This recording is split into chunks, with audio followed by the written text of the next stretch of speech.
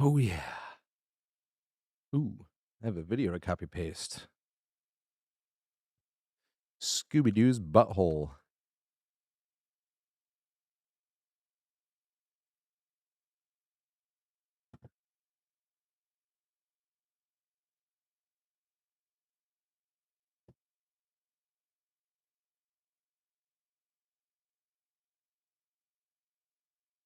There we go. Just like that. What's up, Pork? Dude, thank you so much. I didn't even see, because you had cheered. Like, I owe you a bunch of Survivor games, whatever Survivor you want me to play. I didn't see that until I was playing, or until, like, I had just finished the song, because I think I was playing, like, a Guitar Hero when you had cheered. And I look over, and I was just like, dude, oh my God. Holy shit.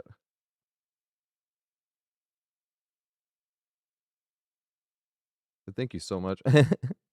We do not talk about Fight Club. I literally just watched Fight Club. That is such a genius marketing ploy to have people not spoil the plot twist, to have it built into the movie of we do not talk about Fight Club. Like, that is genius. The Sixth Sense kind of had a genius way of doing it too. Because even in the commercials of The Sixth Sense, it was like, I see dead people. How often? All the time.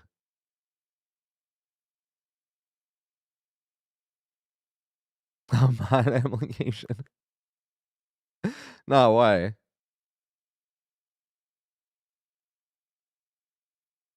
What's up, Malvar? Hey, I play Guitar Hero. I used to play like Halo and shooters, really. Gears of War and Halo, Dark Souls 3. But yeah, pretty much when I started making the looping guides, it felt like there was so much more I needed to explore. And on, like, I even stopped playing Killer as much. I don't even play Killer almost at all because I realized there were so many corners of maps. So I was like, huh, I need to try this against like all these different killers and stuff. But I never really thought about it like that until like actually trying to explore. But I do play Guitar Hero at the end of every stream because it's fun. I always play like a song or two.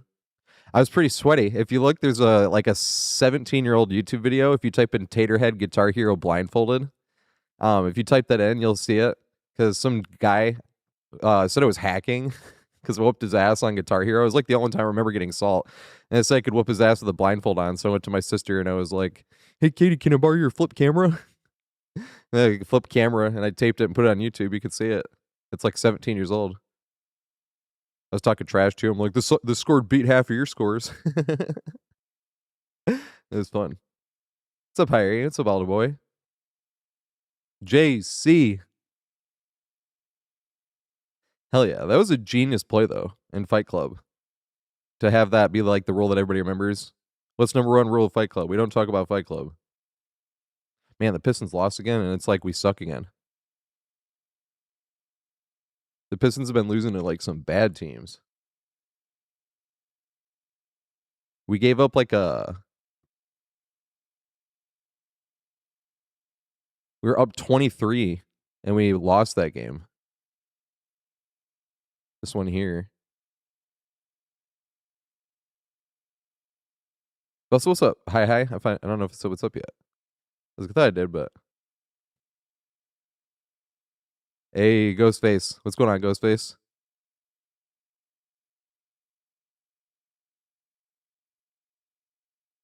This game we completely blew. I need to go freaking jump ball. Can I just skip to the third quarter? Yeah, here we go. Yeah, we lost this game by 2 points, but look at this shit. We were up like 23. Yeah, look at this. We were up 23 points. Still 23 points. Still 23 points.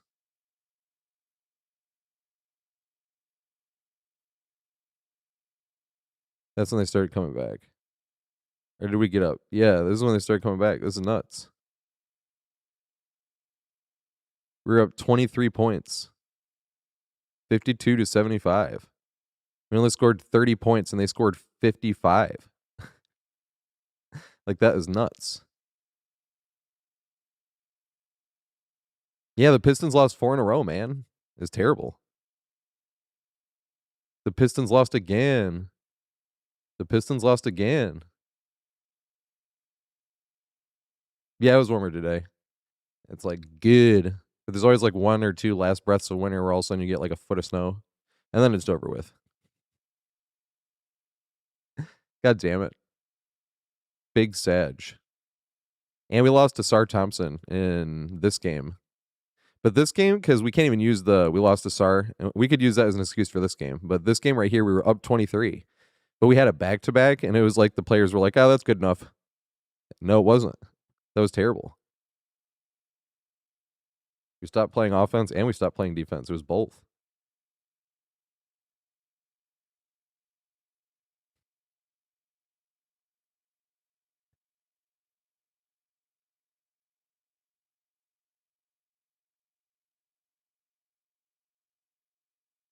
What's up, Nihilism?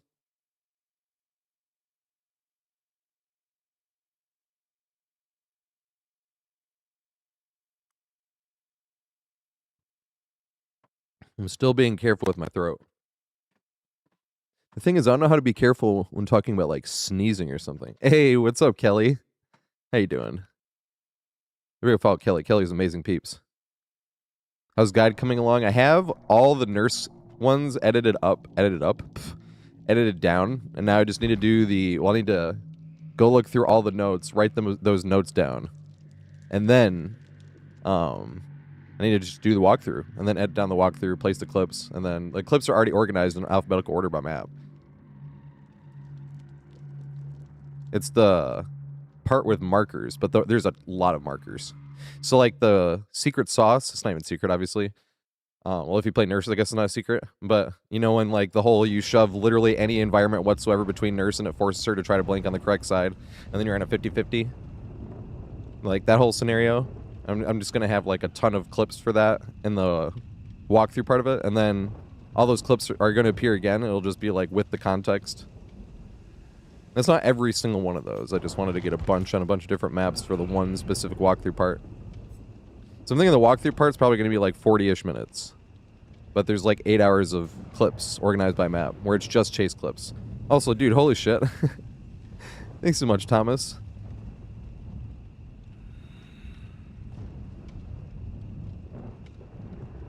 Ooh, we need music. I was like, why does it feel quiet? I'm like, because we need music.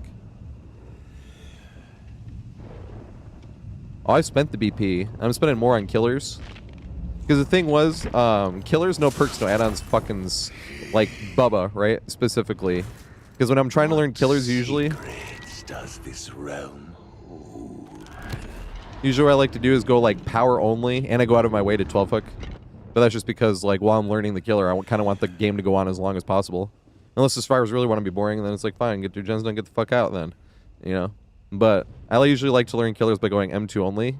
And I remember learning Bubba, and he was kind of like the last one where I was like, this sucks.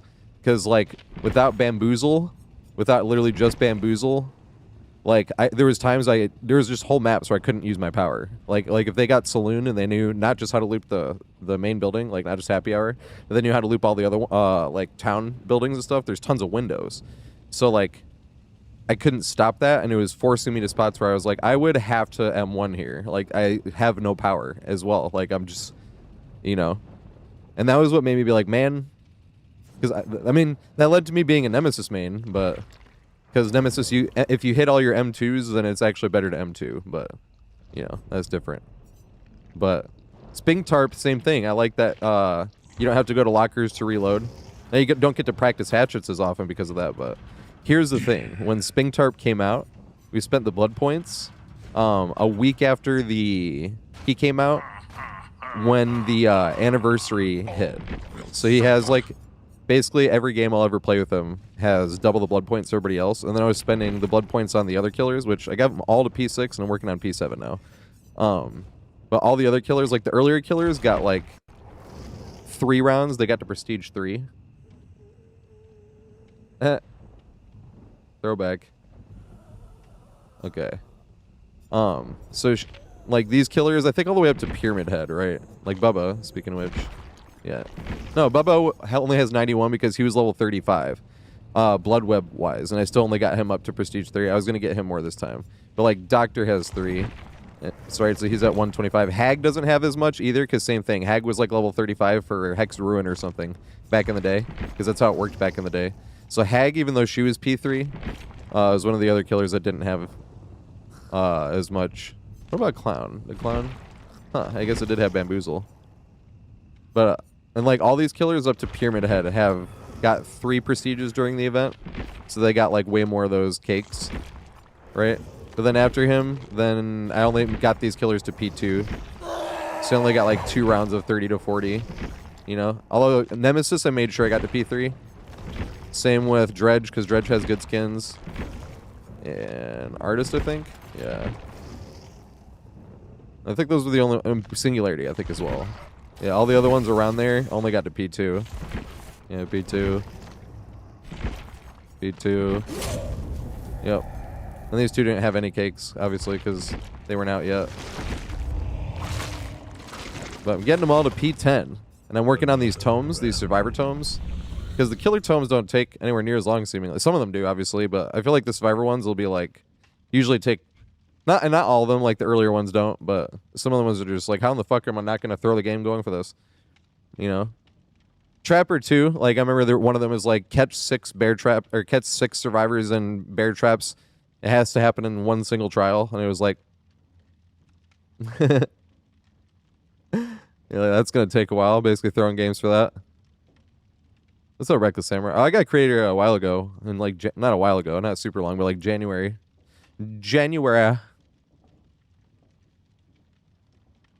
Hey, let's go, Aldo. Aw, you don't play him anymore? That's sad, because people would probably want to see him more now. He's one of my meme killers, but it's not like I regret that, but also it's kind of sad. Because I have 2 killers where I don't kill any survivors, I just let them go. And Pyramid Head was just because I didn't like playing as him that much, it always makes me like to play Nurse. And Doctor was where it started off on, but these are the only 2. Because Doctor was my main, but then the Made for This era happened. If anybody wasn't here during when Made for This first came out, every time you were injured at all, you got 3% haste. And, like, just at all times for being injured. At all. By any means. You just, for 3% faster. And this is before Doctor got buffed as well, so he used to shock slower. So if somebody was injured and they had that one perk, which a lot of survivors did, well, at least on the highest MMR, you would shock and you would lose too much distance. And even if you know how like the whole thing with Doctor is you deny the vault or the pallet throw and then you're a little closer, then you deny it again and then you're a little closer and then you inch closer each time. Yeah, but if they had paid, yeah, I still call it paid for this because of that shit, dude.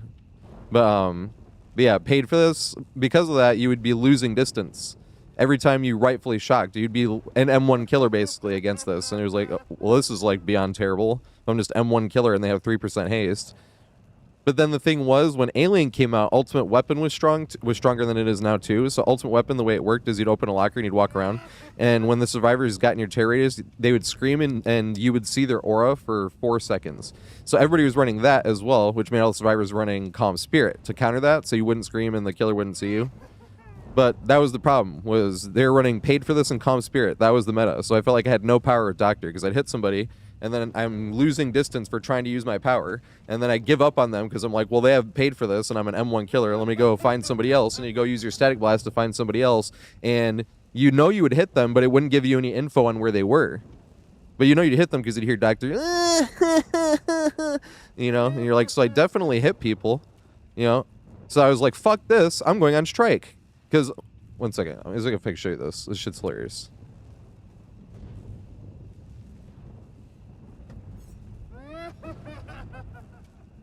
You guys can't see this. One second.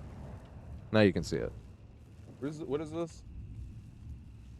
Is it this website? I think it's this one. This one has really good info.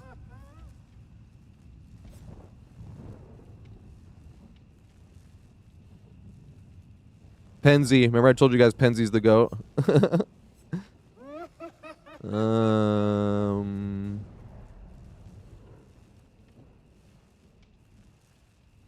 Oh, here we go. This will be good.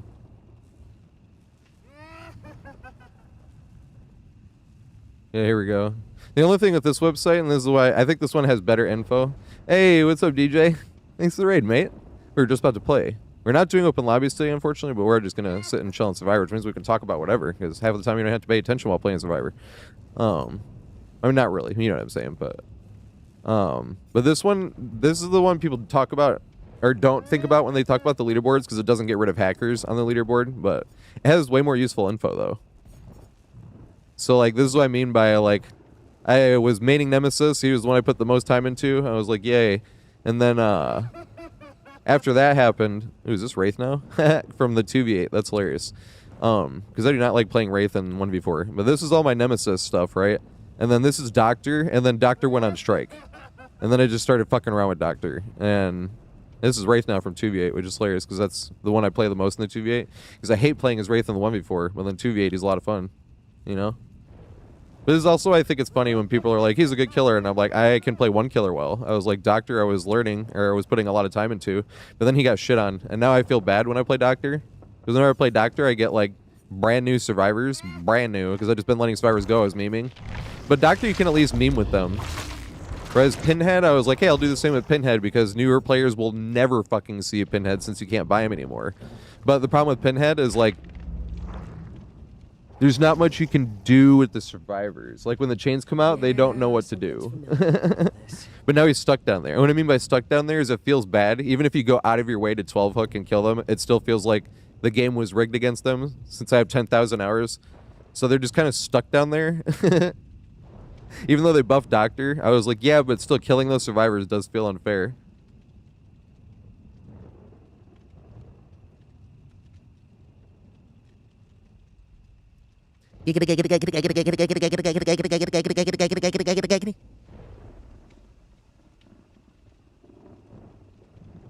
All right. Without his uncloak add-ons, yep.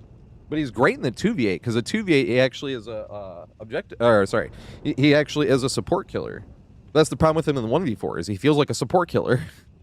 So I really don't like playing him at all in the 1v4. In the 2v8, he's like my favorite killer to play as. Because it feels like you can actually constantly be evaluating stuff. Like, even if you have a free down right here, you're like, yeah, but is it going to take me a little bit too far and they're going to finish a gen because I went for this free down that you know what I mean? Like, and you have to evaluate it all pretty fast. And it makes them actually fun. Knowing that you're not like, I have to chase this guy and I have to down him. It's literally times where you're like, I literally probably, like, that's a free down right there, but should I? You know, like, it's just, he's really fun in the 2v8. But I hate him in the 1v4. Not playing against him, I don't give a shit playing against him, but playing as Wraith in the 1v4, I just never have any fun.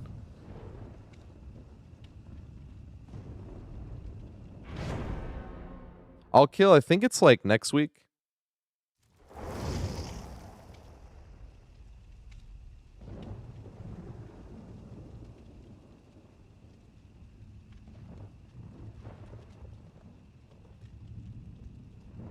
It's usually like 3 weeks from the PTB.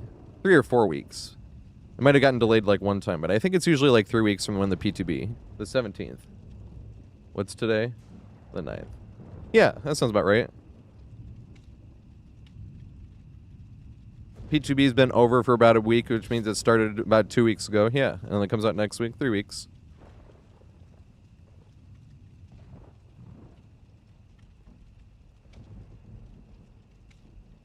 It does suck though, just because when people are posting about it in the P2B, I did the same thing. I'm like, new map. But I always like to give people some type of heads up what to look for instead of jumping into the new map being like, oh, what the fuck? Although it is a lot of fun to do that too. Like jumping on the P2B, you and the killer doesn't know where you're going. So if the killer's in your line of sights and you don't know where to run, you're just going down. But if you can break line of sight from the killer for like 2 seconds, the killer's doing all types of guesswork to figure out where you went. It's really funny. I also like the idea of just like running with no clue where to go, but you're still trying to maximize the use out of the sprint burst you got from taking a hit from the killer, and then still trying to make it far, and you're like, all right, there's probably a pallet around here. Hey, there we go. And what would I do with this? You know, let's try this and then run around this way, you know? It's a lot of fun.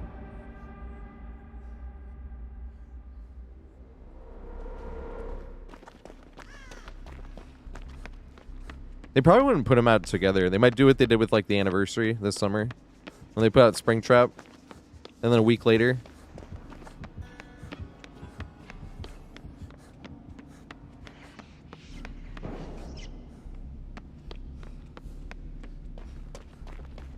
That's probably what I would guess.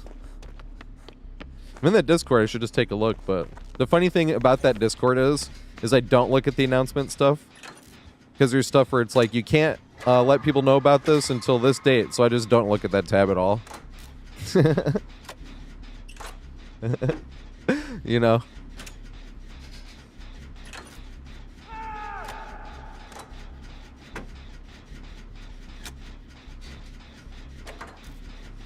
I'm like, I gotta think about stuff that I see in here and what date I can mention it. I'm like, no, I'm just not gonna look in there. My dumbass.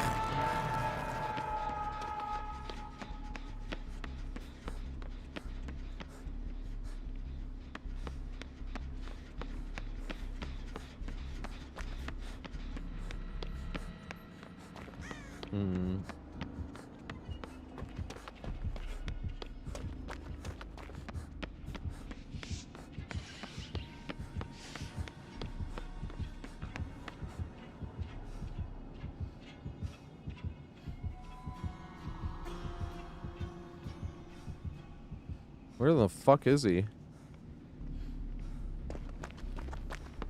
This is called Alive by Kid Cudi. Let me come alive. Yeah. This is with Rat-a-tat as well, actually. That's another one of my favorite artists. These are two of my favorite artists, Kid Cudi and Rat-a-tat. Highly suggest both of them.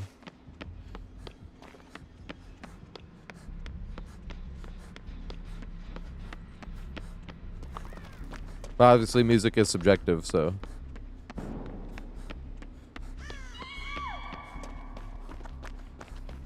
This is where Deja Vu helps so much. At least I'll sit on this.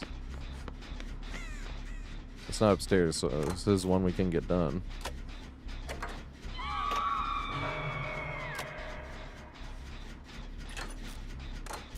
Wish we could lower the info bubble. This shit got in the way the other day during Chase. The other day, that was probably like 2 weeks ago. It was a long time since that happened, though. We're just like in the perfect spot.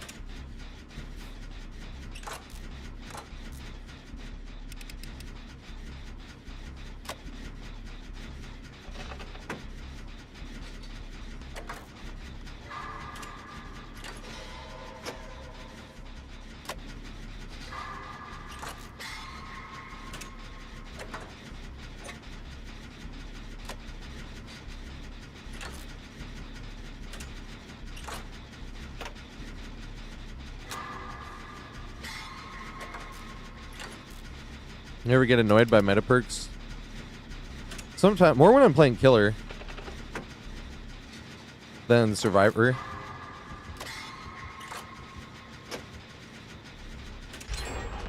Because it has to be a few of them to really annoy me on the same team in the same game. Because most of the time I'm just talking trash, but like the ones that annoy me the most is like Dead Hard, Drama Turkey, and Finesse. Dead Hard by far the most though, but that's just because it's been the longest. It's been in a game for like forever. But those are the only games or perks in the entire game that make me feel like I got cheated. I outplayed the Survivor. I was supposed to get what I deserve, but they pressed a button. You know, it's just like.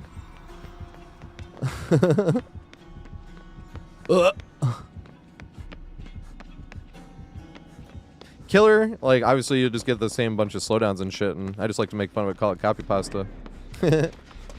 It's fun when you can make fun of it, but like I said, if it's just one or even two survivors in the game, I can sit there and make fun of it, but when it's like all four survivors, just all these second chance perks, it's just like the most obnoxious thing in the world.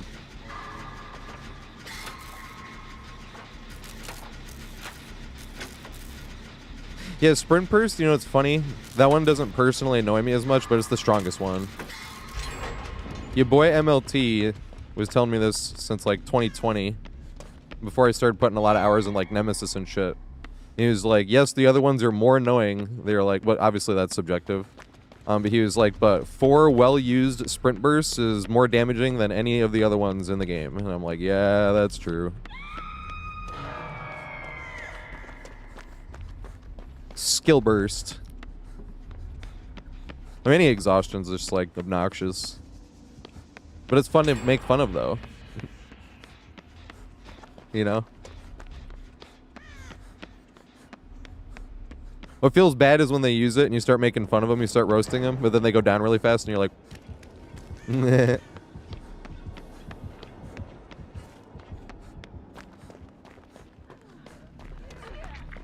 More fun roasting people that know what they're doing and then still use that dumb shit. Also, just because I don't like this stuff, I'm an online talking head, literally.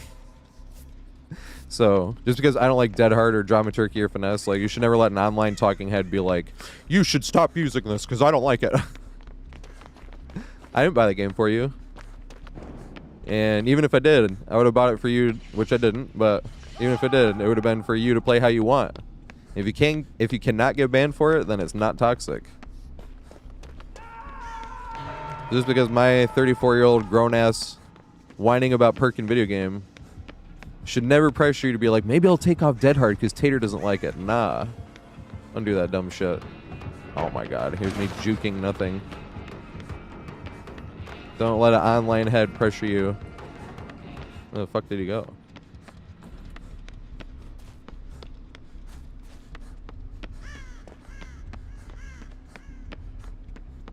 This is the opposite corner where we were. Da da da.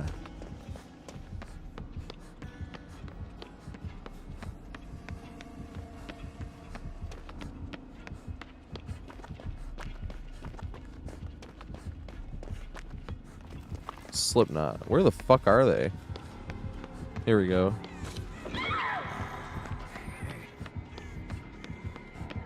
Oh, she already threw it.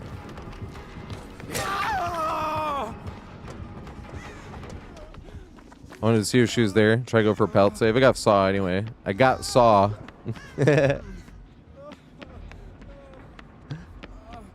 Oh, this is the song we were talking about like 2 weeks ago. With all the misheard song lyrics I thought were hilarious. I remember reading it on Reddit. He says packaging subversion. And someone on Reddit thought he said Pikachu's a virgin. Right here. No, that's all I hear. Pikachu's a virgin. That's the other one, and the other one he says later, he says, look me in the eyes and say I'm wrong. And on that same exact thing on Reddit, like the same exact page, another comment thought he said, lick me in the ass and say I'm raw. Oh, bruh.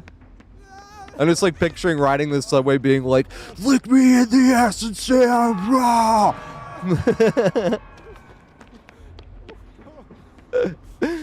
Like, no way. This shit's hilarious.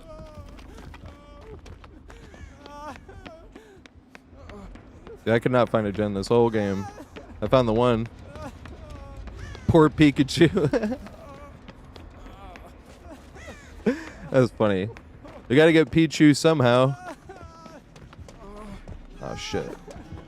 Although technically Pikachu could always be virgin, right? Because he evolves into Raichu.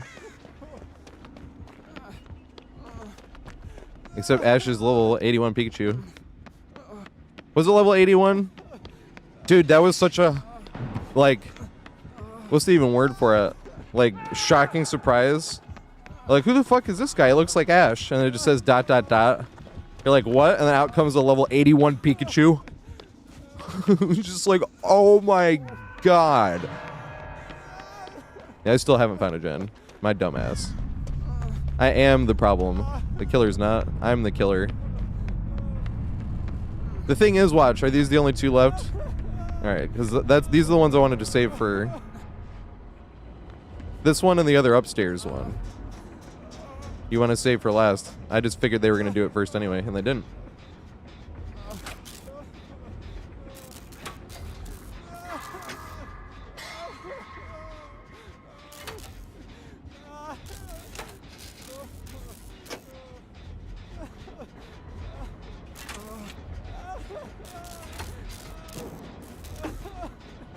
Steve Terryberry? Who's that? Anas. Wait. Anas. D3. Asinas? I'm sorry if I'm butchering your name, mate. I always give it my best shot. If that was laughably bad, feel free to laugh at me. That's what friends are for. If it's offensively bad, though, please let me know. That's not the intention. So I would give it my best shot of name pronunciation. What's my favorite movie? It's a tie, Alda Boy. Can't ever decide, and this is like a rant here, I suppose, but I can never decide between Amadeus or the Grand Budapest Hotel. Which Amadeus is from 1984. Grand Budapest Hotel is from like 2014. And but I'd say the best movie I've ever seen, like the one that affected me the most, was great. Oh, fucking A.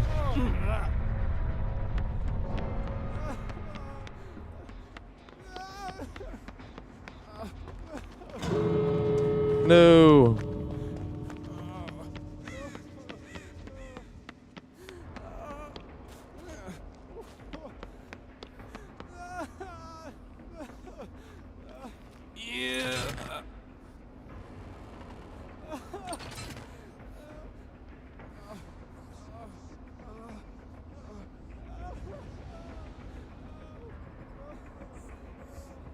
You come this way?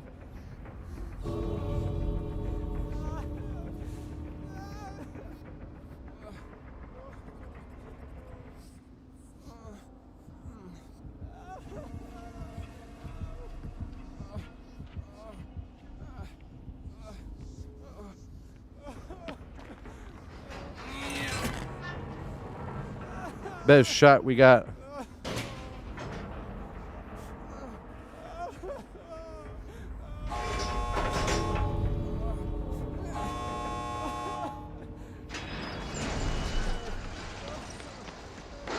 Yay. And then the dumbest survivor on the whole team escapes. Isn't this like the most DBD thing you've ever seen? The one that ran around for 3 minutes being like, I literally still can't find a gen. Yeah, exactly. Teammates that don't work on gens. That was exactly what I was talking about. Isn't this the most DBD thing you've ever seen? I literally did the lead. Well, this is why blood points don't matter. Does it feel like I did the most that game? Because I don't know how these. What does that give you? Like 6,000 extra blood points? I was like, but this is why blood points don't fucking matter in this game. It felt like if you trust your eyes, I was by far the worst survivor in that lot. And then I get out. You know, that's why I was like, yeah, this guy's right.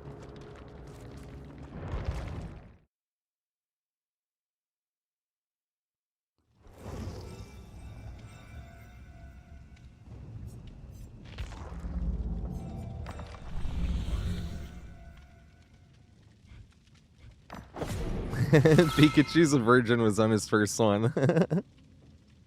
That's awesome.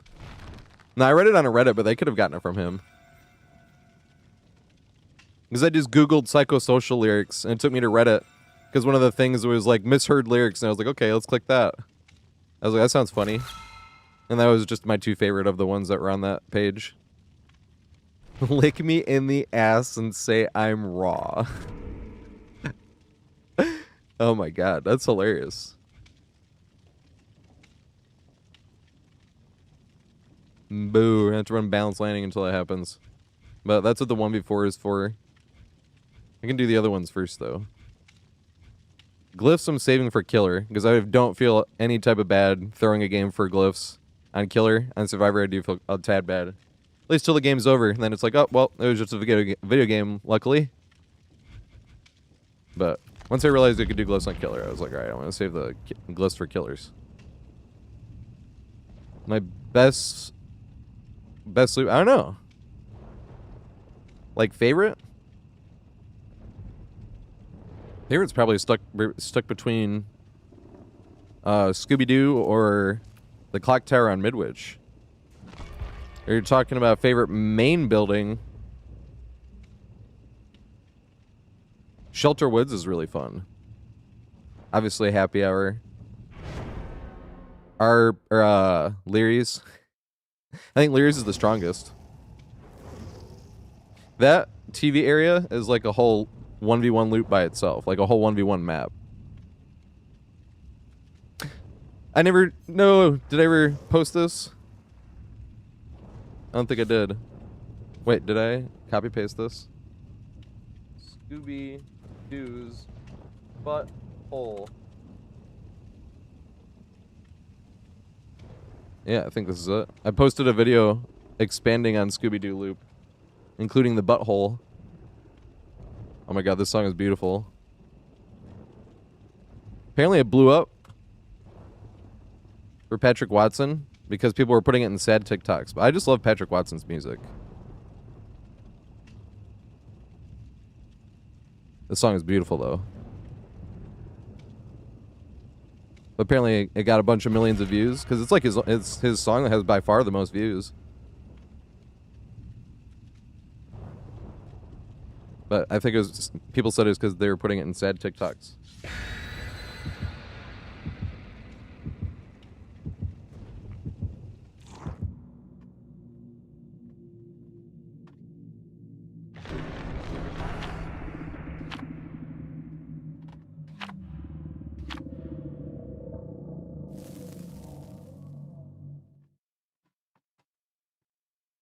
Favorite stoner movie? God, this song is beautiful.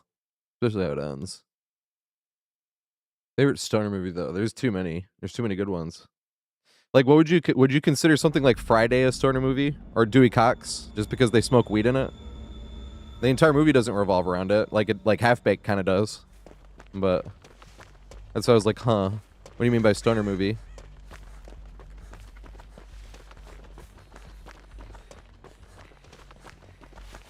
Because the whole movie basically had to basically just be about weed. Then that's what I'd say, probably Half Baked.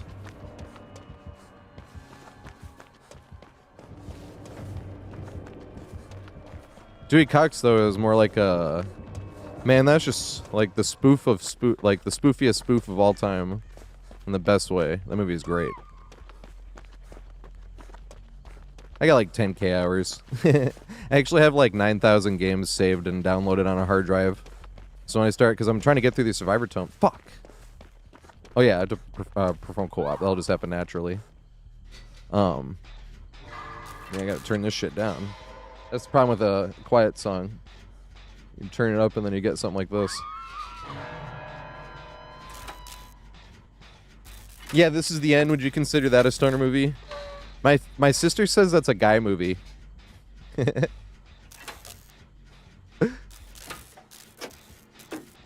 had her watch that movie and she was like, this is a guy movie. She was like, I feel like every guy I know would think this is hilarious. I haven't seen How High. I haven't seen Bill and Ted's Excellent Adventure yet either. I have that one on YouTube though. I just haven't gotten a chance. I want to have a movie channel on YouTube one day. But no, that doesn't mean you're just going to get off gaming. It's like, pff, I'll always be gaming. I've been gaming since I was literally 3. I've been gaming for over 30 years. I've been playing online games for 20 years. I've been playing online games longer than like most of these kids playing these games have been alive. That's what's funny about that trash talking video. I can't wait till it's like until that video is like 20 years old because then I'm totally going to add that to the trash talk arsenal. I've been trash talking online kids since before you were born. It could be awesome.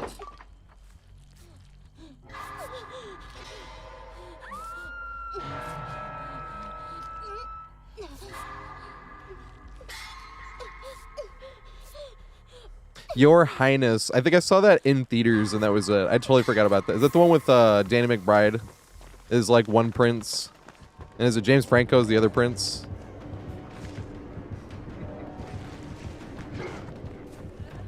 Yeah, I saw that movie in theaters. I totally forgot about that. I was stoned as fuck though.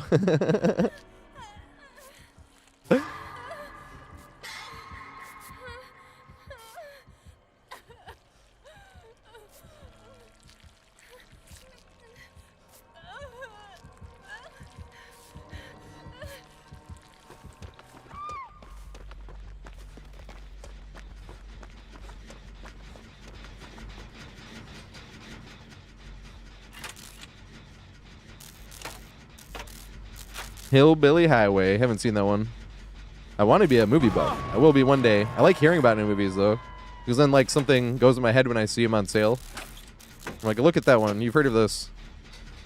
Because I look at YouTube movies like once every like a few times a month. And I go to the Hot Deals of the Week page. And I look for stuff that's $5 or less. The only annoying thing is you can't sort it by price or anything, so you have to just click on a movie one at a time. You're like, how much does this cost? If it's $5 or less, then I look up a few things. I look up where it's streaming or if it's streaming somewhere. And then I look up the reviews.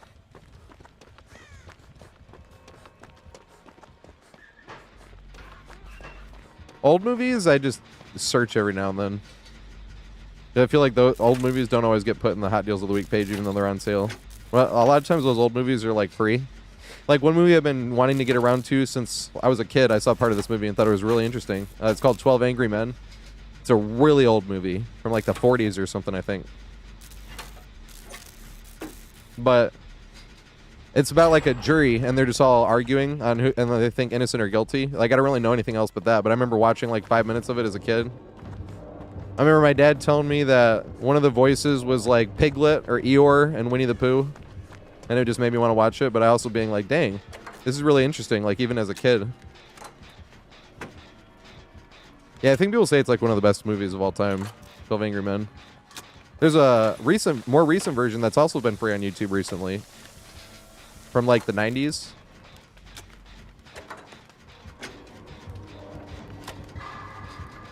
Which one of you nuts got any guts? Dude, One Flew Over the Cuckoo's Nest has one of the best endings of all... Not only just best endings of all time, but one of the best uses of music of all time. How that theme that's kind of playing throughout the movie, and like right as he accelerates towards the window, you hear like the whole orchestra get involved. Now, I do think a lot about the music with movies. I love music in movies, but that is like one of the best uses of music in any movie I've ever seen.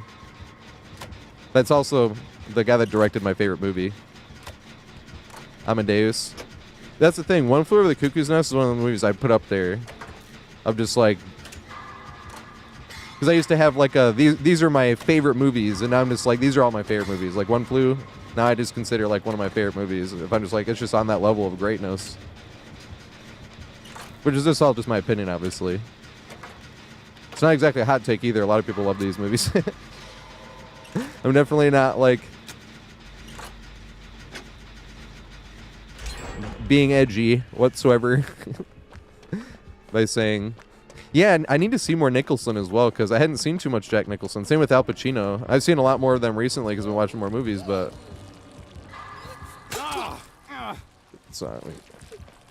hey, let's go. Let's go old dubstep.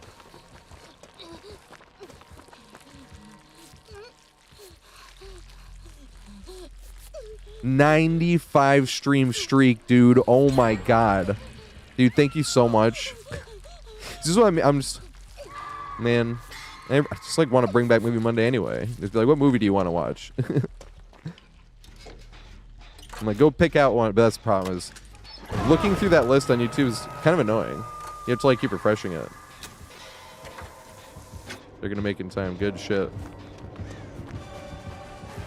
Hit me. Aw.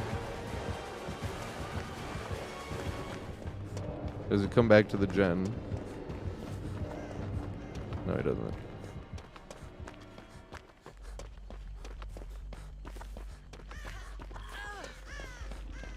Yeah, I can't wait to bring back Movie Monday. We're gonna do it after the once the NBA season was over.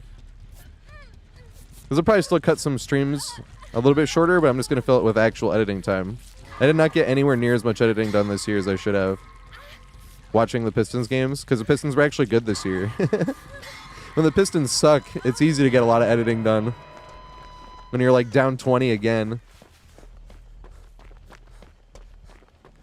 Pistons been sucking lately. I have not seen The Devil's Advocate, nope.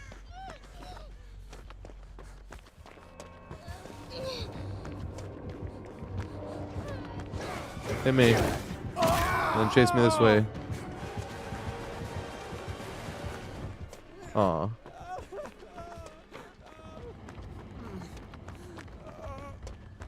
Oh, fuck. I think we might have 3-gened ourselves on the other side.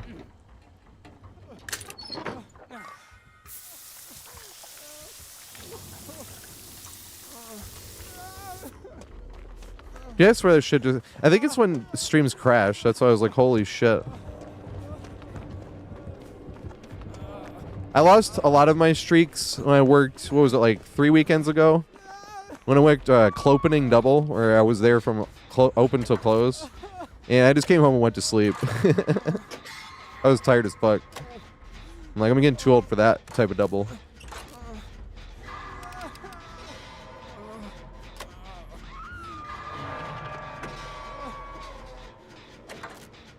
Like, that's when I lost Kelly's, One Pump Willie's, Dresden's, Blue Dreams. I had like a almost 50 stream streak in like all theirs. Oh, fuck. Tried to call his bluff and he was not bluffing. Damn. I should have gone behind the rock in the first place. I thought he was going to vault the window, but he was not vaulting that window.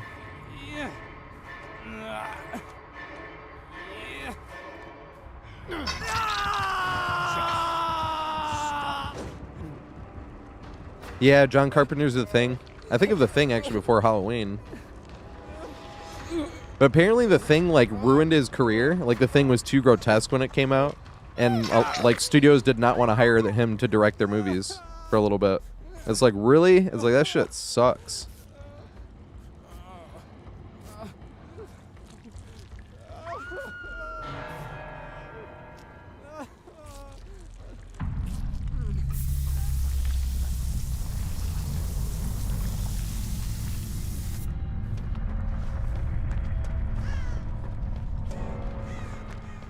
I think we did 3 dinner cells.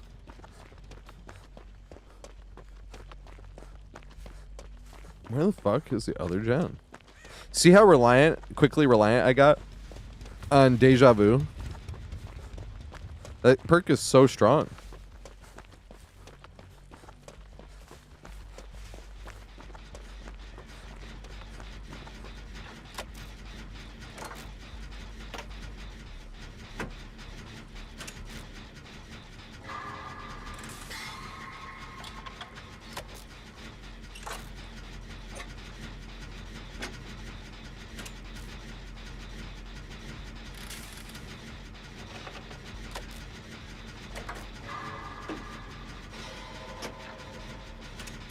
The Thing is your absolute all-time favorite thing. Why does that judge you?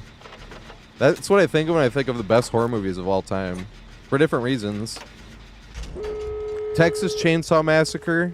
Which is funny because, like, if I was a kid and watched that, like, well, not a kid, but like a teenager, obviously. That's still a kid to me, you know, that's what I mean. But if I was a kid and watched that, I'd be like, this is outdated. Like, you know, horror movies are so much better now. But that's the thing, as an adult, I'm getting better at watching, like, the older I get, the better I'm getting at watching something and being like, but that came out in 74. Like, look at the other shit that was out in 74, you know, like, it's nuts. That's why I've been really trying to get into older stuff.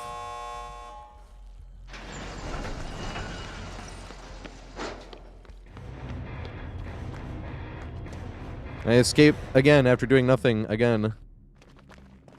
And the games we do everything, we just get demolished, but those are still fun though. After doing nothing and I escape again. Did I heal people? I was like, I have more blood points than I thought. I didn't do absolutely nothing.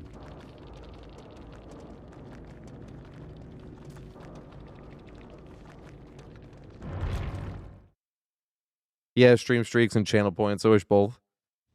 YouTube's new to the game. They'll get better at stuff. The thing is, if YouTube ever figures out where we can play music, I don't know if I would still play music there. I think I'd still keep it just on Twitch, so there's like a safe haven from it. Like when Opeth comes on and it's just a bunch of growling, and I'm like, hey, if you hate this, you can still hang out. You just gotta go to YouTube if you really hate the music.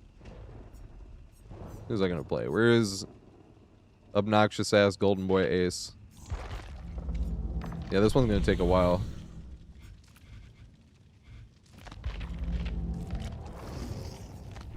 This fucking outfit is so horrendous that it's amazing.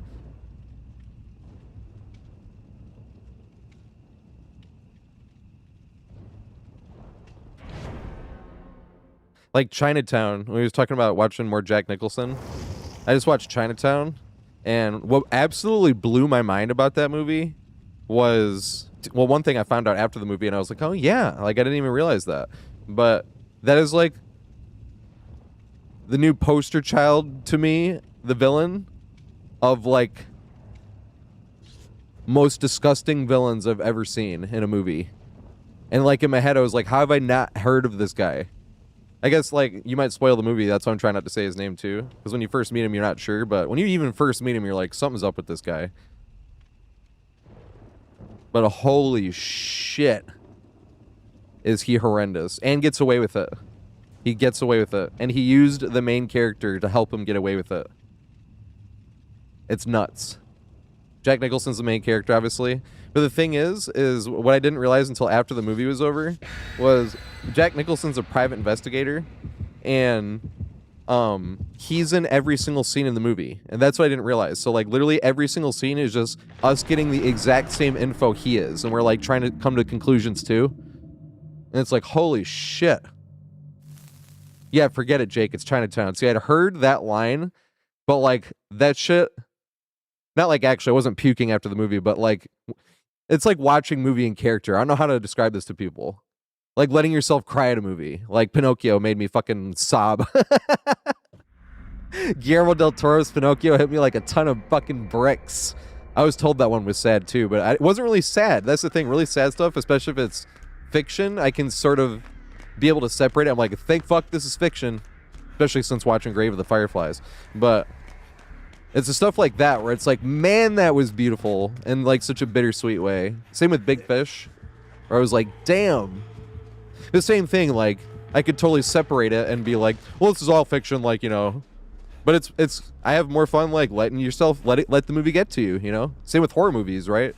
I could just be like, well, nothing's gonna scare me, but it's more fun when you like let yourself be invested and get jump scared by something, you know?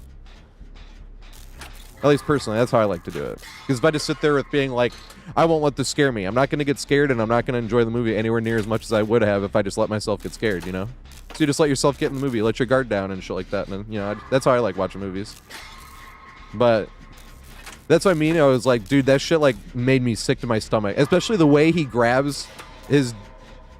If you haven't seen the movie, I was like, this will be a hint on what... how bad he is. But he's grabbing his granddaughter, who is also his daughter. And, like, Jack Nicholson's even making that look of, like... And that's when they're, like, getting him out of there. Because technically they could arrest him. And he's like, I'm doing you a favor. And then he turns around and that's when he's like, forget it, Jake, it's Chinatown. And, dude, he only gets his name right, like, one time that whole movie. Dude, that villain, that shit made my skin crawl. I just couldn't believe I had never heard of that villain before. And it was funny because then I start looking up lists right after that movie. I'm like, worst villains in cinema history. And some lists do completely leave them off because it's an old movie, you know? Not super old. When was that, the 70s? But, oh my God. That was just one of the most disgusting villains. Like, god damn.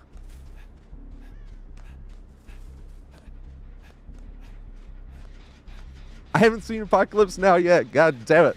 I want to. It's never been on sale. It's been on sale for like $10, but I don't want to spend $10 on a movie. $5? I'll get it. Or even if I've been waiting for it to go on sale for years, or I've seen it go on sale a few times, and it gets down to $6.99, which is $7. Fuck. I need to take him as far from that as possible. And she's not going for it. God damn it. See, we love talking trash, right? But it's more fun to talk trash when it's fun to talk trash. You're like, tunneling killer. There's 2 gens done and another one's over halfway done. Yeah. No fun talking trash then.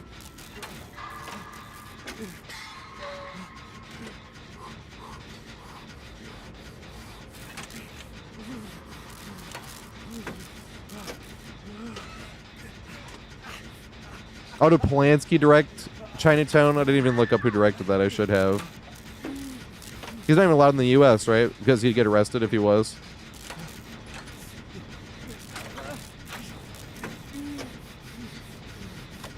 He did direct it. Ew. It's an amazing movie, though. But ew. I've gotten better with being able to separate the art from the artist when it comes to movies, but I can't remotely do that with music yet. Because with the movies, they're playing somebody else and it's part of a bigger project. But like R. Kelly's music, right? Like, I love I Believe I Can Fly, but that's not going on any playlist ever again. Because I just can't separate that because it's like directly from him. You know? I just can't do it.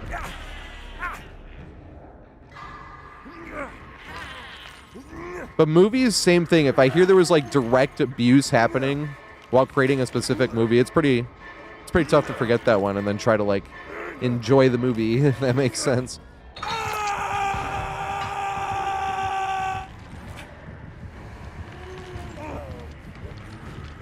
A very gross guy with amazing direction for movies. Didn't he like try to marry a 12-year-old or something? It was like nuts like that. That's why he's not allowed in the US, if anybody doesn't know. Roman Polanski. I've seen another movie by him though, but this is before I knew about it as well. When did I find out about that? I think I found out about that after watching Once Upon a Time in Hollywood, because I was looking up the people who were with Sharon Tate in that movie, and Roman Polanski was with her. And when I was researching, I was like, what? Because he directed The Artist, right? The Adrian Brody movie. Speaking of which, did he also do that other newer Adrian Brody movie? The Brutalist? I've seen that one too, now that I'm thinking about it.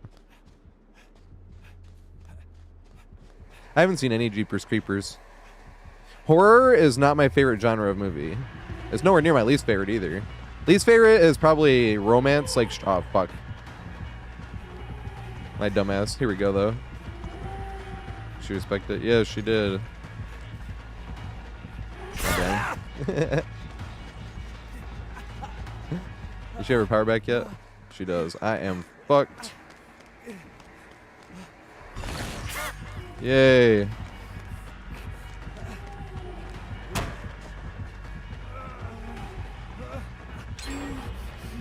Go back. Oh, I'm definitely fucked. Use the stairs, scratch marks. Yay.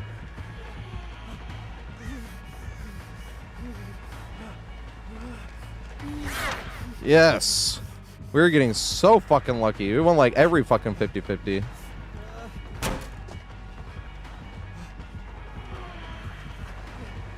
I wish I had an item right now. We got down here. So if you have an item, you can put down the item really quick. You just drop it because sometimes, well, I think every time you put down an item, right, your character makes a sound like, and you can sort of fool the spirit into thinking that you slow vaulted. I was like, oh, we don't have an item there. Odyssey, yep, Space Odyssey. That's up there too. Of like best movies I've seen.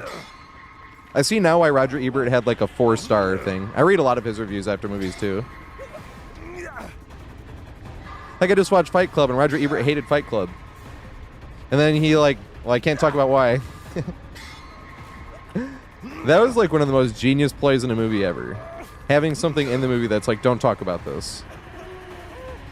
When you have like a big plot twist. Sixth Sense was also genius. That's what we were talking about right in the beginning. How it was like, I see dead people when all the time. Like that was in every commercial for Sixth Sense ever. It's like, that's brilliant.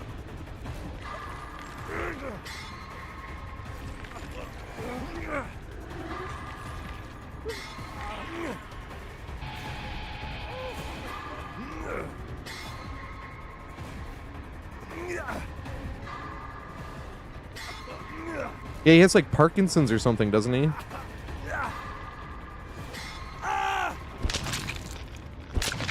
It's something really rough.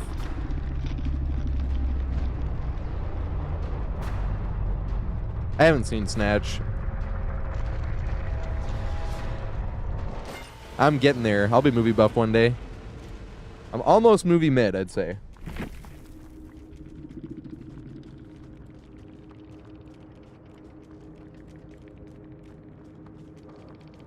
Look at it.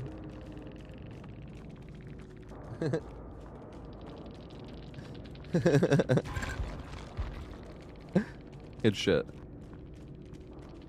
You know what's funny, Necro? When I said separating fiction from Truth, and I said specifically after watching Grave of the Fireflies, Green Mile was the one I was thinking of. When I went back and watched that one after having seen Grave of the Fireflies, I was like, well, thank fuck this is fiction. Like, well, obviously with the supernatural involved, but you know what I mean.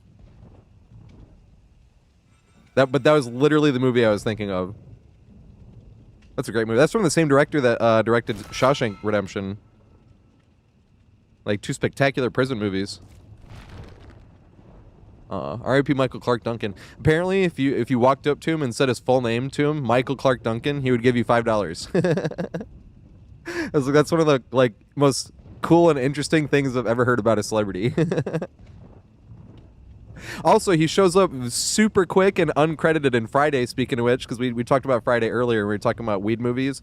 And I was like, well, are we talking about a movie where they just smoke weed in the movie, or it has to be about weed? I was like something like Dewey Cox or Friday, they smoke weed in it, but it's not like a weed movie. Darabont, thank you, Frank Darabont.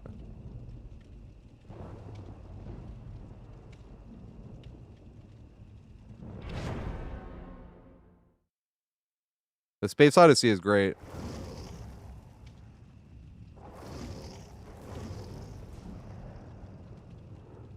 Separating art from the artist, specifically the actor, I was thinking of, because a lot of movies that get, it's not like, well, then let them get ruined. It's one of those. It's just like, but if they're playing somebody else, but anything with Kevin Spacey in it, man, he created what.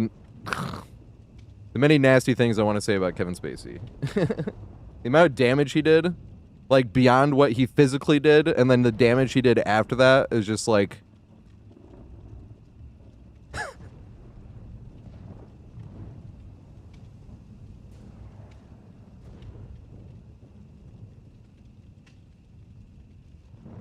Yeah, exactly. A total scumbag with an incredible acting talent. Yep.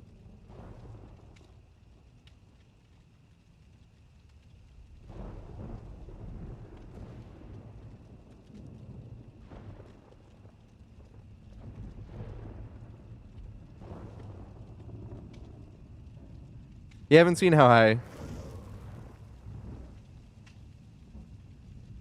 The Emperor and Amadeus? What'd he do?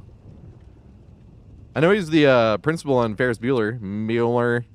And the funny thing about him, and this is extra funny now that if I find out something is terrible about him, but he's like one of the only politicians in movies that's actually like has a brain and isn't just like absurdly corrupt. Ew, he was a PDF file.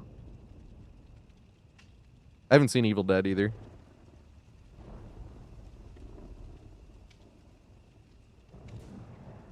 So he's basically like Roman Polanski.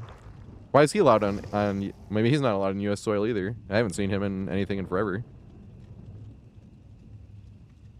Yeah, I haven't seen How High.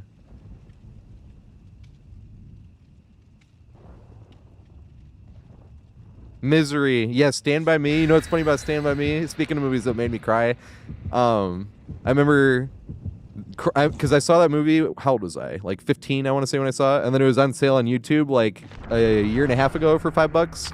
And I got it, and I didn't even watch the movie. I just being like, man, I remember when I watched the end of this movie made me cry, and then so all I did was go to the end of the movie, and even just watching the end of the movie, I was sitting there like starting to tear up. I was like, fuck, man. I was like, that is so heavy. The older I get, the heavier that's going to hit. I could even tell every time I watch that movie, the older I get, it's going to hit harder and harder.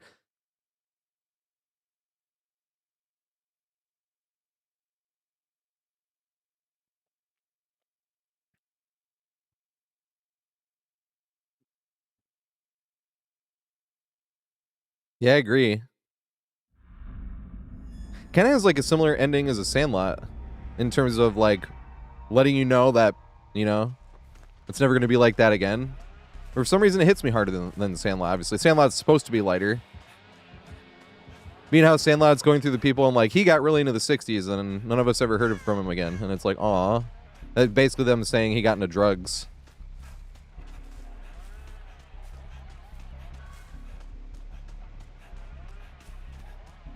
But it's that last line. What does it say? I never had any friends like I did when I was 12, but God does anyone. And it's like, holy fuck. Because then the first thing you do is start thinking of all your friends you had when you were 12, and you're like... Holy fuck. Now I'm thinking of Amelie again. That's another fucking amazing movie. Amelie, there's that one quote about, like, when you're a child, time drags as long as possible, basically. But when you get older and older, the time just starts flying by. Dude, that was a great fucking movie, too. I didn't know anything about that movie, so I watched it not knowing the whole movie was in French. I was like, maybe it's just the intro that's in French. Like 10 minutes later, I was like, oh, fuck, I can't edit during this movie. Oh, my God. That movie is a miracle to me. Because, like, one of the reasons I don't like a lot of romantic movies in general is because they get too Hallmarky a lot of the times. Where it's, like, unbelievably too sweet. And it's like, you know, even movies I do like that. Like, we were talking about Chef the other day. I was like, I love that movie, but I hate that, like, him and his ex end up back together again. I'm like, that just feels too Hallmarky to me. It's a great movie, but I don't like that one little thing. I'm like,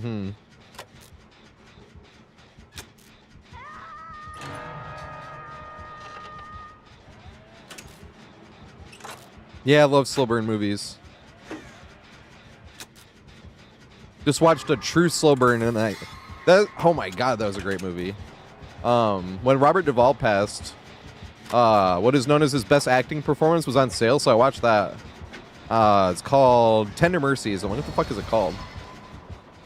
That was a movie where if I watched it when I was a teenager, I would have been bored out of my fucking mind. But as an adult, I was like, wow, this is a fucking amazing movie.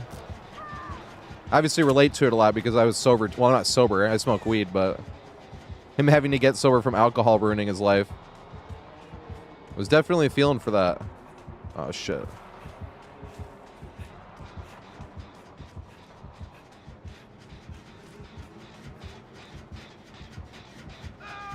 Favorite movie about space. Interesting. That's a tough question. Because I feel like fantasy movies are hard to compare.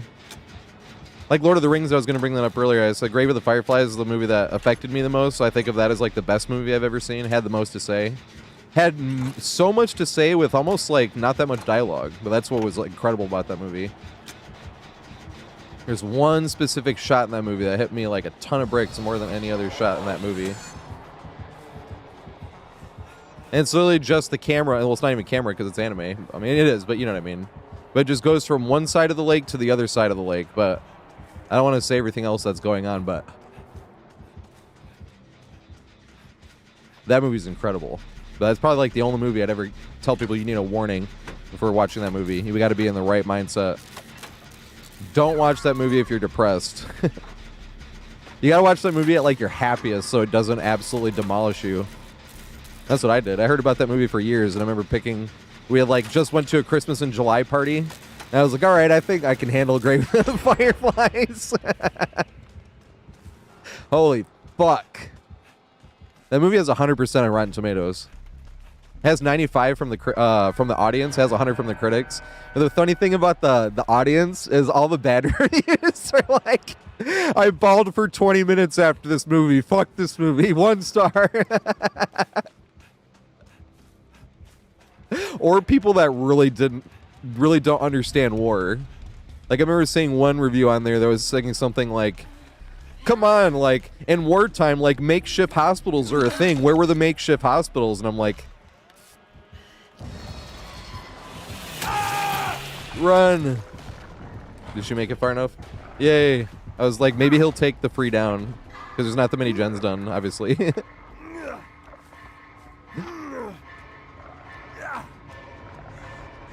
I haven't seen Hamnet, nope. That was last year movie, right? 2025? What have I seen from 2025? Sinners, Frankenstein, One Battle After Another, Phoenician Scheme. I have Sisu, but I haven't watched it yet. I think I've seen something else too, but those are the ones that come to mind. I like Sinners the most out of those. But the funny thing is, it's not like it ruined One Battle After Another for me, but after I had watched I'd watched Frankenstein and then I watched Sinners. And then I was like, whoa. And that's when I started looking up what's the best movie of 2025, right? And I was like, is Sinners going to be nominated? And they were like, yes, Sinners is probably going to be nominated. And I was like, yeah. But then everything I read online was like, but One Battle After Another is the best movie, and it's by far the runaway favorite to take the Oscars. And I was like, okay. I was like, this is one of my favorite directors, Boogie Nights. I love Boogie Nights. I love Magnolia. I love There Will Be Blood. I even just saw Punch Drunk Love, and speaking of which, I don't like romantic movies that much, but I love that one too. That was great.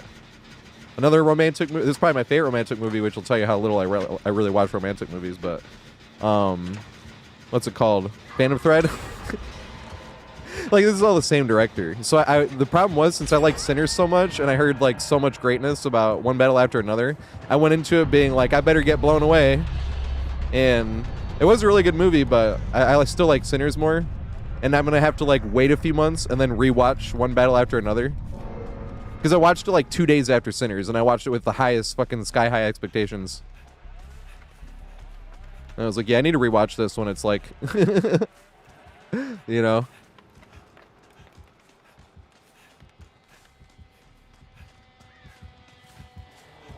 This song is called Color Vision by Comtrues. Comtrues. Where the fuck is the killer at?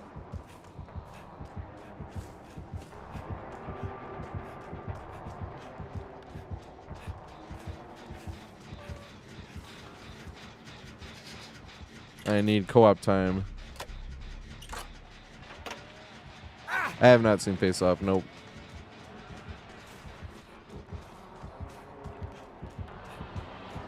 Come here, hit me, Billy. Yay.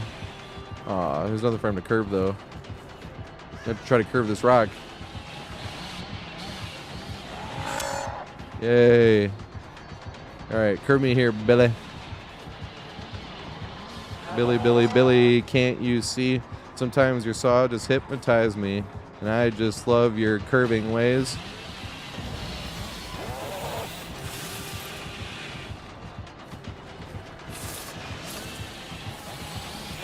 Hit me with it. Yeah, look at that. There we go. I was like, I'll stay here for days if it takes.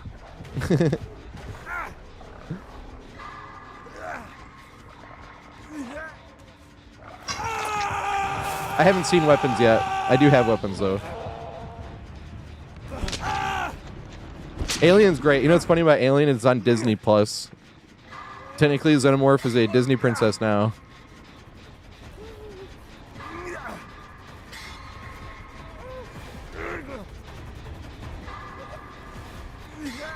Yeah, I don't mind horror. I just don't like go searching out for every horror movie. But right now, I'm just searching out for movies. I can't watch like a movie every day.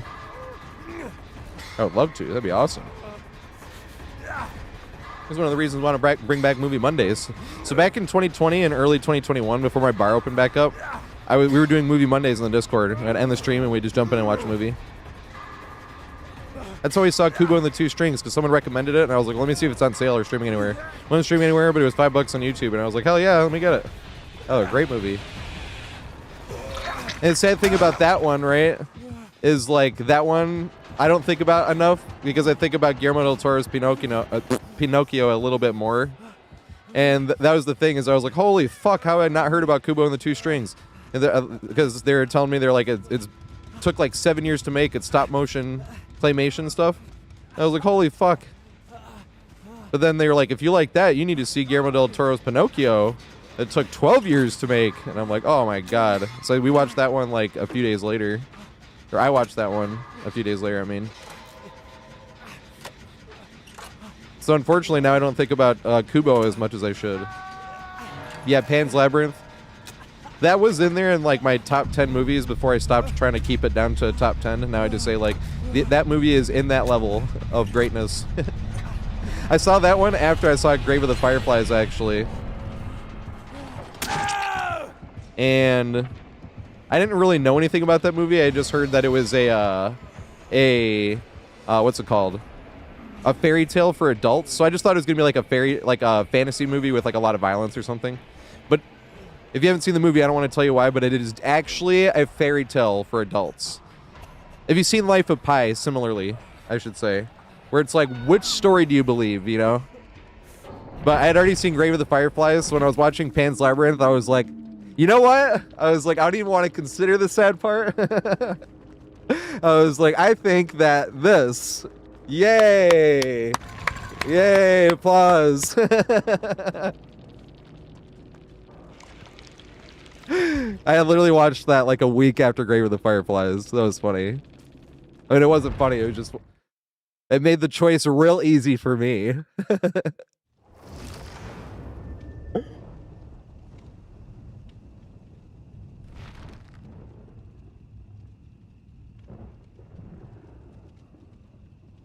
Man, Life of Pi is a great movie, too. That's not even available to purchase on YouTube, or else I would have bought that one already.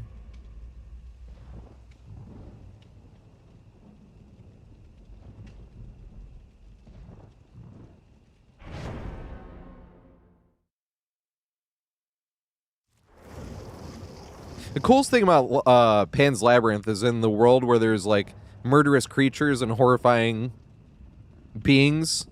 The most evil, despicable being in the movie was a human being. Hey, Pally. There we go, follow Pally. Pally's one of the fucking best. I almost put raid Pally. I don't get to raid you enough, but when I see you on, I get to raid you.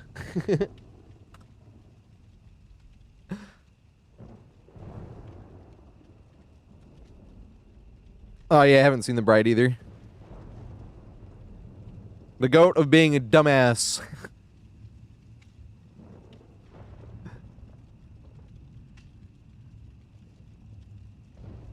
That's the cool thing about that movie, is how in a movie full of like literally murderous fantasy creatures that are pure evil, the most evil one of all of them was a human being. That's like one of the best things of that movie. I mean, it's terrible, but you know what I mean. It's like watching the end of Chinatown we were just talking about. It's like, that's terrible. That's an amazing movie, but that's terrible. Holy shit. But what an amazing movie.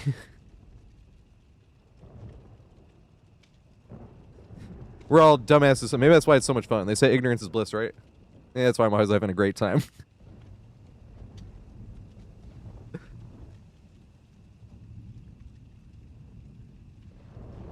Is The Bride...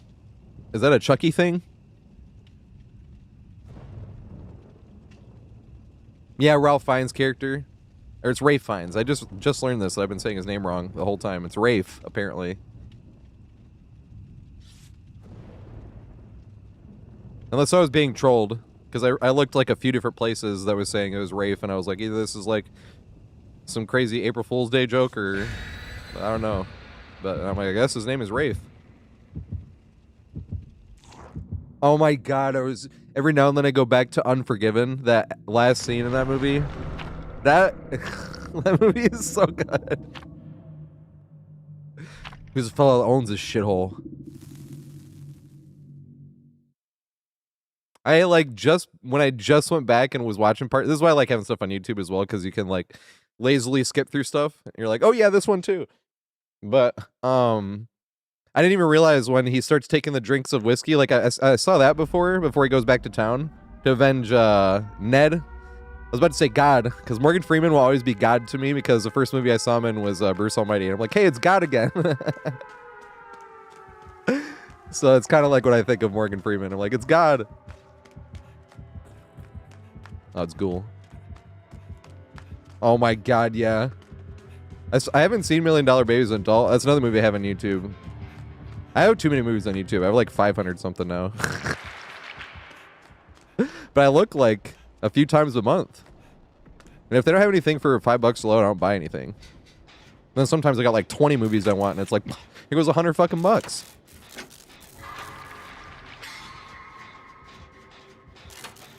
That was actually on Black Friday this year. Because last year Black Friday there was only like 5. There wasn't that many on sale. This year Black Friday was like...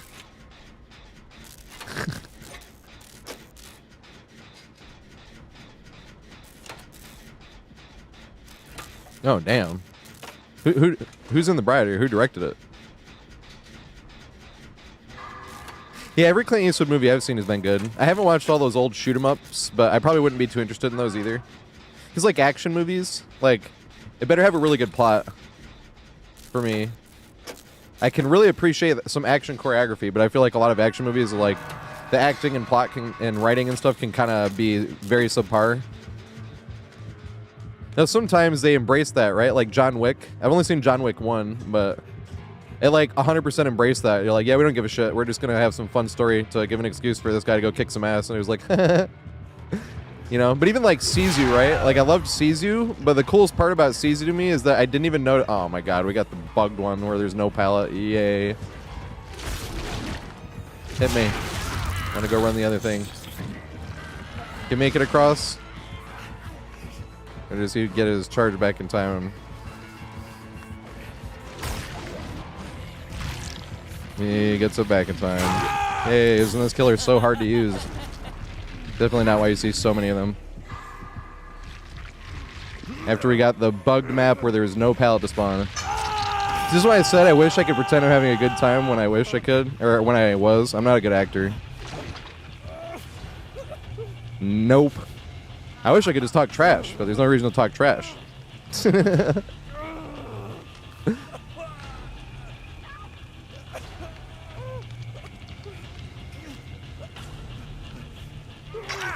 Maggie Gyllenhaal. Oh, that's she's in she's Rachel in Dark Knight. I was like, I've seen her in something. I'm getting better with actors too, because like the more movies you watch, the better you get with stuff. That is one thing, because some people love looking up the casts of movies before the movies, but I like surprises, number one, and number two, like sometimes the cast can give me expectations that are too high. I feel like that's what happened with my sister with The Menu. My sister didn't like The Menu like at all. I think she looked up the cast and wanted to have something like really dramatic and serious. Because I love The Menu. I thought it was hilarious. But I think she wanted something like really serious, you know? She saw Ray Fiennes in it. A few other people. John Leguizamo. It's funny about John Leguizamo. I've been watching more movies, but I hadn't seen him in like any movie. Live action. I think I'd seen him as a voice and stuff. Like Titan AE or something as a kid. But as an adult, I don't think or just live action, I don't think I hadn't seen, what's that musical movie yet, or called? Moulin Rouge, like I hadn't seen that yet. He's in Chef as well, right? I hadn't seen that one yet. But I see Violent Night. So it was like a fresh face. It was actually a fresh face with both. I hadn't seen David Harbour in anything before Violent Night either. Highly suggest Violent Night if you like Christmas movies. That became a I'm watching this once a year movie. But the good thing is I've only seen it like 2 or 3 times. Because that's what I do with Christmas movies now.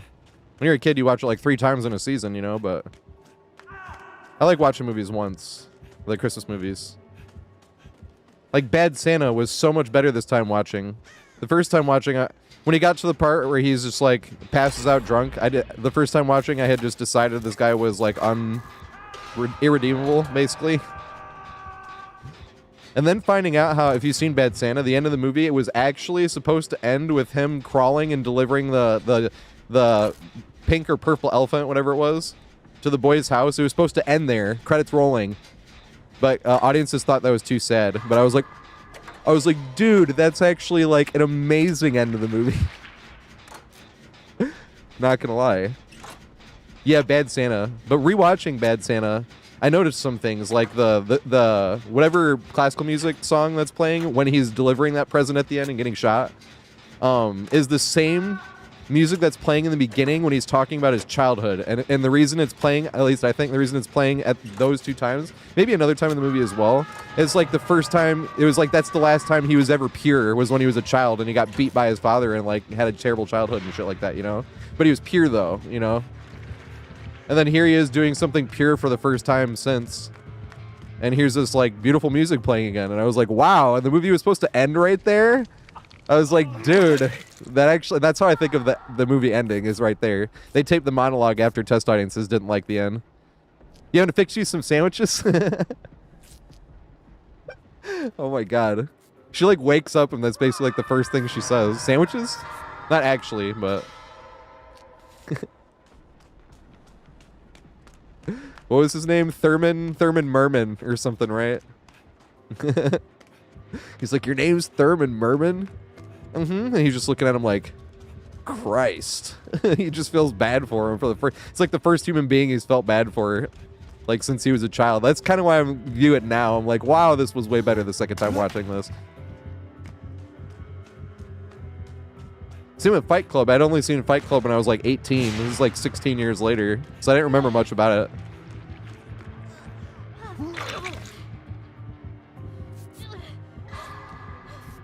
Because as a kid, I'm like, why would all these guys be trusting a stranger and stuff? I wasn't seeing like the whole like class thing as a kid. Well, not a kid, but still. Like 18 year legally as an adult, but still like. It's like as a 34-year-old, it's like anything below 30 seems like a kid to me.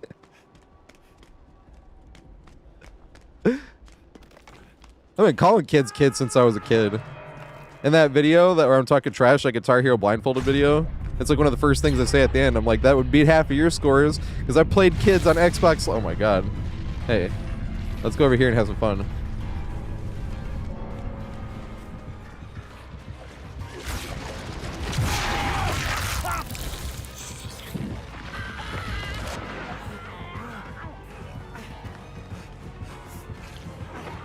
Yay. Yay. Yay. Cause it's 1, 2, 3 strikes, you're out at the old ball damn game. Yeah, Tarantino's my favorite director. There's something that's just so satisfying about watching a bully get bullied. That's essentially like what his movies do. So much so that like every time I watch any of his movies besides Hateful Eight, I'm like, this one's my favorite. No, this one's my favorite. No, this one's my favorite. That's why I was just like, I guess he's my favorite director. But Hateful Eight, I love the Hateful Eight too. It's just one of those like, it's better to watch once every long time because if you don't remember who's in on it, it's way better.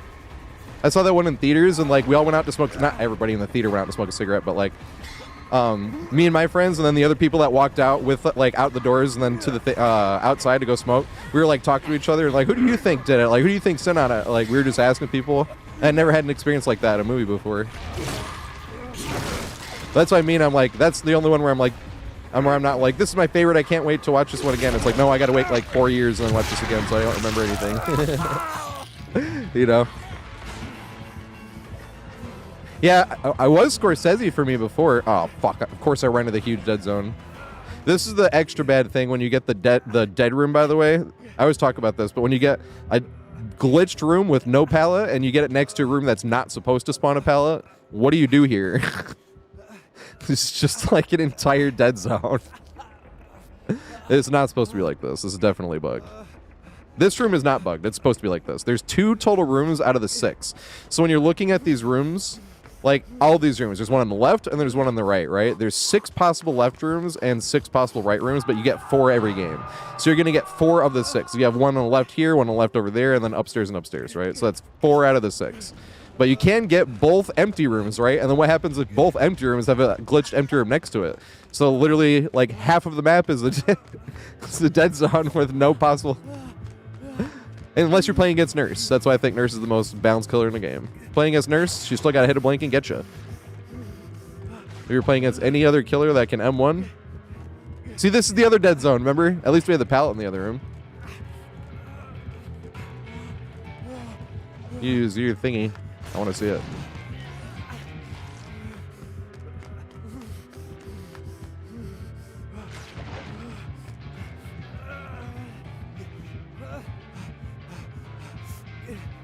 And break the door. Aw. This is a really interesting room to have some fun into.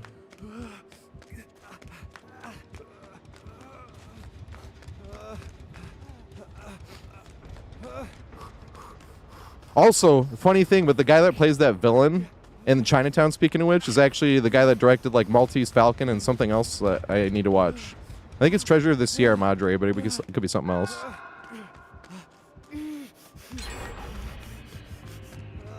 Is Stephen Graham the guy in Irishman who showed up 15 minutes late wearing fucking shorts? I love the oh shit. I'm a whole Debbie. And just greet this pallet over and over until it stops working.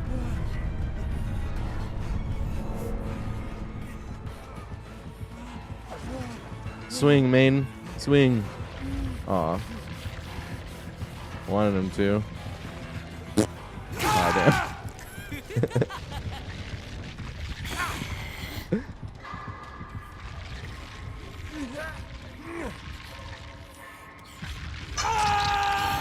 Tom Hardy. That is Bane and Mad Max, which was way better than I thought it was going to. I've only seen Mad Max Fury Road, though. I had 2 and 3 on YouTube for 3 years before number 1 was finally $5. So now I can finally watch those, actually. That was on Black Friday when I finally got Mad Max 1. That was so annoying. I'm like, why is 2 and 3 $5 and 1 is still full price? That was so annoying. It was the same with Terminator. I had Terminator 2 for like 3 years before Terminator 1 was $5, and I was like, fine. He is an Irishman. Yeah, that's gotta be him. Is he in Gangs of New York as well? Because I remember skipping through that like a month and a half ago, and then I remember seeing all the guys lined up, and I was like, I think that's Stephen Graham, but I forgot to look it up. Yeah, this is the best outfit. The Irishman was one of the movies that made me... It was really Parasite. Because I had already liked movies for a while, but it made me realize that I needed to watch tons of movies. And that's when I started buying movies on YouTube, actually, because I couldn't find another place to see Parasite. And I said, fuck it, I'm buying it on YouTube, because I didn't even know you could buy movies on YouTube.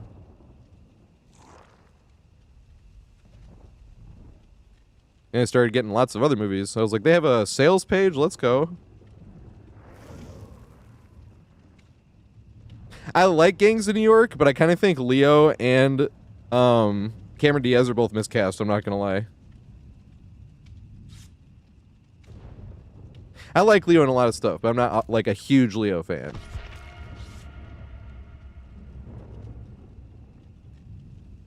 Oh, I loved Parasite.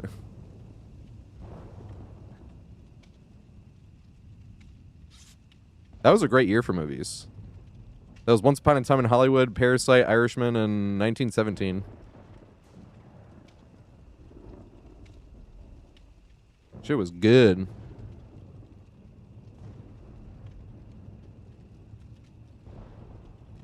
Priya, thanks for the follow, mate. I appreciate it. And yeah, exactly what Deontay was saying about Hateful Eight, even though it's not... It doesn't have... You can't watch it right away. That's why I can't say it's my favorite of his. But every other Tarantino movie I watch, when I finish it, I'm like, no, that's my favorite Tarantino movie. Like I said, not Kill Bill 1, but that's for the only reason of, like, how do you not watch Kill Bill 2 immediately after watching Kill Bill 1? Because it's literally part 1 and part 2. It's not like Kill Bill and the sequel of Kill Bill. It's Kill Bill part 1 and Kill Bill part 2. That's what I mean. It's like, how do you watch part 1 and be like, all right, that's it. Gotta watch part 2 now. I haven't seen Antichrist.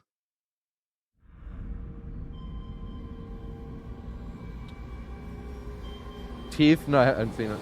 Is that the horror movie? I think I've heard about that, though. Is that about the pussy with teeth?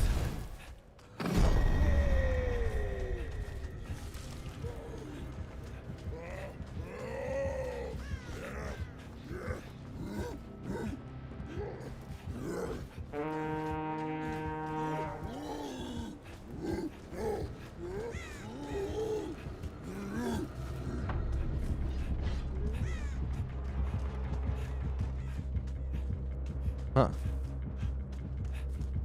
Am I being chased or no?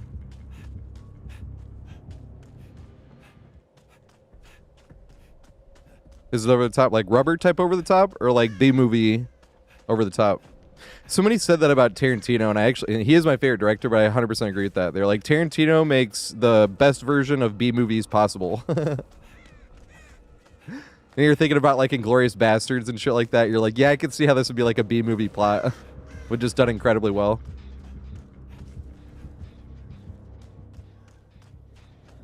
That one I think about a lot too. Inglourious Bastards, but the real life dichotomy of like, you can, I mean, you don't have to be one or the other, but just like the fact that there's the one guy that is really polite and speaks very kindly, but is like the most despicable character in the movie. Well, I guess you could say Hitler, but even in a movie with Hitler, you could also say focuses more on him. So you could use that as a talking point. Like, he's the most despicable character in a movie that has Hitler. You know, like. Also, Prya, thank you so much, mate. Holy shit. What survivor do you want me to play? I got all the survivors in the game. So if you want me to play like James or something, that's like a legendary skin or whatever, I got them all. I can do it.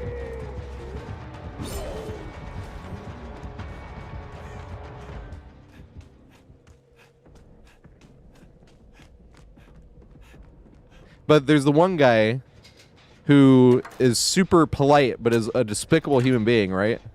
And everything he does is evil. And then it's like the complete opposite of Brad Pitt's character, who acts like an asshole, but is always doing the right thing to the right people. You know? And it's like, this is just true in real life. There's a lot of times you get people that act really, really kindly. They act kind, but they're despicable human beings. And there's people that people look at and are like, that guy's an asshole, but he's actually just being real all the time, you know? That's what I like to be. I don't mind if anyone calls me an asshole. I like the booze. If I'm saying something I believe in and I'm getting booed for it, it's like, let me hear more booze. Because I believe it. You can boo me all you want. It's not going to change my mind.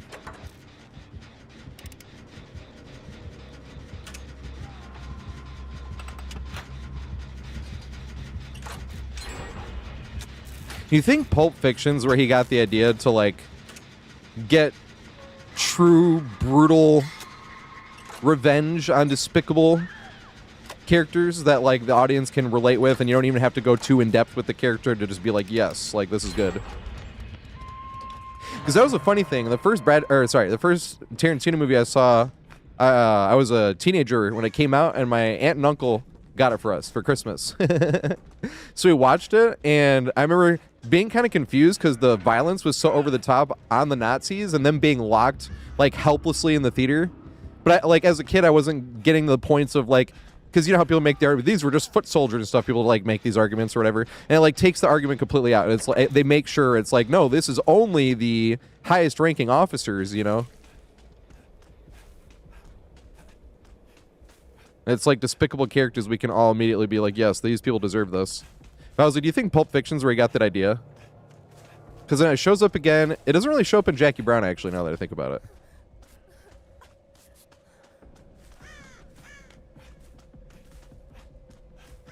I love Jackie Brown, man. I actually feel bad for Sam Jackson's character in Jackie Brown. Like, I know he's killing people, but he's not killing anybody that, like... It's hard to say didn't deserve it or anything like that, but you know what I mean. Like when he bails Chris Tucker out of jail, he's not immediately thinking of killing him. He wants to see if he's going to rat on him to save his own ass. That's exactly what he's going to do, so that's when he kills him. Same with De Niro's character. This is funny. I watched Jackie Brown. We were talking about movies you watched like right after another movie, and I'd watched Jackie Brown right after I'd watched Casino for the first time. And I for some reason, I just kept thinking that Melanie was going to turn into like an obnoxious character like Sharon Stone was in Casino. So I kept waiting for that, and then when it just like how it goes down with her, and now she's like one of my favorite characters in the movie. Dude, I fucking jaw on the floor watching that shit for the first time. And so is Sam Jackson's character.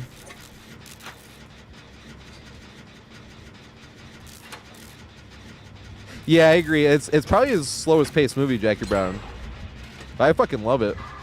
It's like really subtle. Like one of my favorite parts of that movie, and the funniest thing is I didn't hear this until I watched it in these headphones, which is nuts. These specifically, I couldn't even hear it in those because these are more detailed. But that one scene where they're setting up a trial run to see if they can get away with switching the bags. Number one, I love that slow close-up to his face, and then you see the bag switch, and then you see it come back, and you just see the teeniest little smirk.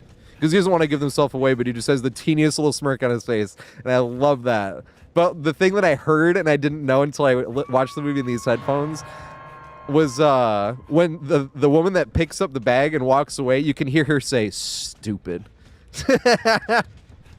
It's not on the closed captions though, and I backed it up multiple times to make sure I could hear. I'm like, am I hearing this right? Yep. And then I went and I listened to the music part, like the music by itself, and she doesn't say it in the music. I'm like, the actress literally walking away with the bag was like stupid. Like she's saying they're stupid. Like we're getting away with this shit. I actually really liked that. I couldn't even hear it though. That's why I watched the movie with these headphones on. Yeah, she's like, Jesus, how did you even rob a bank? Is it in this one, Lewis? Lewis. But the thing was, she was the competent one. That's why it's fucking amazing. Like, dude, she's actually fucking amazing in that movie. I mean, she's bad too. Like, they were planning on stealing the money and get like those two, but oh my god, that's a great movie.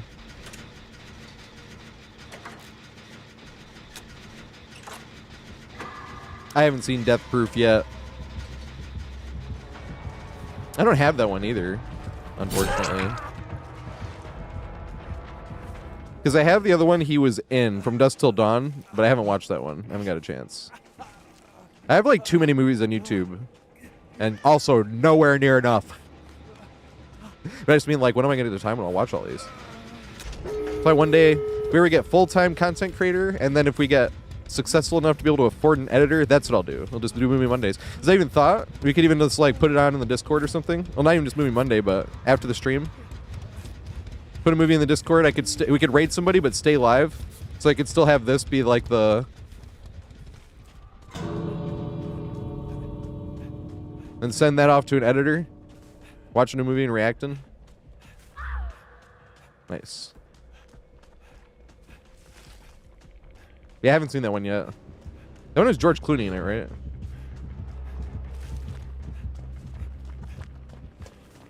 Tits and vampires.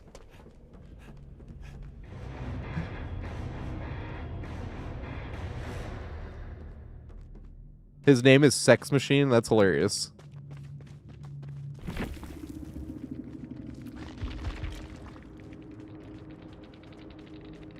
Thanks, mate.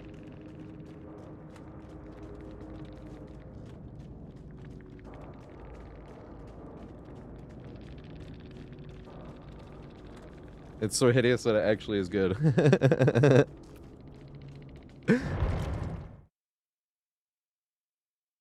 Tom Savini. Who is that?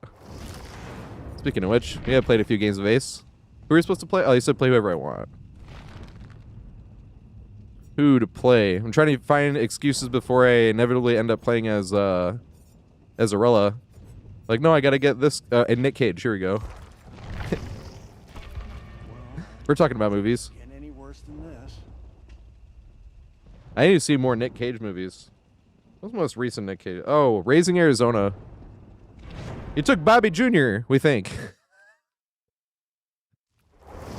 That made me laugh really hard. I'm not gonna. When it came from the dad, if you've seen that movie, because they kidnapped the kid, and you're like, I think I got Bobby Jr., but they're not his kids. So Nick Cage being like, I think I got Bobby Jr., or whatever his name was. I think it's Bobby, but. And they're interviewing the parents on the news. Which one do you get? Bobby Jr., we think. That shit was hilarious.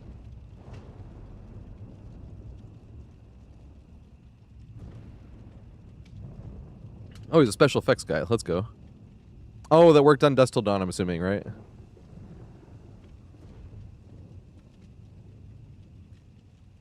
Man, that makeup in Frankenstein, speaking of which. That new Frankenstein was pretty good. I need to get tunneled out because I kept everybody else waiting 15 unnecessary seconds. I even tried to ready up and I missed.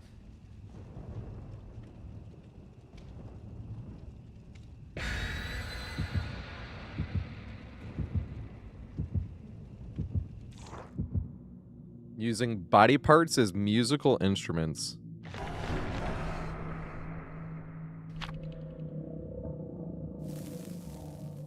I know I keep looking down, but that's when I'm swallowing.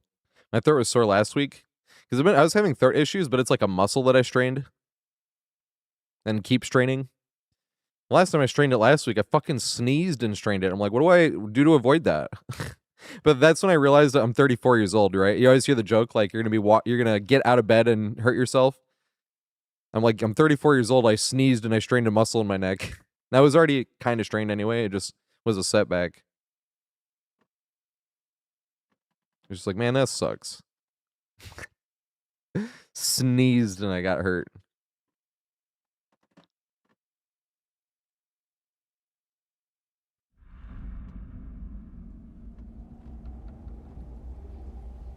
Yeah, I didn't know Dusk Till Dawn was a vampire movie. I just looked at the cover and I was like, this looks like a serial killer type movie.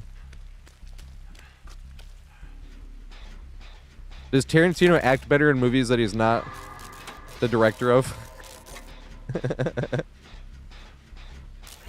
Dude, Tarantino's best acting performance in any of his own movies was fucking Django. When he's playing like that Australian guy.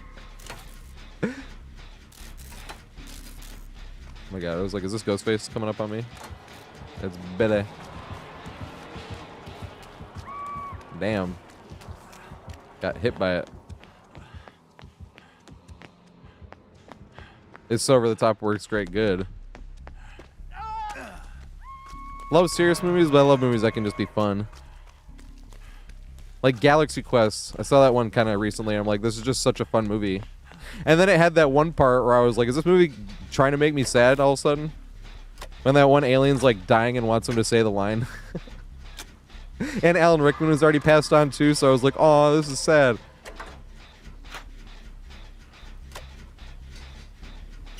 I don't know how, because like growing up as a kid, I saw a bunch of commercials for Galaxy Quest, but I'd never watched it. I don't know how I never put it together that it was like a Star Trek spoof. Like Star, Galaxy, Trek, Quest, Star Trek, Galaxy Quest. Like, how did I not put that together? Fucking dumbass. That's what I mean, dumbass. I was really watching the movie and I'm like, oh, it's Star Trek. I'm like, he's making fun of Star Trek. That's another actor I need to see more of. Everything I've seen that guy and he's been fucking amazing. And I just haven't seen him in that much, right? Because that has a bunch of great people in that movie. But, what's his name? Speaking of Green Mile, he's in Green Mile. He's in 3 billboards outside Ebbing, Missouri. I just watched him again on Saturday. I put on, after work, I'd put on, what's the name of that movie? Oh my god, that scared the fuck out of me. I can't move as I can. He had no noise. Or, oh, he has Tinkler. There we go. Is it Chainsaw supposed to make no noise too? It is, right? Oh, it's when you have the saw going for a little bit, right? But it wasn't making a noise while revving. Does Billy just have an add-on where the whole thing is just silent? Yeah, it's not making any noise.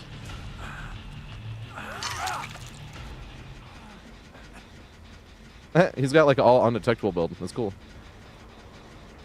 Well, we're blind, or not blind. We're oblivious, but I still count that as like undetectable. Yeah, because he wasn't even making sound revving it right, like behind me, and I was fucked anyway, obviously, so it didn't affect it whatsoever. But I was like, huh, like it's not even making sound revving.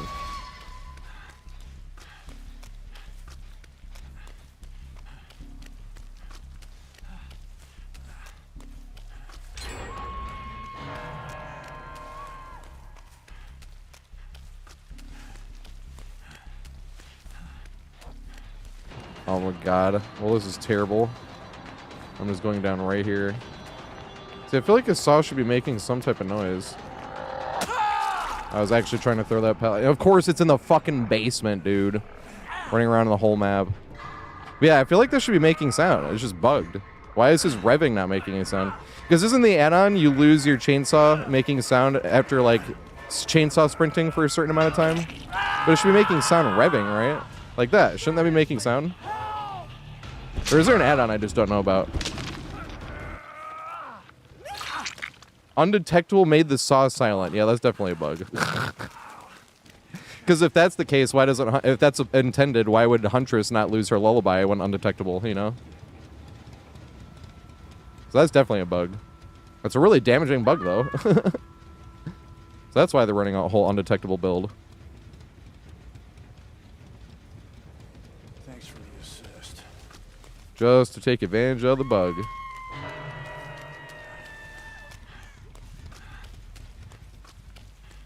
Because I think you're supposed to be in a chainsaw sprint for like 10 seconds, or not 10, maybe it's 5 seconds, right? Oh yeah, I have to go downstairs. I forgot.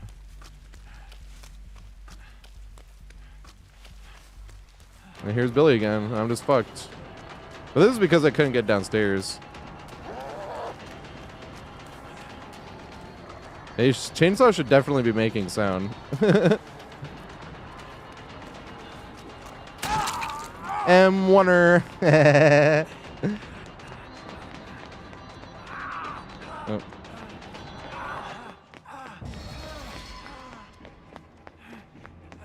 I have to go down the stairs. Usually I try to avoid going down these stairs because a lot of times you want to do this gen first, or the middle gen. But if you do that one, the upstairs windows get way weaker. And when that gen gets done, it's pretty strong map for killer, specifically if you get the pallet down here, because it means you get one less pallet upstairs. So you have kind of a dead zone up here with a weaker main. And I mean, those windows suck when the gen is done. I haven't seen Falling Down. Yeah, but she was great in Galaxy Quest. The funniest part about Galaxy Quest was I had seen Tony Shalhoub in a few things. And I remember trying to figure out how he was playing it. And I was like, it's like he's stoned. And they never explicitly say he's stoned, but they say something along the lines of like, are you stoned? And he kind of just giggles like, specifically it was the part when he like did giggle. Yeah, we did get the worst. This is the worst palette in the whole game, in my opinion.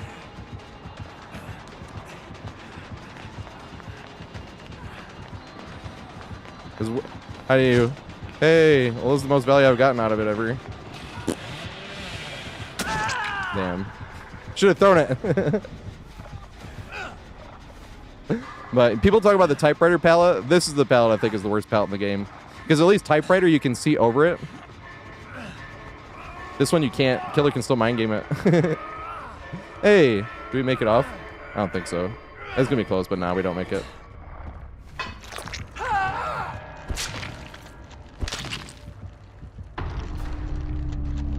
So, Michael Douglas is in Falling Down. Why are we bringing up that one? What's that one related to? It's fine if it's completely out of the blue, too, but if there's a link I'm missing, I like to know the links, too.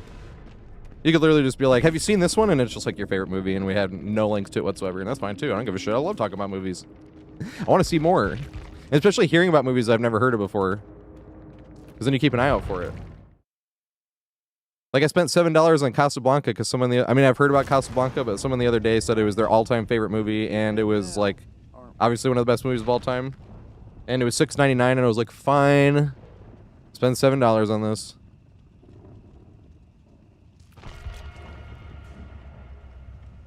It's about a guy going nuts. That's it. Have you seen 1 Hour Photo? Oh, no. Is he already nuts in 1 Hour Photo, or is he going more and more nuts? Because I feel like he is going more and more nuts. Or American Psycho.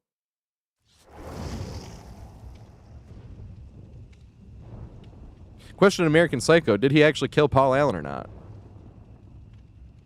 What's up, Bubba? Favorite movies of 2025? I haven't seen too many, but Sinners was my favorite. One Battle After Another there was really good. Frankenstein was really good. Venetian Scheme was really good. I haven't seen Sisu Part 2 yet, and I think I've seen something else as well, but I don't remember at the moment. But those are the ones that come to mind. I haven't seen Weapons yet, though, but I have that one.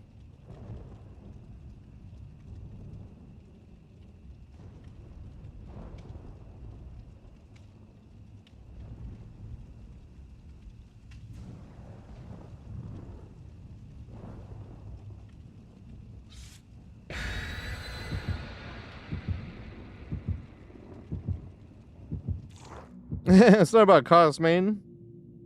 It's more fun trying to get value off of not throwing them.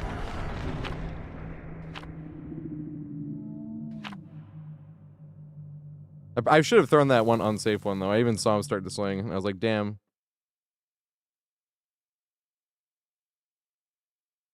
Yeah, but I don't have Apocalypse now. I don't know if it's streaming anywhere.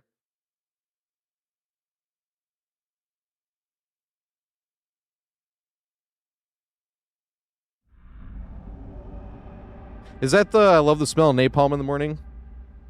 With Robert Duvall? Because I still haven't seen that, and that's what I kept reading about when Robert Duvall passed, and I watched Tender Mercies instead. Dude, Tender Mercies was so good. But if I was a teenager when I watched it, I would have been bored out of my mind. As an adult, I'm like, wow, this movie was incredible. A lot of times I really, like, movies like... It's hard to describe that movie, too. It's like, what's so gripping about that movie? You just really feel like they feel like real, genuine people, you know?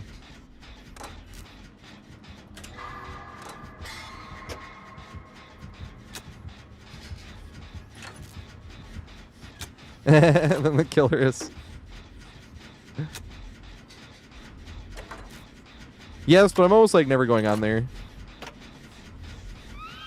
So I'm like, that's free, I could always use that. I'm like, might as well use the stuff I'm paying for. But then I keep buying all these movies I'm not watching. Will eventually, though. I bought it, I'm gonna watch it. Sam Rockwell, that's his name, the guy we were talking about. That's in Green Mile and 3 Billboards and Galaxy Quest. And Assassination of Jesse James. That was the first movie I saw that I was like, wow, Brad Pitt's actually a good actor. Growing up, all you ever heard about is how everyone thought Brad Pitt was the most attractive thing ever in the history of mankind. But I hadn't really seen many movies with Brad Pitt in them. That movie plays perfectly on... Well, if you guys knew about Jesse... I didn't know shit about Jesse James. I kind of thought of him as like a Robin Hood type of character. That's pretty much what all people did. Not all people, but most people.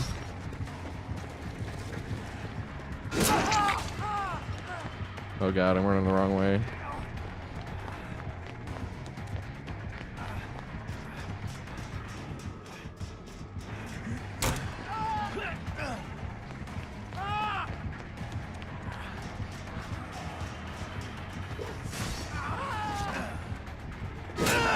Damn, I wonder if the killers can still walk up this. I was hoping you'd go for the attack and we'd drop down. But this was glitched for a while, I'm assuming it still is. When you stand in there with your back against the wall, unless they're a projectile killer like Huntress or... I don't know, maybe this goes high enough. But killers could just walk, and you could see that it wasn't intended because they'd just be walking at the corner like this, and all of a sudden they would just glitch up and be in the platform with you. And it's like, bro, this defeats the entire purpose of this platform.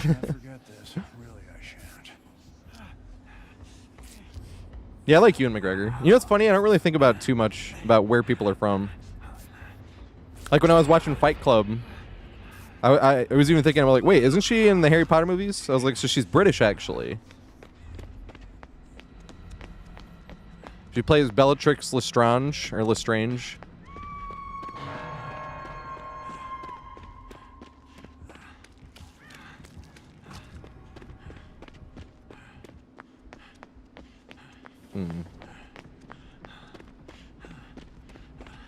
He's a pretty good singer too. He was, if that's him singing, he was belting his face off in that one, at least that one scene of what's it called? Moulin Rouge. Haven't seen James McAvoy in too much. I've seen him in one of the X-Men movies. He's good in that. He plays the professor, right? A younger version.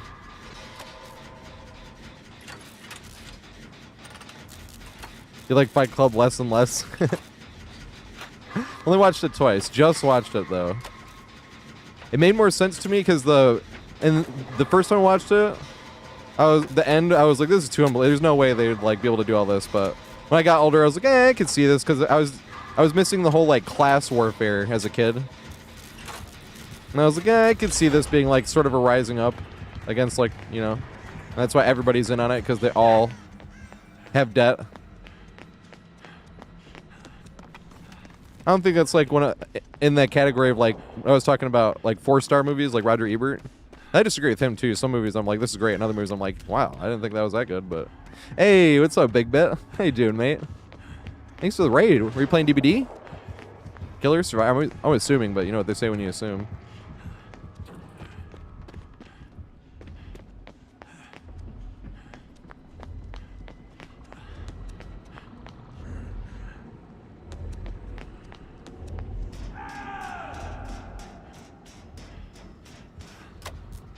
Called Fifth. Is he the one that's in? It's not. It's called like Shatter or something, right? He just looks like fucking crazy.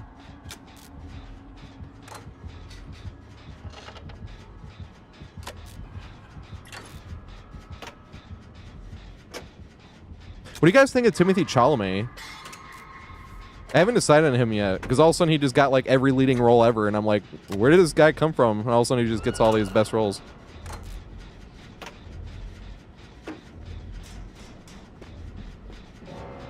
Oops. Apparently you can stand up there. And then just fucked you.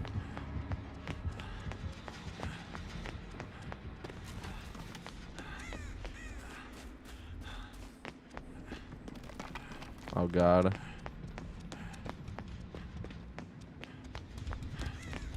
I'm gonna fucking leave them on hook just because of stubbing my toe.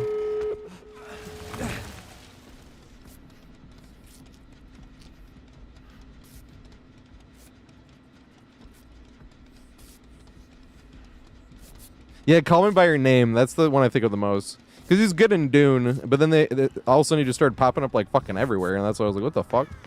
The other thing, though, that I didn't realize until after was when they did Willy Wonka, I thought it was a remake again. I'm like, why do we need another fucking Willy Wonka for? I wish I didn't change this room.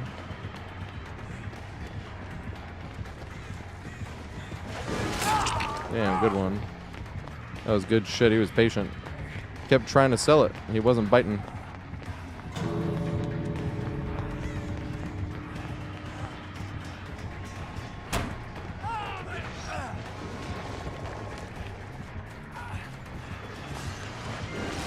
Yes! Woo! That was close. That was one of those times where maps really helped actually knowing the things. I was like, hey, this is the stairs up this way, and then we can jump this, and you won't be able to hit us with the power. Haven't seen Braveheart yet. Although I know I need to, because my... Well, I have like 3 favorite YouTube reactors when it comes to movies. Although one doesn't really upload that much anymore. 2 of them make it from like a filmmaking perspective. I know one's James versus Cinema. I remember him because he still uploads. And there's another guy with glasses, but I can't remember his name.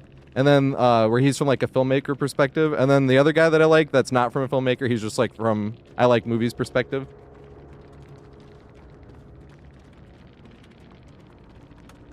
One perk isn't even any perks. God damn. Oh, I can't write Giga Chad on his profile. Said it in person, though. That's what I'm saying, Monster Trey. It's something like, for the, like, this is my duty. It's literally just like, I love movies, and when I see a movie I've heard about for a while and it's fucking spectacular, it's like, how many movies out there are like this that are fucking spectacular that I haven't seen? Tons. But yeah, Call Me By Your Name, it was funny, because I heard about him. Like, the same thing. My roommate told me Timothy Chalamet is so good in this movie, and I was just like, okay, fine. Like, as I heard about it, and the whole movie, I'm like, he's all right. He's all right. And then the credits, it's funny calling the credits a scene, but you know what I'm talking about. The credits happened, and I was like, okay, he's pretty good. That was pretty good.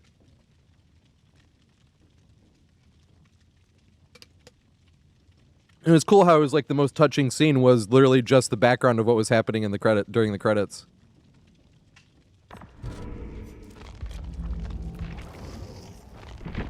What do we play now?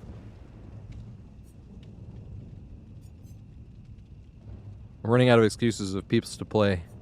I already played Steve.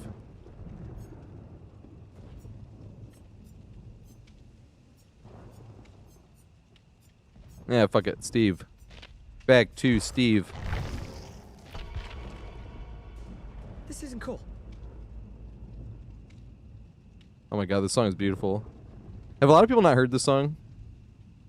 When I looked it up, it didn't even have a star by it. It's called Hide and Seek by Imogen Heap. Someone what's his name? Where is it? Remixed it. I think I have that song on the playlist too. Still alive, Robin? When the truth came in, or the sun came in, and the truth came out, something like that. I just didn't know what to do. But he was remixing this song though. It's one of the most unique. That's in my head, that fucker. He was making fun of me because I said it was super unique. He was like, super unique, huh? And I was like, yeah. He's like, what's the definition of unique? And I was like, one of a kind. Like, he didn't have to explain. He was like, how can something be super one of a kind? And I was just like, you know what I meant? I was being complimentary. But now whenever I say something's very unique or something like that, fucker, in my head again. Just trying to be complimentary. No, I haven't seen Dear Sister. I haven't seen too much SNL. TV, I really don't know too much about. I've seen some SNL skits, but that's more from watching on YouTube, you know? And I saw the SNL 40th anniversary episode. That was fucking amazing.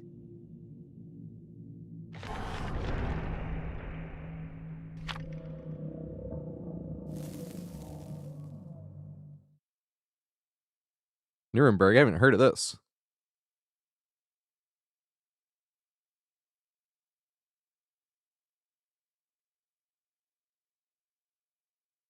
Yeah, after 2 seconds. Sorry, I'd missed that when Sapient Galaxy was saying about the Billy. He's definitely just bugged. Play Maggie? Hell yeah, I could play from Maggie. I gotta turn this down a little bit. It's an amazing song, though. Where the hell am I now? But to this day, I have not heard another song like that.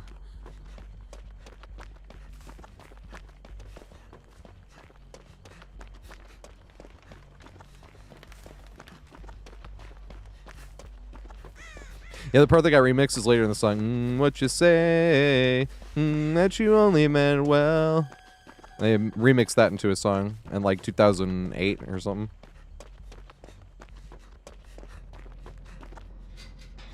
It was being sucked off. Come here, Mikey. I want to try this window. Oh shit, somebody else is here. They changed this window a little bit. It used to be safer than it is now. Well, that pal's gone. What you say? That you only meant well, because you did, and what you say, hey, that is all for the best, because it is. God, this is an amazing song.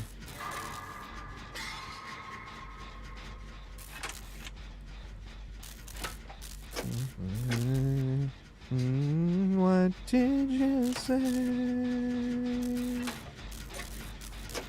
You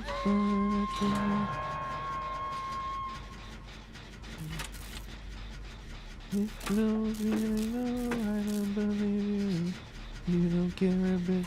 You don't care a bit. With this song. Because at first I was thinking, I was like, yeah, I've seen it. I was like, no, that was the Adele song. Not Adele. Sia, sorry. The Chandelier, I've seen that skit, and that's what I thought you were talking about at first. Tropic Thunder. Jason Derulo, thank you.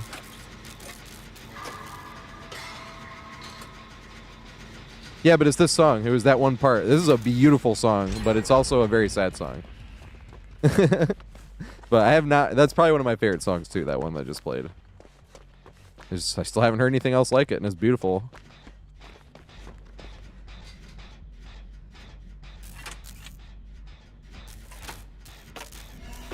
Hey, up into Opeth. You've been warned this song has a lot of growling. A lot of singing, too, but... We are live on YouTube, if this right here is too much. Lingering death. Ghost of Mother's grave. You're safe on YouTube. Here's me doing an even shittier version of the growling. You're not safe on YouTube. I won't. I promise. That was the end of it, though. I'm gonna fuck my throat up doing that dumb shit.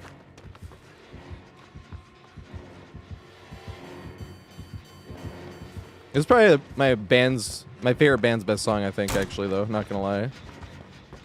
But it has everything. This is one of the songs that covers the whole spectrum of sound. Starts off shot out of a cannon, though, because actually the majority of the song is not growling. The majority of the song is singing. And the best parts are the slow parts, and they bring back the slow part at the very end with the whole band, and that's specifically what I'm thinking of when I think of peak Opeth. Because, like, that part at the end when they bring back the slow part, but the whole band's playing instead of this guitar, just the guitar, and singing. Oh my god. Just that part by itself covers, like, the whole spectrum of sound. It's so good. Open to the wounds if you have to live before you die young. Dude, Ben Stiller is amazing. And yeah, Tropic Thunder, I've only seen that once. I saw it last year. I have that one on YouTube. And immediately I was like, this has to be one of the best funny movies I've ever seen. I can't wait till I get time to watch that one again. But that's the thing, when I go to watch movies, I'm like, oh, well, there's all these other ones I haven't seen I need to watch. Like Fight Club, my justification for that, I was like, I've seen this one time when I was like 18. Like, that was like half a life ago. That was 16 years ago.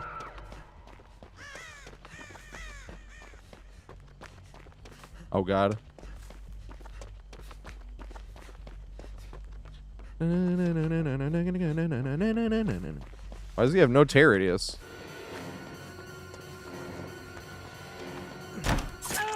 Damn, I still didn't make it.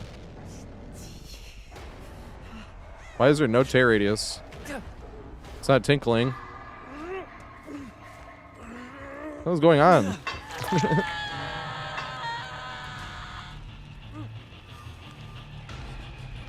Yeah, Ben Stiller, his commitment to roles is fucking hilarious. I just watched Dodgeball a few weeks ago. And it's like, dude. And it's funny because that argument popped in my head because I read an argument online about The Dark Knight recently that was like, if you take the Joker out of the movie, it's just a standard crime drama. And like, you know how many movies you could just be like, man, if you take the best character out of the movie, that movie's not as good. Like, then I watched Aladdin when I was sick, and I was thinking this thing. I was like, if you take the genie out of this movie's not as good. It's like, what kind of argument is that, you know? I just don't like that argument, you know. And this is my opinion, obviously, but I just don't think that's a good argument. You know, go to any movie and take the best character out. See, that movie's worse now. Who would have seen that coming, that you take out a movie's best character and the movie got worse? Hey, Blue Dream. Everybody go follow Blue Dream. That's one of the best fucking streamers. He's a late night killer. He, for the last 2 years, is like top 3, or was it top... Oh, shit. Or was it top 2 or something? Oh my god, well, that's that. Just get auto-aimed, that's my only hope. Or a double back.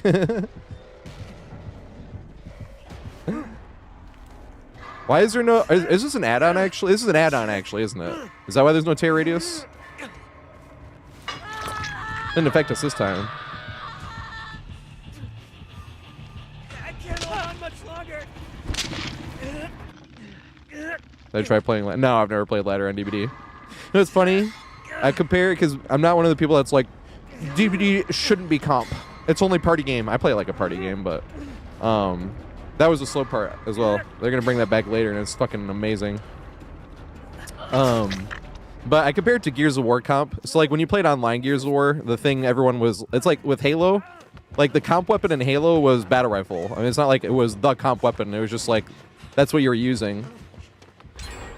And in Gears of War, online, the main, like what people viewed as the battle rifle, like this is the weapon that basically determines the majority of your skill and how you'll win your 1v1s.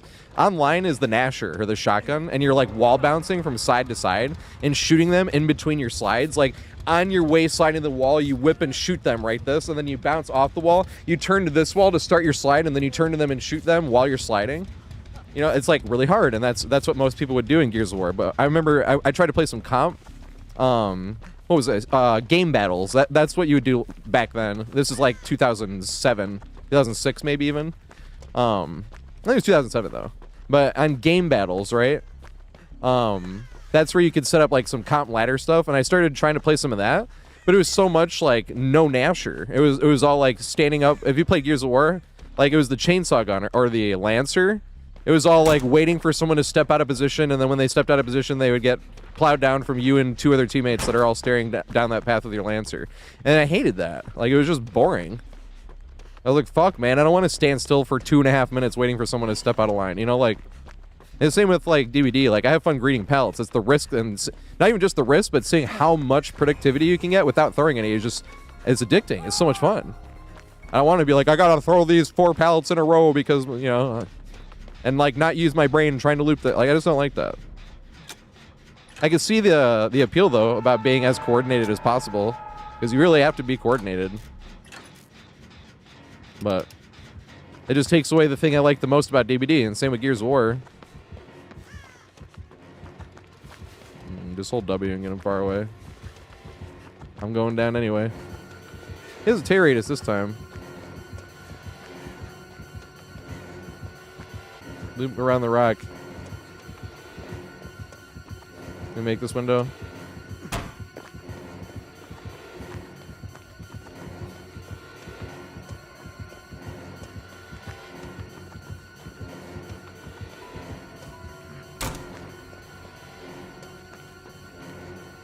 There's a new whack-ass jungle gym value. Let's go. Also random-ass rock value. Let's find a rock. I mean a random-ass rock.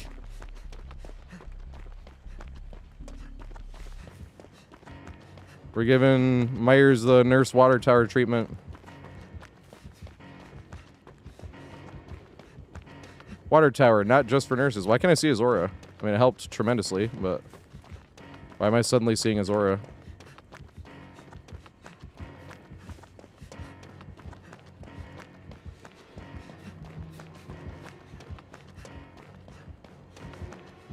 Here it come now. Big goofy turn around. Thought we were over that.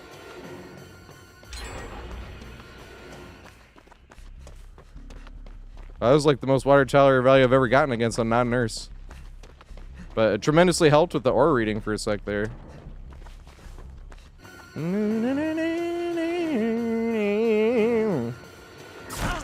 Ah!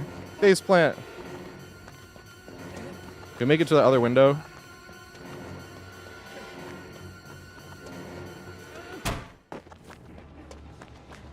Can we make it back to this window? I don't think we do.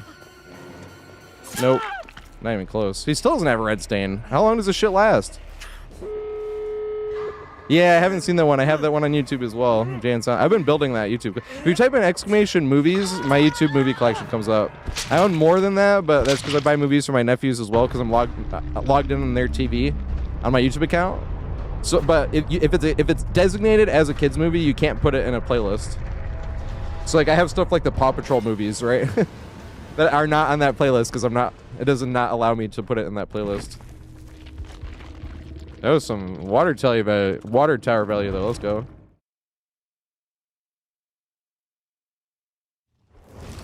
Why am I headed to the airport? I'm not going to the airport. No. Unless you're talking about Dumb and Dumber. I love Dumb and Dumber. That was my birthday present to myself this year because Dumb and Dumber never went on sale, so I just paid $15 for it on my birthday. I said, fuck it, this is a movie I've wanted. And this is the part of the song that I want to listen to. This is what I mean by peak Opeth, this shit right here. I said it gets the whole band involved.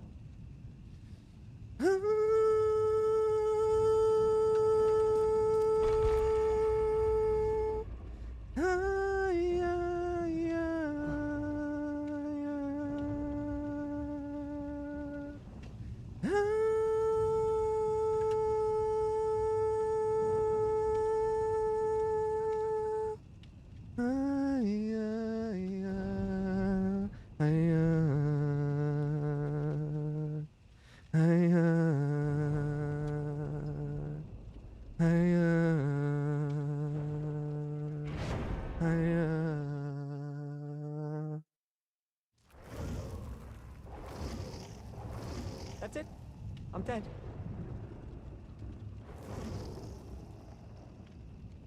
There we go. That's enough weed.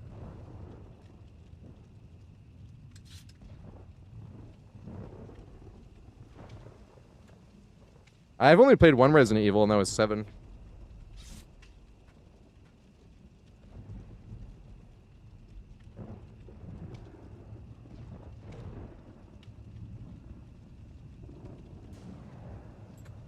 Oh, play as Maggie. Walking Dead. Where's Walking Dead? Is it a Michonne? What is this? Yeah, here we go, right? Yeah, there we go. Herschel.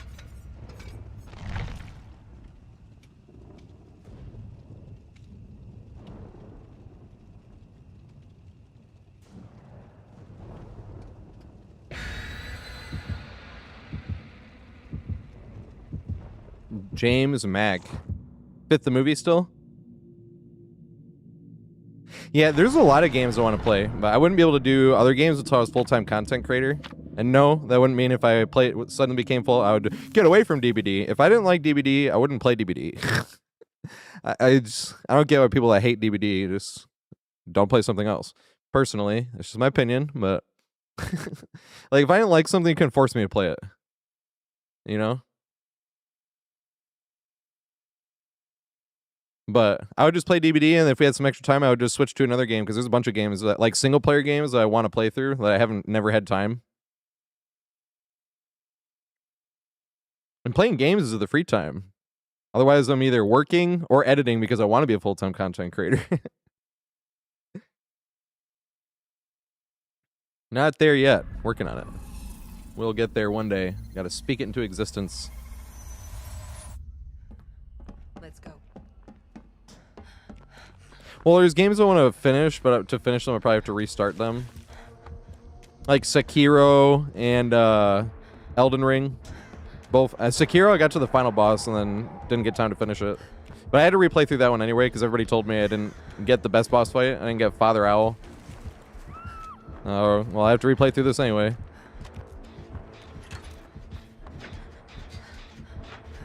Elden Ring, I was at Millennia.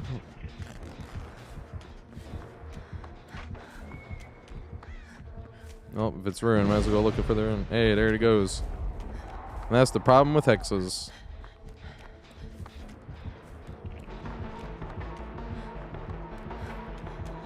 Maybe he'll mind game himself. We can make it to this pallet here. Hey, we can make it farther than that.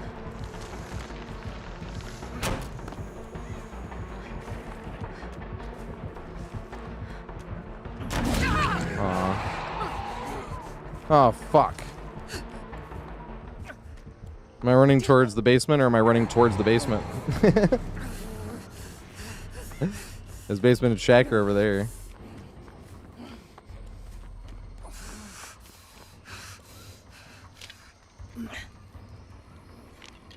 Silent Hill, or sorry, not Silent Hill. Resident Evil 7, I got really far in. Somebody gifted me to that, actually, before my bar had opened back up. Audie did. Audie and Dom. I still remember. We got really far, but I never got a chance to finish it.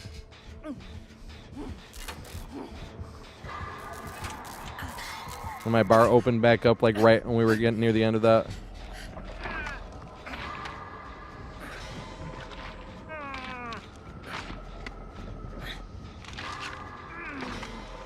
I've always heard about Silent Hill 2.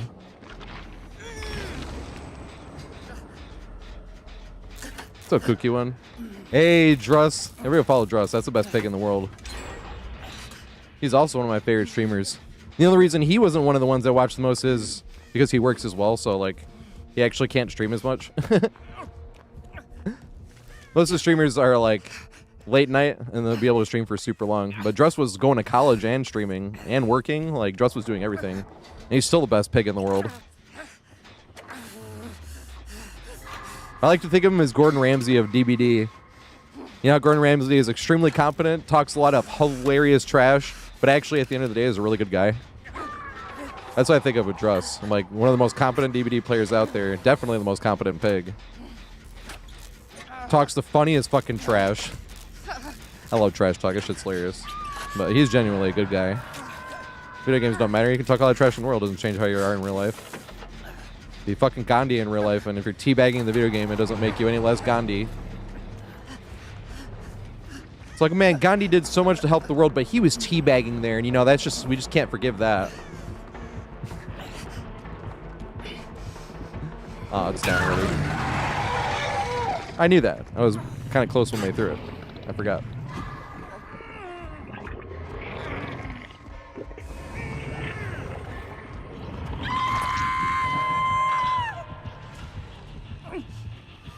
Ooh. Never mind, I'm hooked now.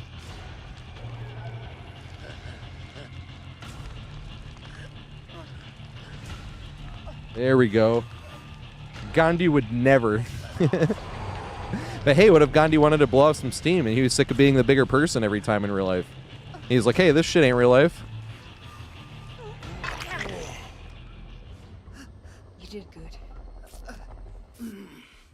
No, I don't know Motaz 1v1. Sorry if I'm saying the name wrong. I'm assuming that's not an actor, so it's probably a DVD player.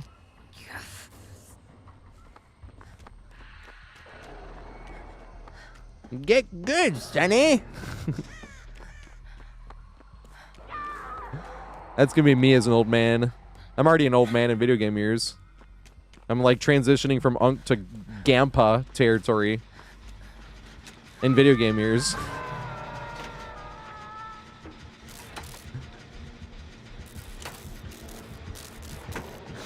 You know, it's funny, if they're a Survivor main, I know way less Survivor mains than Killer mains.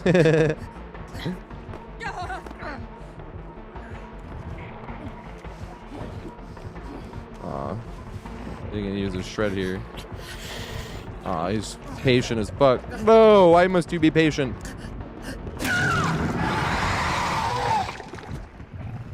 I think he was waiting out Dead Hard, and that right there is why I fucking hate Dead Hard. Just wait it out. It's like, no, I don't want to play it differently just in case. You know what I mean? Like, I just fucking hate that perk, man. The perk always makes me feel like I got cheated when I'm playing Killer. But also, once again, I'm online. We said this earlier. I'm online talking head. And speaking about how video games aren't real life, if you can't get banned for it, it's completely fine. So just because I hate it, it should never be like, Tater doesn't like this. Maybe I shouldn't use it. Fuck me. I'm literally an online talking head, 34-year-old grown-ass adult whining about perk in video game. Don't let people shame you into shit if you're having fun using it. These are online talking heads. And nothing else.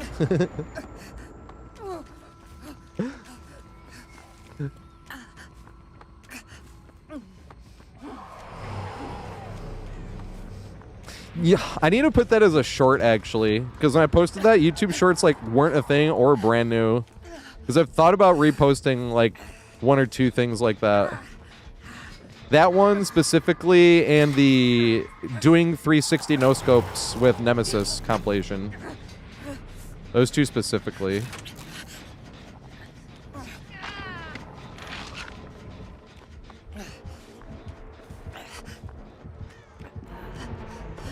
I don't think I make this window. I'm gonna jump it though. Yep, I should have not, but he didn't fall for it last time, so I was like, might as well see if we make it. Good thing we got healed though. Our communications were strong enough that we got healed before we get chased again.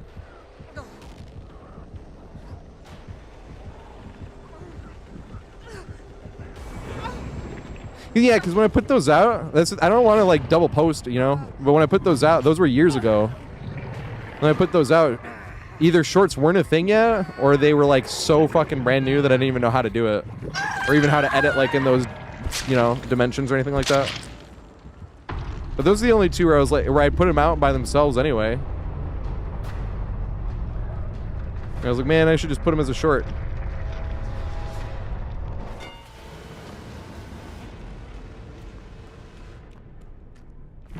The Jackass tune.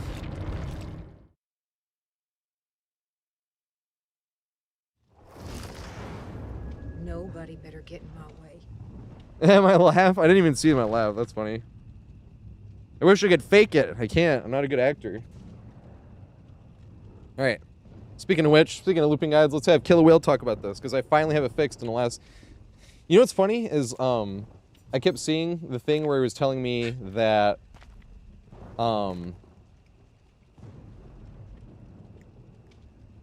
or everything I read online, because I was getting like low frames, but just on YouTube, and it didn't make any sense. It's like, what the fuck?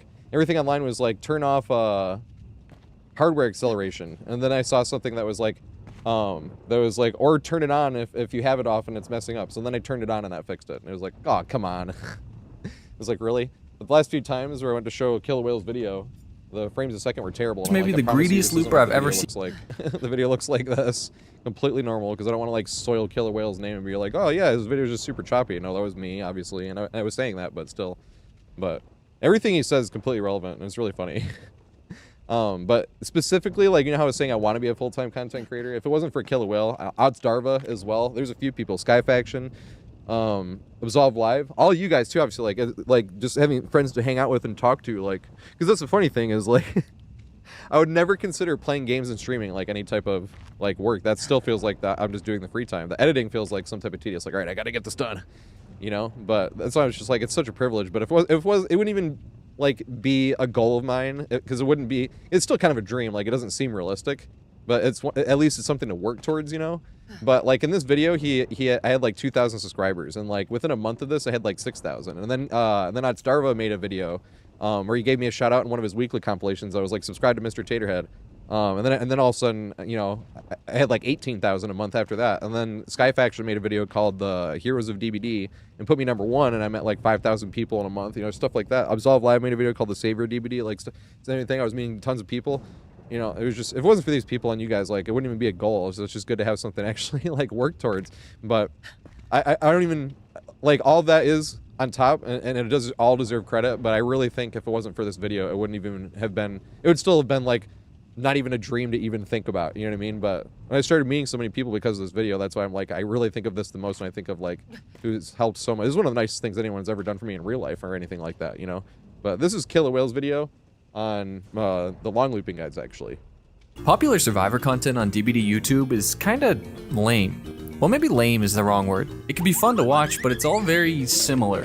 Whether you're watching Aaron, JRM, Swee, Swe, Skirms, Namedi, or any other Noob 3 clone, I can almost guarantee it will feature 1 to 2 games, an obviously inexperienced killer, flashy tech gameplay, ADHD editing in the form of constant zooms and sound effects, and a thumbnail purchased from the Survivor Thumbnail Emporium. And this is what it is. I already made fun of all this stuff a long time ago, so I'm not here just to complain. But if you're actually trying to learn something about playing Survivor, most of this content won't help you. It's fun to watch someone 360 a baby killer 4 times in a row, but like, what am I supposed to do with this in my own games? It feels like if I wanted to improve at basketball, but could only study footage from the Harlem Globetrotters. So you say to yourself, let's look for something more educational and search for looping guides and tips. These are definitely better for improving, telling you to hug structures tightly or maybe explaining jungle gym pathing or check spots, but honestly a lot to remember, especially with so many new maps, tiles, and main buildings. Add to that the general stress of chase, the fact that teammates might have already used a pallet, bad tile RNG, bad killer ping, or bad teammates, and sometimes this stuff doesn't even feel helpful at all. Okay, I gained an extra 5 seconds in chase by hugging this loop tightly. Now what? Even after watching a lot of these guides, it still feels like only hours on hours of experience will actually help me improve. And as far as watching competitive DBD or 1v1s to learn Survivor, it might as well be a completely different game. If I pre-dropped this many pallets in solo queue, I would be dead with 3 gens left and get death threats from my team afterward. Meanwhile, searching out killer guides will lead you to a ton of knowledge, gameplay, and tips and tricks for any killer you need. And since being the chaser is a lot more intuitive than being the chasee, it's a lot easier to improve quickly. And I think this is a big part of why most survivors in DBD, including myself, are just straight up kind of bad at the game. So now if you are like me, who doesn't really have the time or the incentive to join a 1v1 ladder or explore map variations with an AFK friend, or practice juke muscle memory, or just accrue the hours needed in public matches to know every loop on every map, you're kinda out of luck when it comes to actually learning Survivor. I used to watch Cope, who posted a lot of non-ADHD edited gameplay of smart looping instead of flashy tricks, as well as being the best survivor in Otza's 1v1s, but they don't make DBD content anymore. There's Fun Goose, who can talk a mile a minute explaining their actions, but they're really more focused on killer lately. There's Steve, who's crazy good in 1v1s and in public lobbies, but unless I'm watching their stream constantly, I'm not going to learn much from here. But I have good news. I've finally found my Dream Survivor YouTube channel, by the name of Mr. TatorHead. Now why is this channel so good? What does it offer? Well, first of all, we got in-depth map explanations. He explains every single loop and main structure and how they can spawn and how to run it every which way for almost every common map.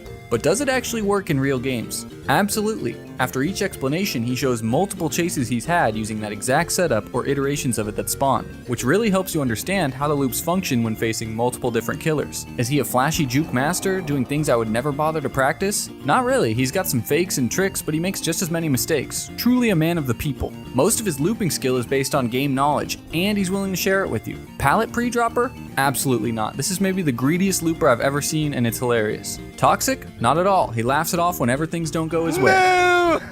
Clickbait builds? Hell no. This GigaChad hasn't even used a perk since 2020. So when he juices you for 5 gens, you really have no excuses. Except Old Reliable, of course, if the game is broken and unfair. That one always works. And finally, a big point here that most Survivor YouTubers don't do. He's realistic about the game. Chases are meant to be lost eventually. The goal that you should aim for is giving your team as much time as possible, not running the killer for 5 gens like you saw your favorite YouTuber do. Bloodlust, chase perks, killer powers are not unfair free win mechanics, they're part of the game to make sure you eventually go down. I really think if more survivors understood this and stopped looking at the game like a 1v1, we would have a lot less angry endgame chats. Now I know 2-hour map guides aren't for everyone, and I know YouTube rewards fast editing, short form content, and entertainment value over education value, which is why it took me a weird combination of search keywords to finally find this channel. And I get that that content is fun to watch, so please don't feel the need to defend your favorite creator in the comments. But this info right here is so unbelievably helpful and well put together, and has helped me more than any other Survivor guide I've seen since I started this game, that I just had to share it with my audience as well. In Mr. TatorHead's own words. This is why I want to make map guides, because this shit is easy as hell. So if this video seems like just a giant advertisement for another channel, that's because it's exactly what it is. If you want to actually learn to get much better at Survivor, and probably Killer too, then please head over and give this channel some love, and share it with your other friends that want more in-depth guides, or that just suck and you need them to be better. At least watch how to run the main buildings and tiles of maps you struggle at, like Larry's or RPD, since he breaks down everything into YouTube chapters for you to easily skim around. And if you're not going to do any of that, you can at least appreciate this man's tap dancing right now. Woo! Tap dance one more day. It will happen one day. We'll be able to tap one more day at some point. I was gonna fucking trying to join. Well, it's not open lobbies today. Doohickey, holy shit! Thanks for the subscription, mate. What Survivor do you want me to play? I got all the Survivors in the game too. So if you want me to play like someone said James earlier, but was I supposed to play James, or were they just saying James is the best? Good old Slayer.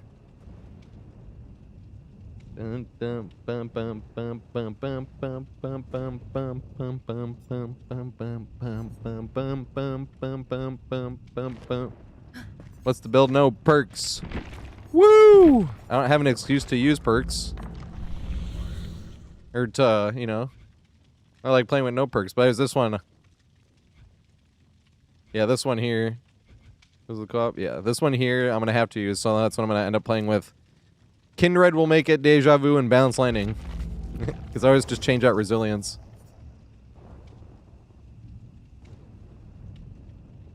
God, how that song ends is just nasty. In the best way. Play whoever I want. I haven't played Adam in a long time. Yeah, it's been since Christmas, right? Isn't that like his Christmas sweater thing?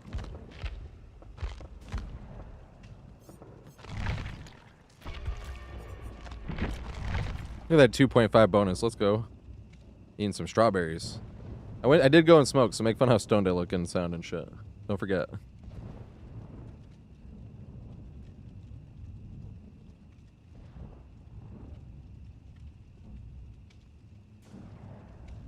Oh my god, Nasher. Yeah, we were talking about that. That's why I didn't like comp gears. Why do we have a 2.5 bonus and 2-minute wait time? Maybe because everybody jumped on Survivor because they saw 2.5 bonus.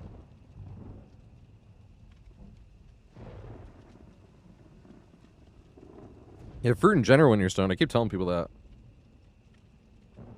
I don't know why people don't eat, like, it's sweet, it's cold, it's juicy, and it's healthy for you too. That's not even like the reason why, but it's like the bonus cherry on top. It's like, and it's healthy, sure. Yeah, it's totally why I'm eating fruit.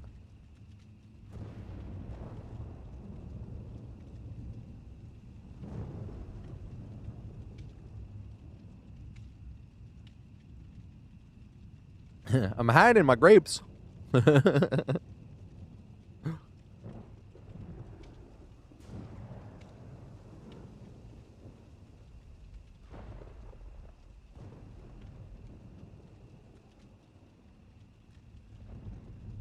Frozen fruit's just good. You can throw frozen fruit and yogurt and put it in a smoothie.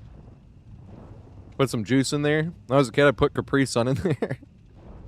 Capri Sun Pacific Cooler with specifically that one. There was some like either strawberries or blueberry, frozen blueberries or frozen blackberries or something, whatever you had. And some yogurt. That was delicious. I'm glad you're here, Steve. Holy shit. I know what's happening. Quick gambit, I shouldn't what up?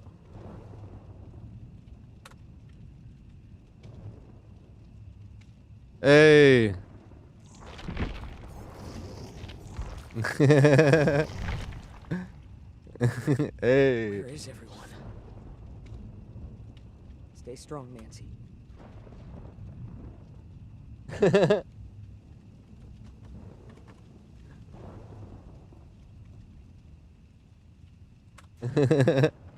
That's hilarious. I was like, I had to switch back to our mains. Kai's still to this day like the only Quentin main I've ever known.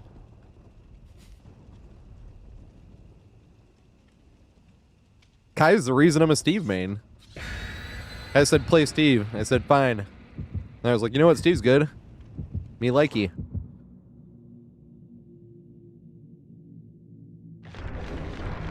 You too. It's gonna be copy pasta blight. Hey, they're bringing blood points. I'm the only one not.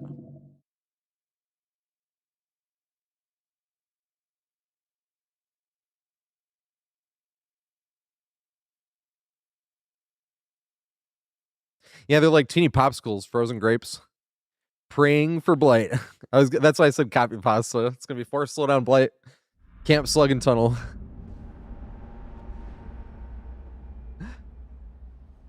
Oh, let's go. Let's go. It's Plague. How do you know? I mean, you know. Where's the fountain? How do you see a fountain so fast? I just know things. He is one step ahead of the game. Oh, fuck.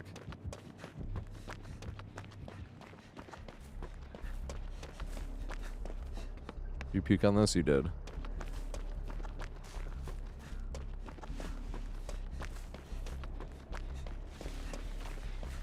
Yeah, frozen strawberries by themselves aren't as good as like frozen grape. Frozen grapes are pretty good by themselves.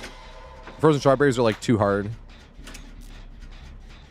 and too big and stuff. I just don't like them as much. Same with blackberries and blueberries. The frozen grapes are good. Is it Ruin? Did I hear it start regressing? I heard it. Headphones for the win. Basically sipping.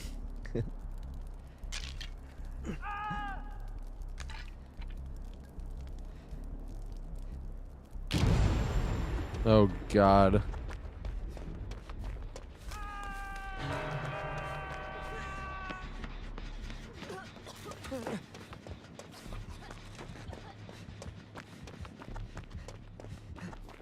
Which one do we got?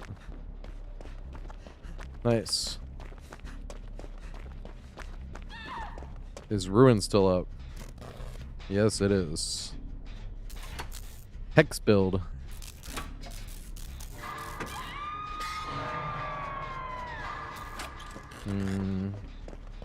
Guess in that case, might as well go looking for it. I'm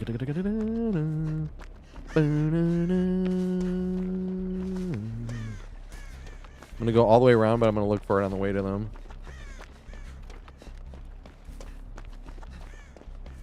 Boom, bum, ba, ba. Boom, boom, boom. Boom, bum, ba, ba.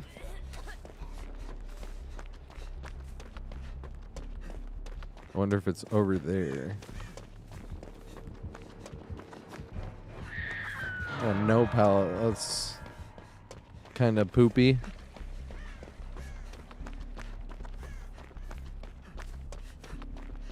Could be in this gym.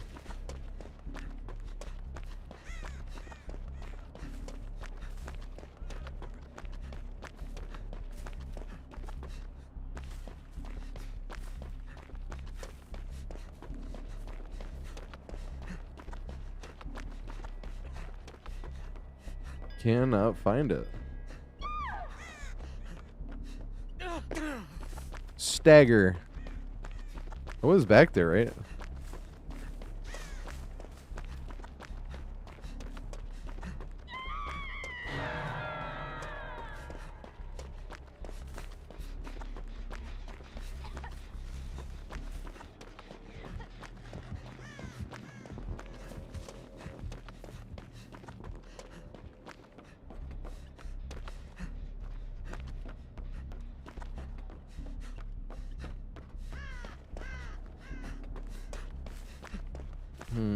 Where the fuck is it?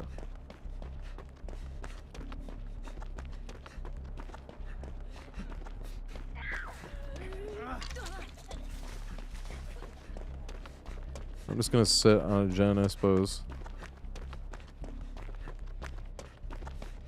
Already wasted too much time running around, but I never found it.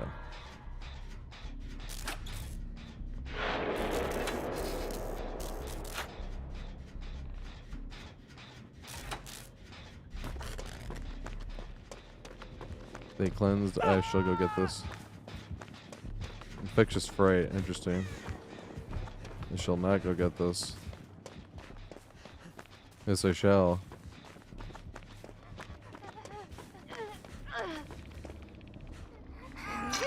Dude, where in the fuck did that totem spawn?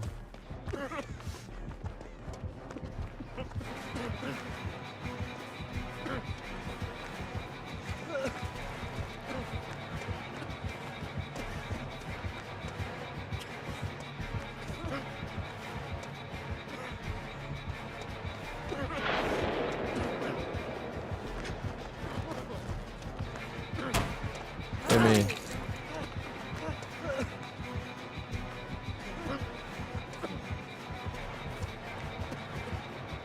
I think I have no distance.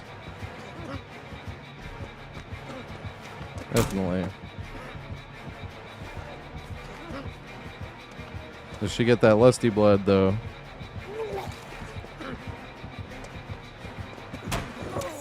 Yes.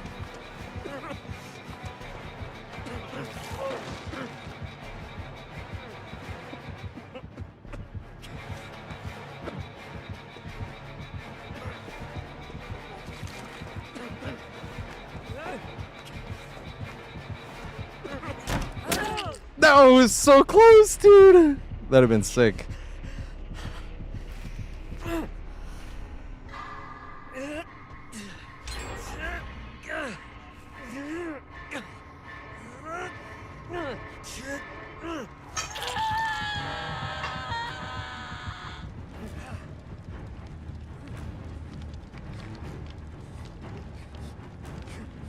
Good song. I gotta move for it though. There we go. I need something more hype.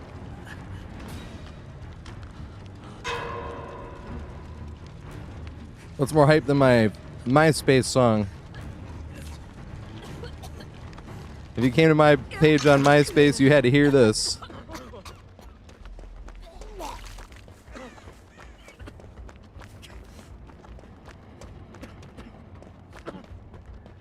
We found like all the other totems except for the flaming one.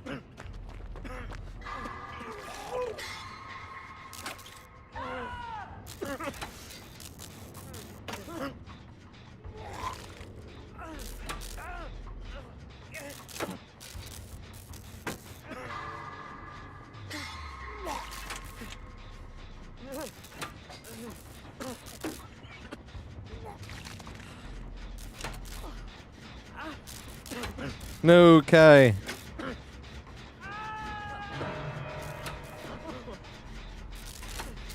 Hey, I think Jose found it.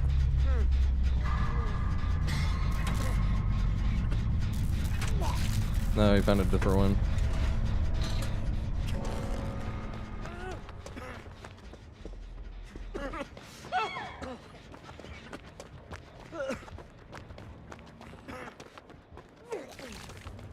I couldn't find the ruin. I ran around for like... And then I just didn't want to keep wasting time. But I ran around the map for a while looking for it.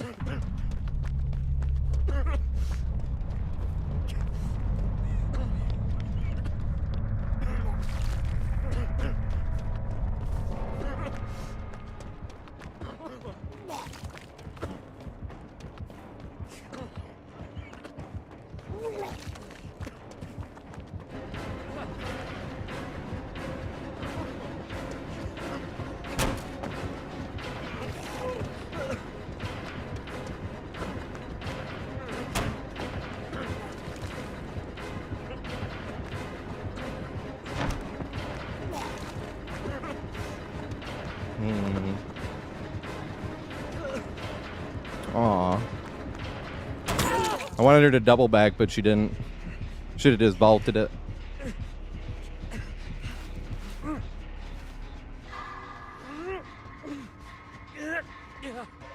I wonder if we react in time, if they push us around that way. We can cross the mid. We'd have to be like all the way on top of it.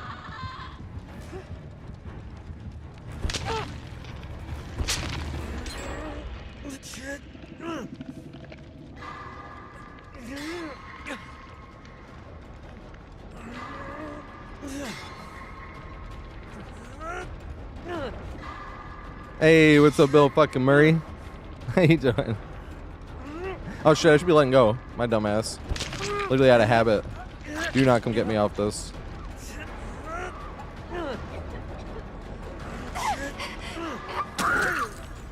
I'm sorry. I guess no matter.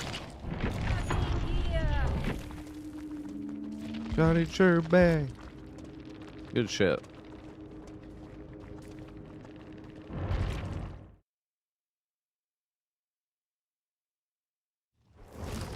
Yeah, I could not find that ruin. I found the... Luckily, you just went down, so it didn't affect anything really, but... I found Haunted Grounds, like, right after you went down, the first time. And then I found, like, 2 or 3 other totems, and I could not find the one. Maybe I didn't go to Shack. Maybe it was in... Did I go to Shack? I swear I went, like, all the way around. I was like, it's gotta be, like, in the middle somewhere. So I'm like, oh yeah, I gotta do Jones. I forgot. I must be out of my mind. Play Dwight and Hattie. Yoon Jin. Oops.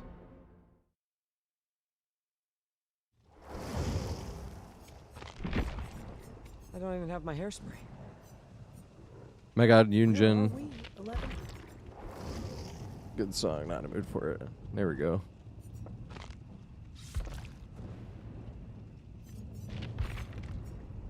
No shades.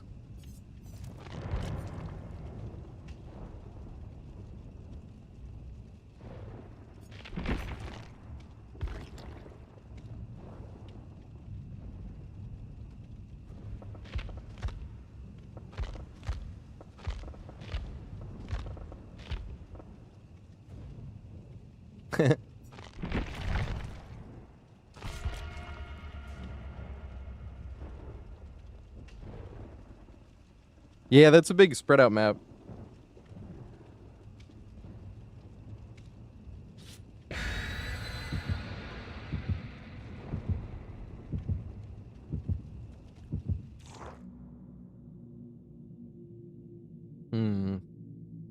Jump that way.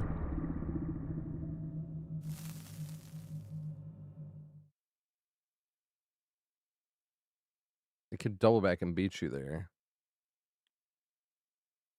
That one's interesting. Family res main building. I feel like there's always a new thing to try. Like that fence. I was like, huh, I wonder if we react in time with that version. If we would not have to use that window, we run through the open door they opened and then jump that one over there. Because whichever way they push us around, we can turn it back to that window again. It's like, I don't think I had enough distance to make it that way, though.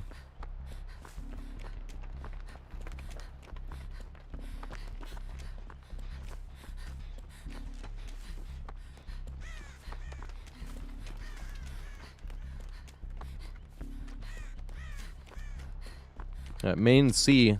It's the only one with this window.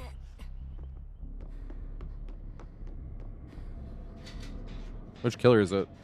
Oni.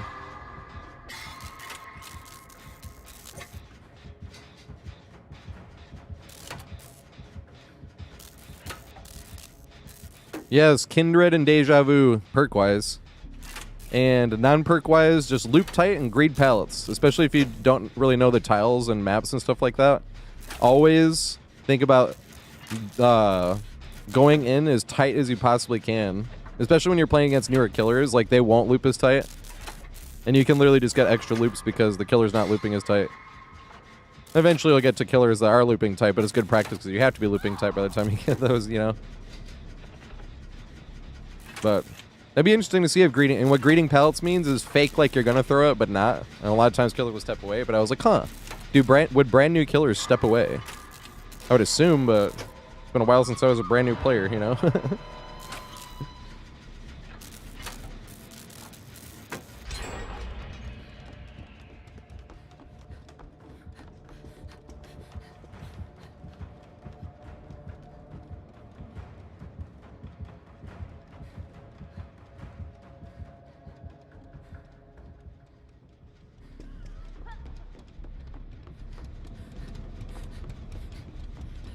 She's going that way, right? Moo Goblin, thanks for the follow, mate. I do have a ton of videos, though, looping videos that are really map specific. Like this one running up to that one window is like, this is main C. There's 3 versions of the main building. Although they took one of the windows out. And this is what I mean by greeting pallets. I guess not.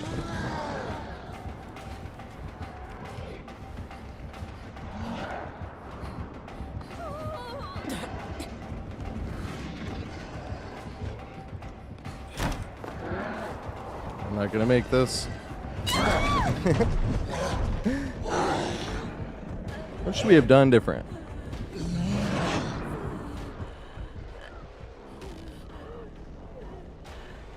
I thought about going up to that window. If we went up to that window, if he went down this way, he's beat us to that window. And if he doesn't, he's beat us to that window anyway, using his power. He was like, huh, what should we do here?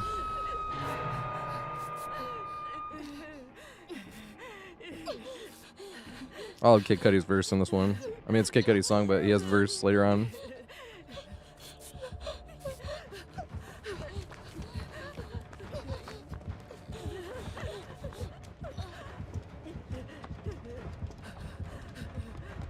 When I roll, oh, the sky might fall. The sky might fall. Not worried at all. Come on, the sky might fall. The sky might fall. I'm not. Dude, I can't get away from him. I don't want to stay in here being useless, though.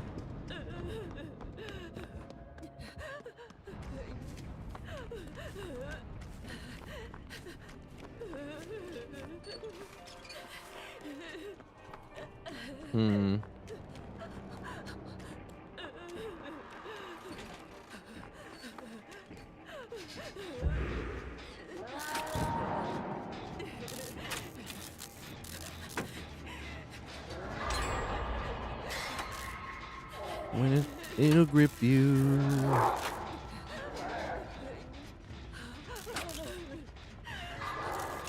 Away, very far away to another universe where the other people say there's a new place for the special to embrace. Like a Martian, you're singly wandering out of place.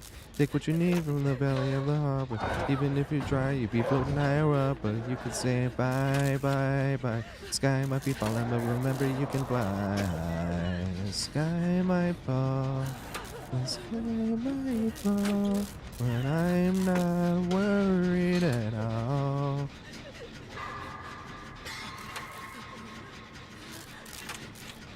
Oh yeah. Yeah, solo queue, you just, if you go into the expectations of escaping like 1 out of every 5 matches, solo queue is awesome, because then you can have some awesome chases and focus more on that. If you escape, that's just an extra bonus. Because that way, if you have if the game technically went bad and you died, but you had some fun chases, doesn't matter. And if you died but other people got out, doesn't matter. Those are all good. And if you escaped, even though you had a terrible game, you escaped, so it doesn't. You still had a good time anyway. That does suck when you lose every single 50-50 and skill issue at every possible turn. That still happens. I have 10,000 hours. That's not even an exaggeration. I almost have 10,000 hours just on Steam. When I play bad, I don't have 10,000 hours. Then I only have the amount of hours I have on Steam. I only have like 96 or whatever. Then I definitely don't have any hours on Xbox or Nintendo Switch.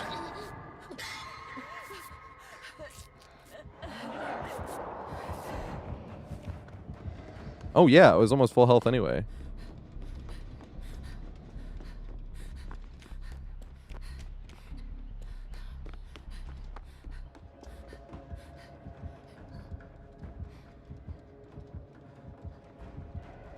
Maybe instead of going for that window.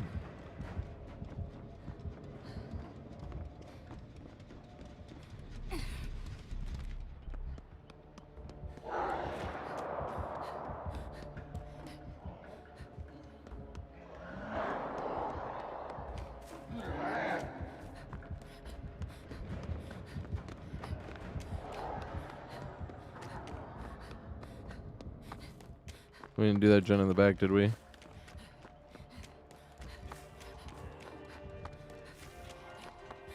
Nope.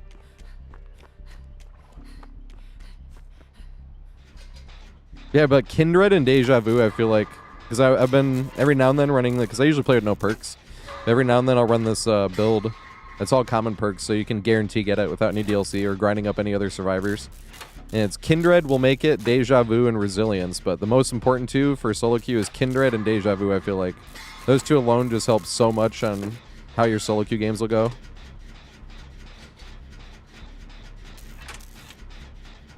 Kindred is the one that when the killer is hooked, or yeah, the killer's hooked. When the killer hooks somebody, whoever is on hook, or sorry, whenever the killer is within, 15 meters of that person on hook, you see their aura. And you see every one of your teammates' auras while that person is hooked. And then when you're on the hook, everybody else sees the killer's aura within 15 meters of the hook, and everybody else sees everybody else's aura. So that right there just coordinates the team so much by itself. Will make it is because you end up healing under hook. You shouldn't all the time, but even when you shouldn't sometimes, like, you still get the heal just because you had will make it. That's one where you doubles the amount of heal speed for like 90 seconds after unhooking somebody. Deja Vu is the one that lets you know where the 3 gens that are closest together are, that you want to get one of those done, so you spread out the gens later on. But specifically, that helps just finding the gens. I spend so much time every game running around looking for the gen, or looking for the correct gen to do. Because you'll find a gen, but you're like, nah, that's going to be like a gen we want to save for later. That's like on the outskirts, shit like that. Uh-oh.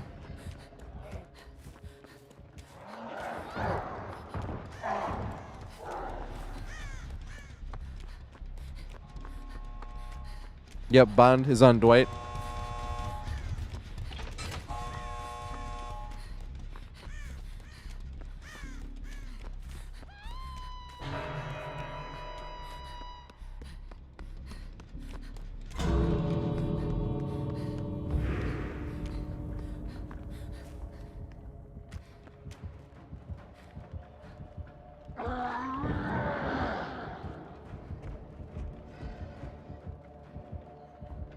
How long is it?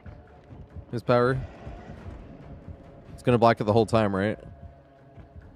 Like, should I just leave? What's up, Data Reaper?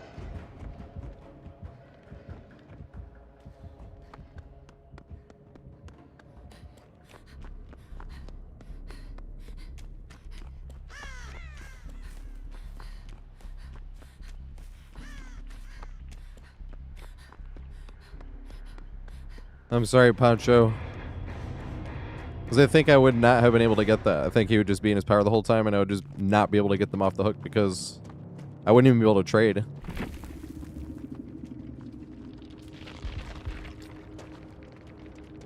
Hey, Giga Chad, no perks killer. Yeah, it's like killers because I'm dumbass. Hear me roar.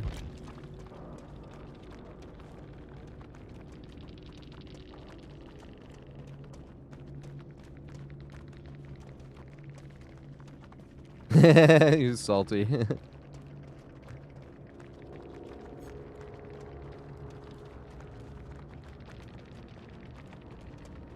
I said salt tastes good. Yeah,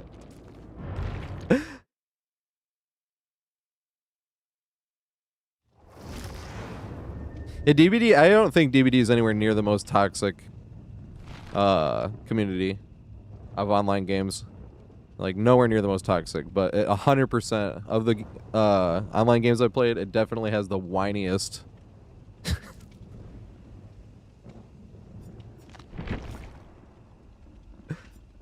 Like, by far.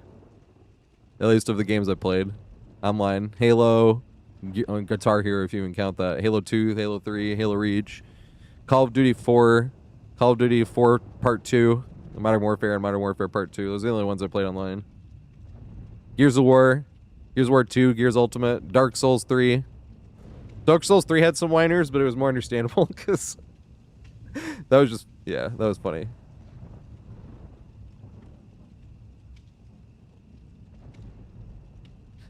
Battlefield players, I could see that.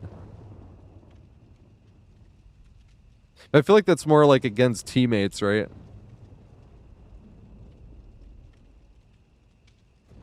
Well, I guess that's what that one was technically. I'm always just thinking about like survivors and killers whining. I whine too, of course. I whine at every game I play. So I always tell people to make fun of me for it when I'm whining. That's the roommate rule. Even if it's actual BS, even if I jumped the window and made it 15 steps further and then got hit by that M1 at that window. The roommate rule is roommate walking by with laundry, sees 34-year-old man being like, "What the fuck is that? Are you fucking kidding me?" And then I get laughed at. And you look and there's no point in being like, "You didn't see it. It was BS."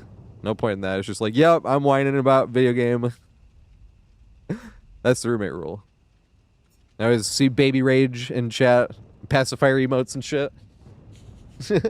Vittorio, let's go. That's not Vittorio. Questions, starting with why? Sure, I forgot about this outfit.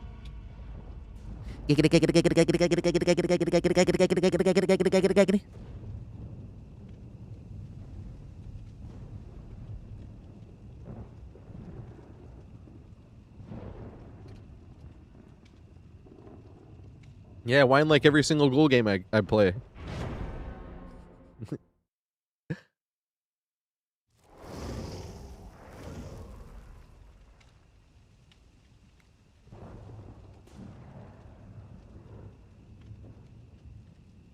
Wraith sucks in the 1v4.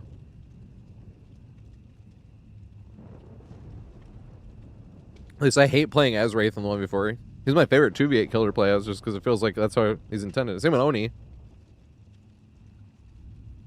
Oni feels like he needs a little help in the beginning. That's what Wraith is for.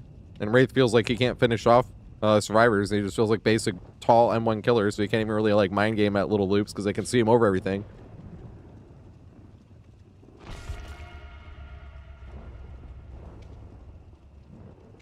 Detective Tap. Hell yeah, bring that lunch. How many items I got on this guy? Not too many. These are all items escaped with. You found in a match and escaped. Hey, thanks, mate.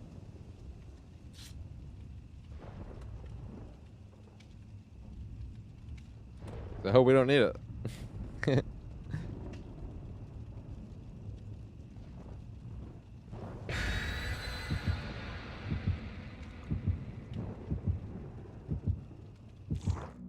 Said what? What? In the butt?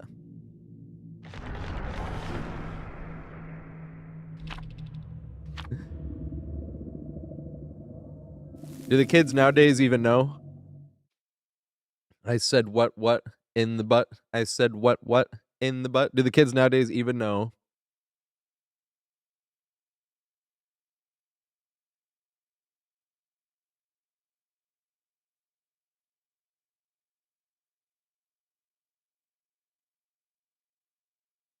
Finesse. I hate finesse when I'm playing killer. I've been talking trash on that one. Like, nose, fucker.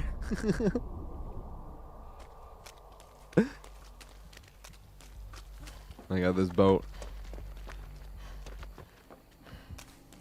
Hey, it's Slinger. Yep.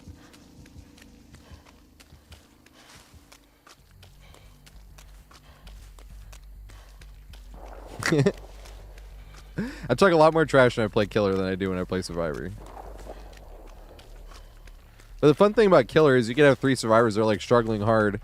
You don't want to talk trash to that. That's no fun. And then you have one survivor that not only do they know what they're doing, but then they're all running all this bullshit on top of that. And it's like, I am talking trash the whole game.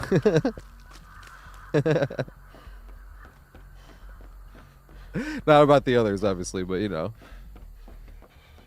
But I don't talk trash unless I know what they're doing.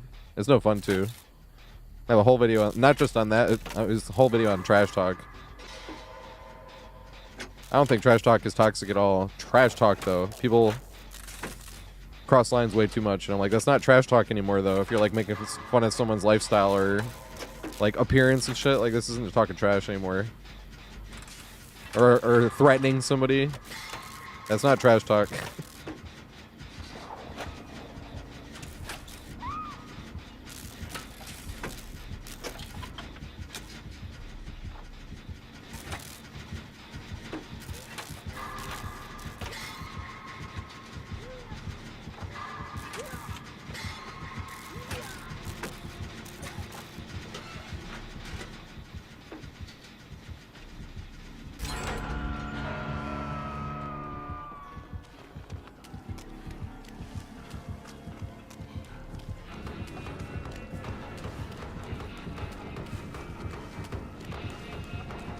Literally just have to try to get him as far.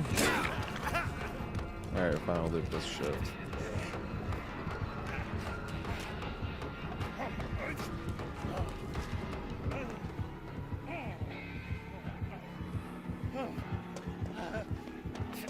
Mini air vault! No! That was a terrible attempt. I just put a short out on this one. That fucking running vault is so hard. But that was a terrible attempt. Because I never even went out wide enough. It wasn't even like I mistimed it. I just didn't go out wide enough.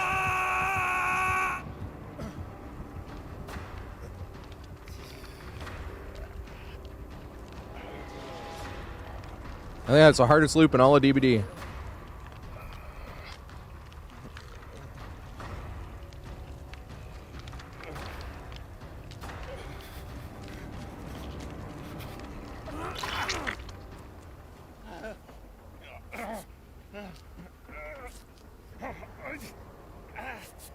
Oh, it's just like a release, you know?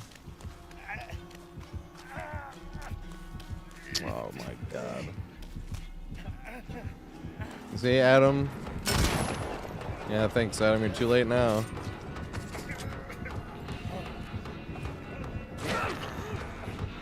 Adam needed to take that in the first place, not sit here and do this.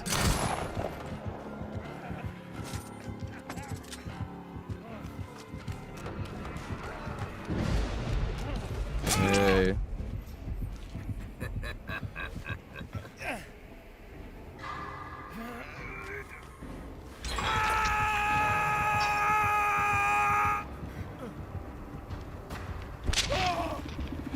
He literally didn't see anything else because I was running on the outside. All you see is scratch marks. So I'm like, bro, you can't be...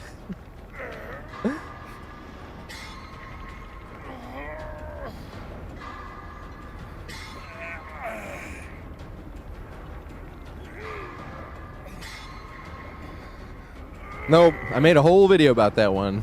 About not to unhook early. And do gens as long as possible before unhooking. Alas, here we stand. I'm gonna get shot out and my BT waited out. Yay. And he can literally just wait out the BT. I can't get away from it. This was very much counterplay I had, wasn't it? He fucked it up, you nerd.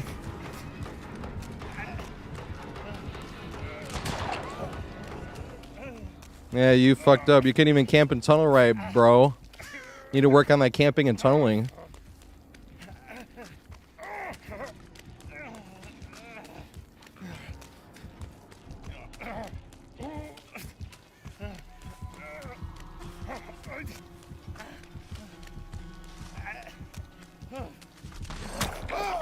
No, I didn't get around. I thought I was out of range. I didn't even think about juking.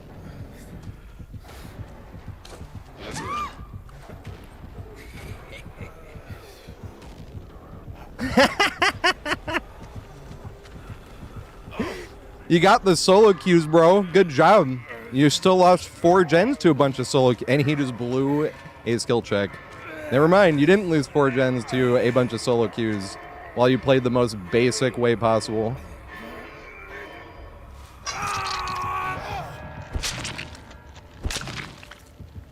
Damn, what a survivor-sided game we play, isn't it?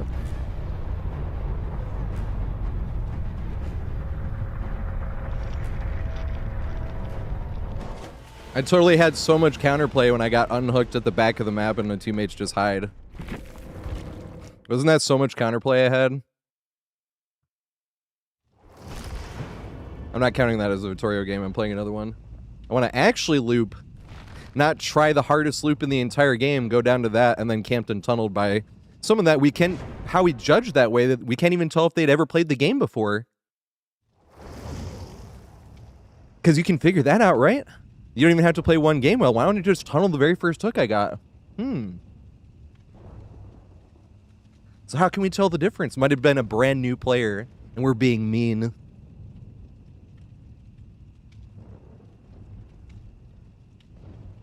Oh wait, isn't pointing out that it might be a new player the mean part? Am I being mean now that I pointed out it might be a new player? Ban me from my own chat.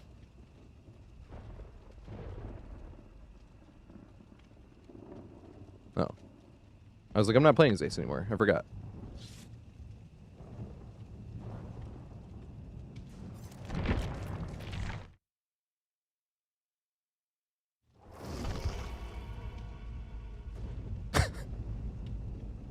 Moving on from that lobby.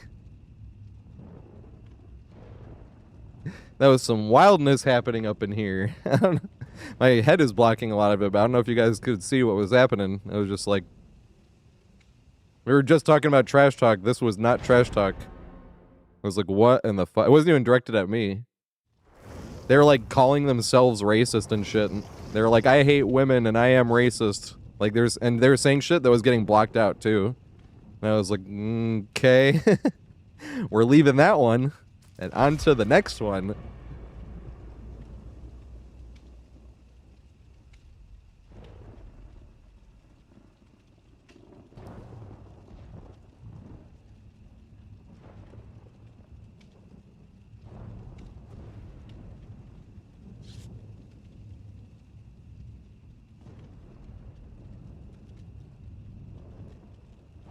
You know the sad thing about that last game?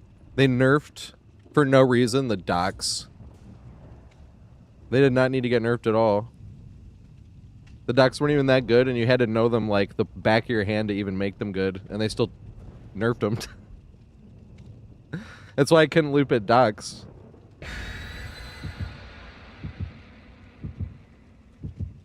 Because now that version used to have 3 windows, and now one version has 2 windows.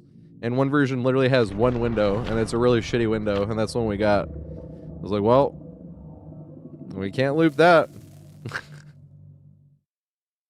Killers cried about the docks. How dare survivors know how to loop properly? None of the docks were overpowered.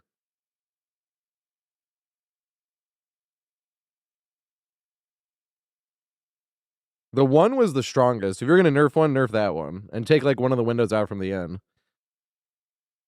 The one that has the window closest to the base, because that's the strongest window. And then I had like the 2 windows at the end. You don't need 2 there, just keep 1. But the bad docks, I already made a video about the bad docks. Because everybody thought they sucked. It is hard. It is genuinely hard to actually loop those docks. But if you looped them really well, it was decent. But they nerfed that one into 2 separate docks, because that one had 4 windows, but none of the windows were good. One was okay. But you had to run like a really tough running vault every time you turn the corner to make it work, and even then it was just decent. It wasn't amazing. That's what made no sense.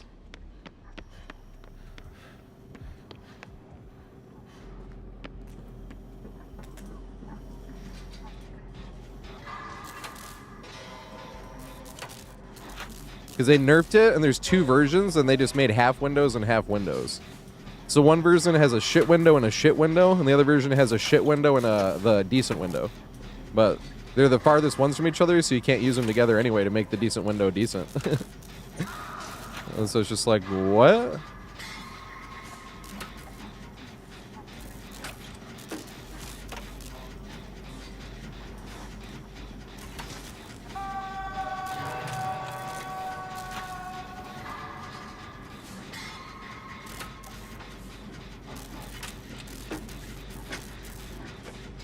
How long does their stealth last when they put up one? There we go. We're both going. Yay.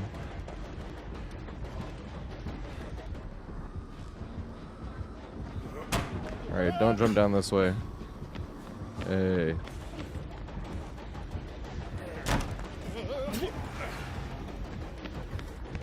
I'm running past checkpoints. Because I want to get back to that far window again.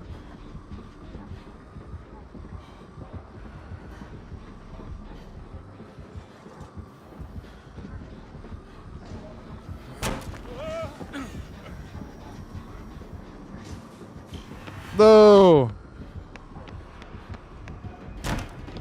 Alright, hit me. Yay.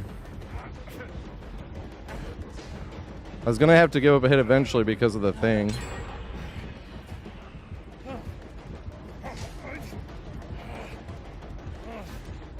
Thought I was gonna vault. Let's go.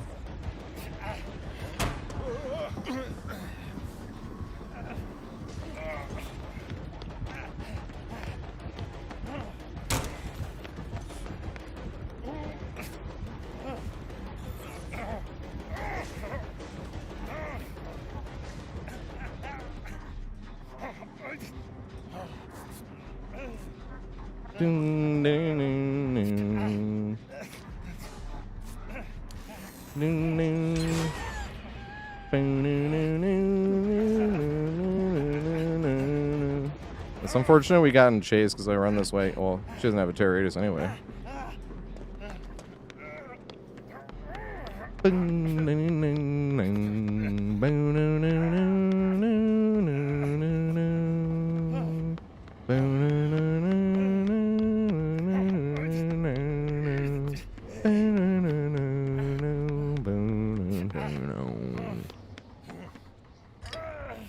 I always call this Opeth's hippie song because it kind of sounds like what I would imagine hippie song. Current day hippie, right? Opeth's music, I tell you guys, all over the place. That's why they're my favorite.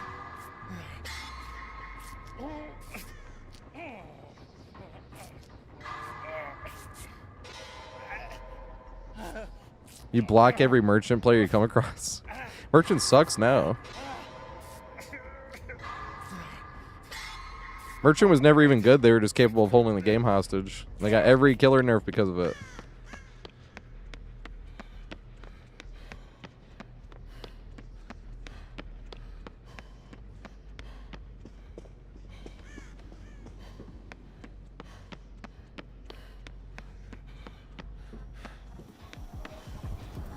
Oh god. You fucker. Oh man, this is super original. We definitely haven't seen this 2 games in a row. I was crouched, but okay. Yeah, that's why I thought nerd. Get the fuck out of here. Do you think survivors are that stupid? Oh my god! And so it begins. Oh shit, but she's been hooked before. He plot twisted, right?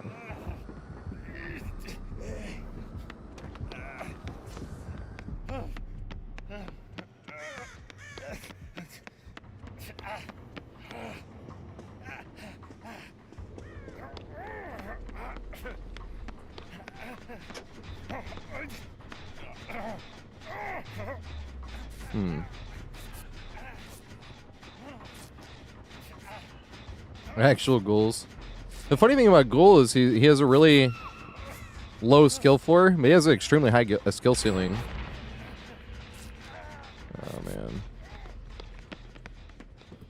They're probably just guarding a 3-gen. Don't really know what year this is. They're gonna whine about how Survivor side of the game is when they end up in the wrong MMR.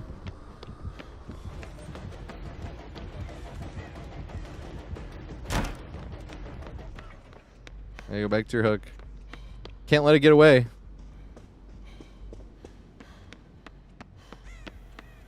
Those hooks are quick.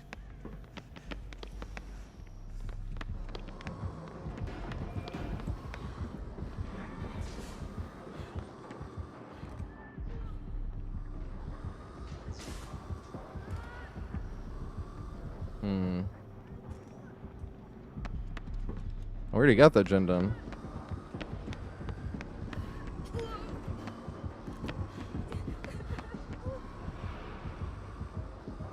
If I can keep her guarding the hook, does that mean she'll be able to unhook herself? Yes.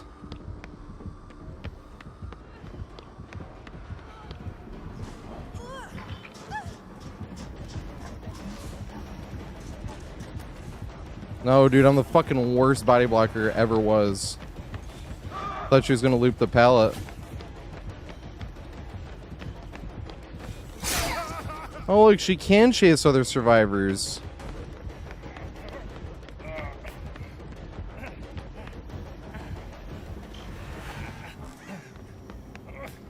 Aw, you too scared? What are you scared of? I don't bite. I just run in circles.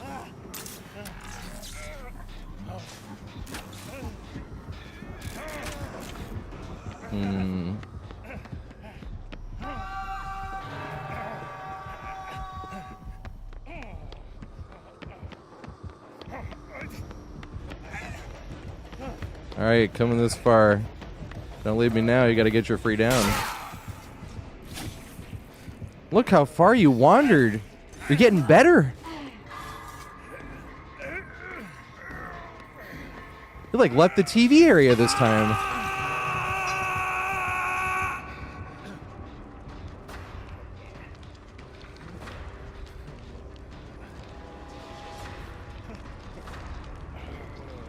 Oh yeah, if we're not in communications, that's just how solo queue is. But I ran to the back corner of the map. Like, I wasn't running towards the middle, but they saw my scratch marks at the back. Hey, this killer got the bot. Not just anyone can get those bots. They're tough.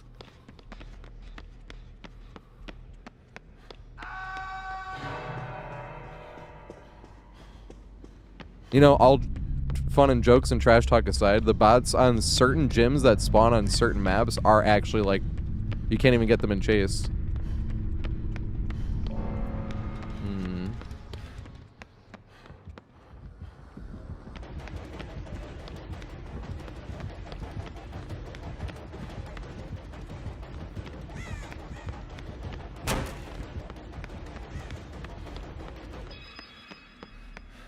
Oh, come on, Scully. You don't want one little chase?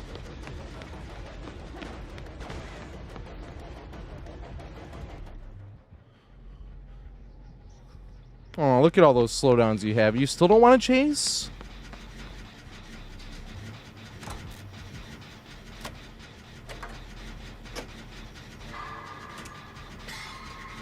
Ooh, I love this song. Gotta love talking trash. I told you guys, you don't get that much room to talk trash. You're playing Survivor. I didn't realize another gen had that much time done. Now I am gonna start feeling bad. I thought this game was lost for sure. That's why I was talking trash. Fung has another gen that has a ton of progress. I didn't realize that. God damn it. Damn, I'm running my mouth too early.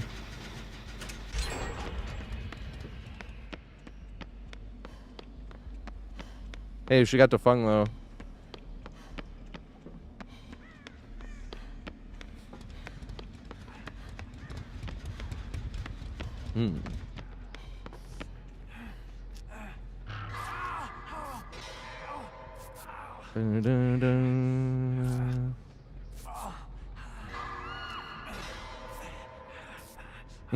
Socks be moist and bed sheets be itchy.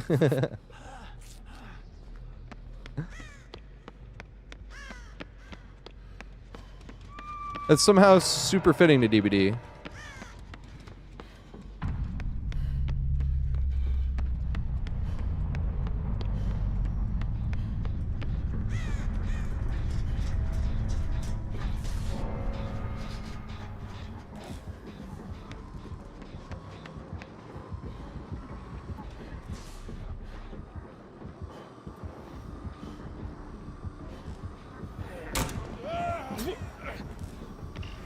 Damn it.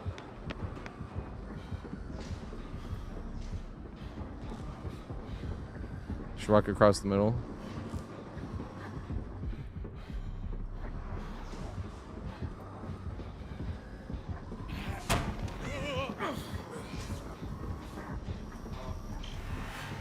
Dude, she can just switch it back and forth like that.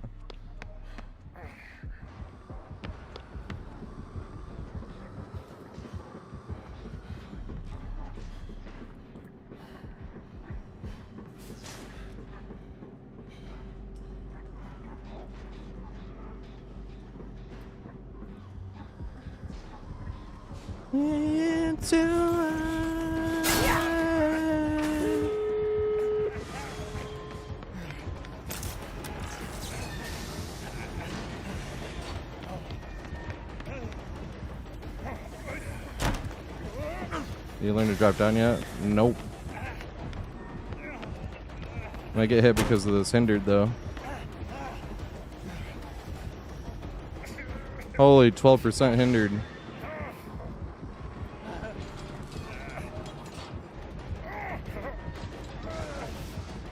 At least we got to run the killer for like 3 straight minutes.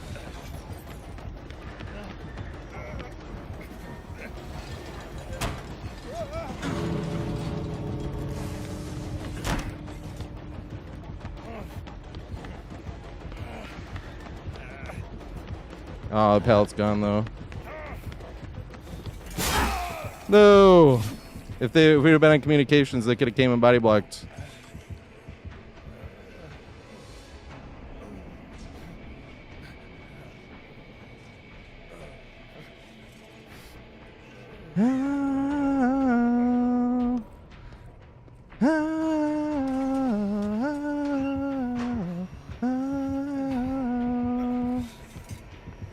No! I thought for sure he was gonna get seen. No!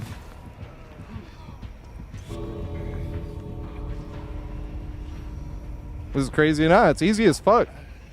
Survivor is easy as fuck. That was the first chase she committed to.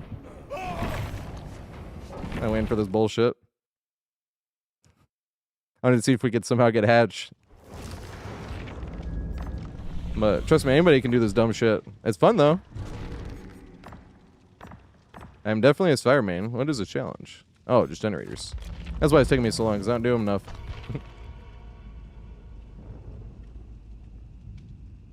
Yeah, that one's possible, but docks were just too strong, right? Better nerf that.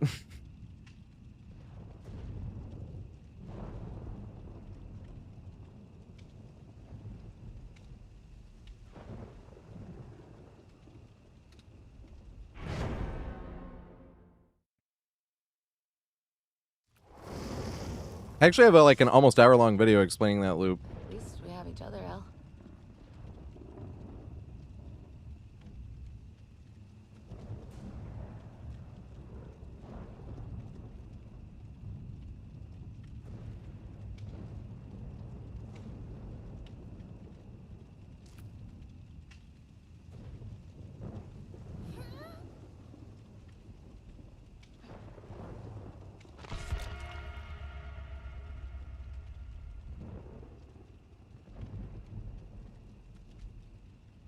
I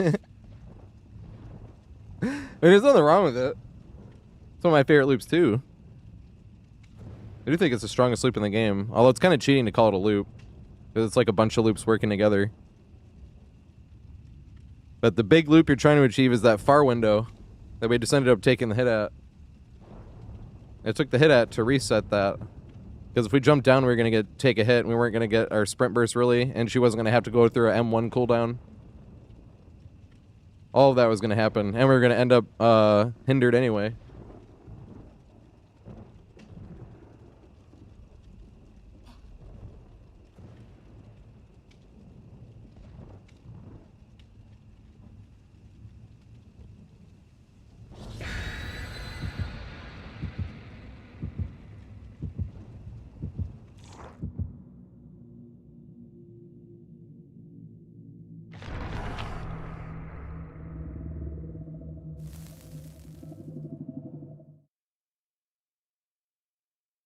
Low key, they should just make it where she can change the rotation of the drone's base kit, and not even add-ons, and put like a little cooldown on it.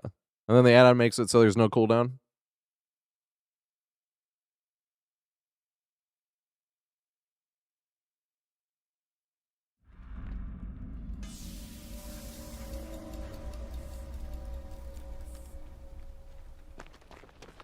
Do we get Bush?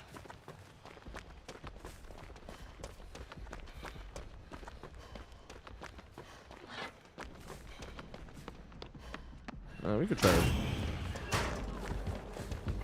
We could try to get value out of this.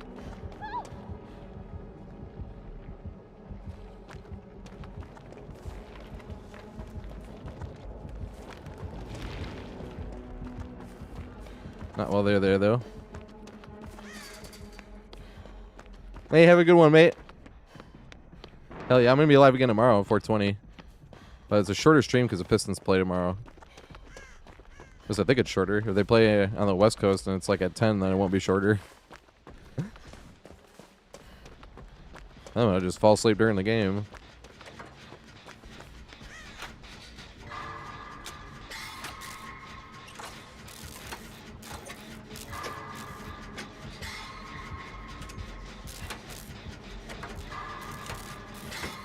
I love this riff that ends the song.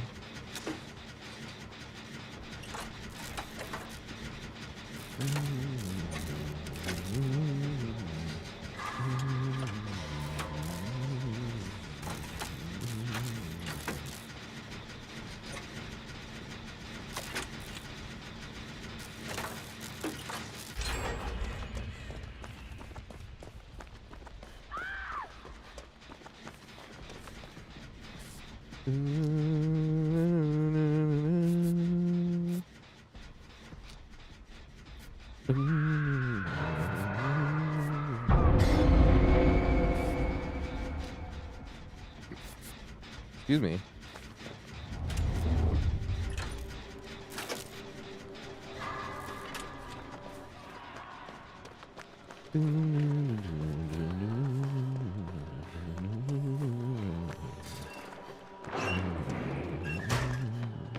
Oh my god.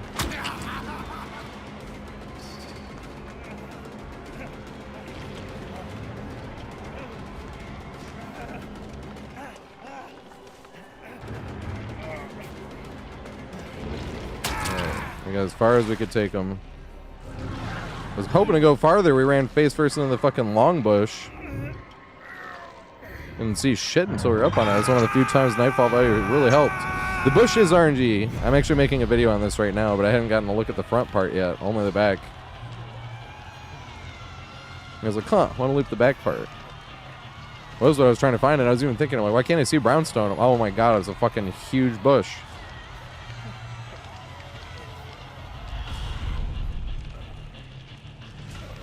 Kush TatorHead. King of... I ain't king of nothing.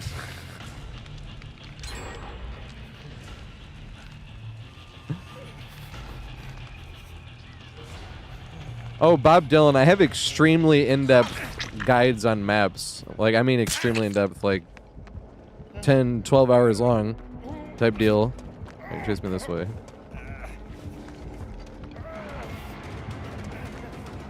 I can't see, so don't double back. Just like that. Nerd.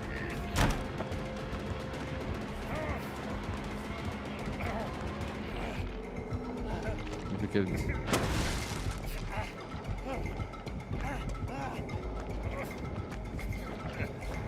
Double back. Oh, you're supposed to double back, nerd. I literally can't not make that. I can't get far enough away from that.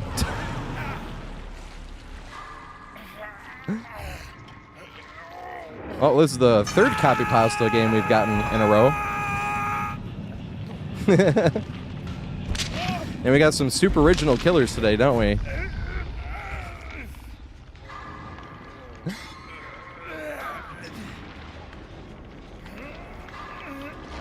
Oh yeah, the newer ones got way more in depth. The newer ones are like 10 hours long. I have one that's 12 actually. Hey, that's what I'm listening to.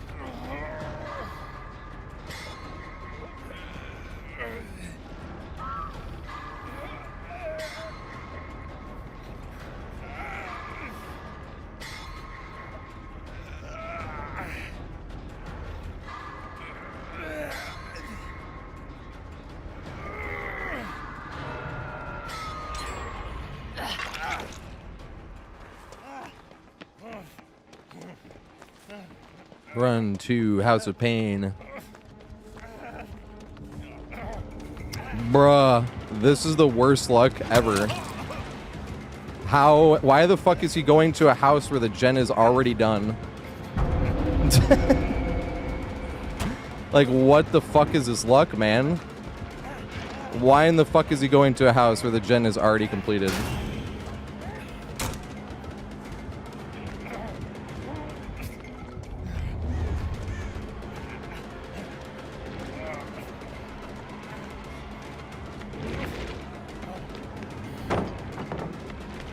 I'm fucking throwing this shit.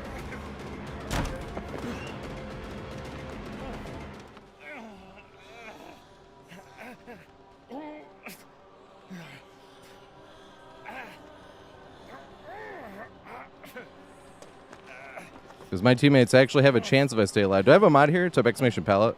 I don't like throwing pallets, but if it's one of the scenarios where if I stay alive, it gives my teammates a big chance to survive. And if I went down there and I didn't throw the pallet, then there's 2 gens left. But if I stay alive, there's 2 gens left, you know? That's one of the ones where I would have felt a little guilty and like a little bit too selfish to not throw the pallet. Because it feels like I fuck over 3 other players if I don't. And like, I really love not throwing pallets, but that scenario, it's like, all right, I gotta throw this pallet. I wanted to get this running ball. You can get that running ball, it's just really hard.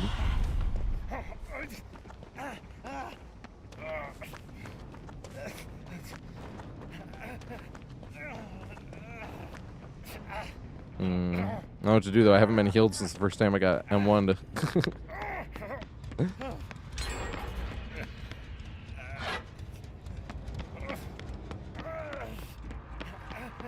was hoping to find like a chest or something.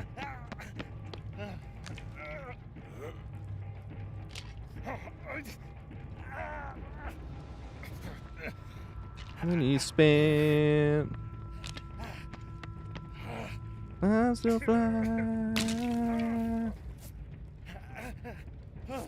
in my new E-class. This song is hilarious. Still fly. Everything in my mama name. This shit is hilarious. This is a really funny song.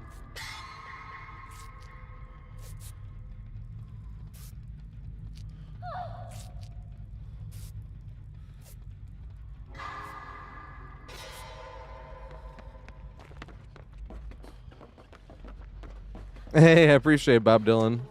Yeah, I don't really collab with other big content creators either. That's the thing, but a lot of other big content creators don't like me at all. Which I think is hilarious. Because I call it like I see it. If I'm hanging out and someone looks like they're playing against a brand new killer, I'm pointing out. I'm like, dog, they're just playing against a brand new killer. And it gets me banned. And then I find streams I'm banned in that I've never even been to. And that's what I mean by have a great time finding out.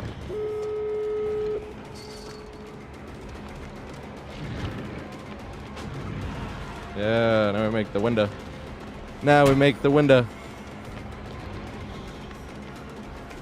How do we make it to this pallet degree?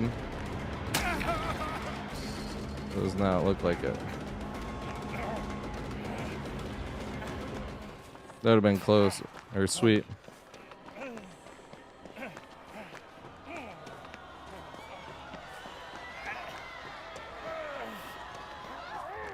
I do not know where the other door is because my dumbass.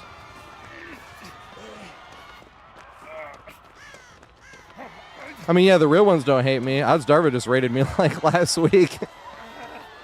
So at one point, where it's more the Survivor mains, like the big Survivor main content creators really hate me, but that's because I talk about how easy Survivor is.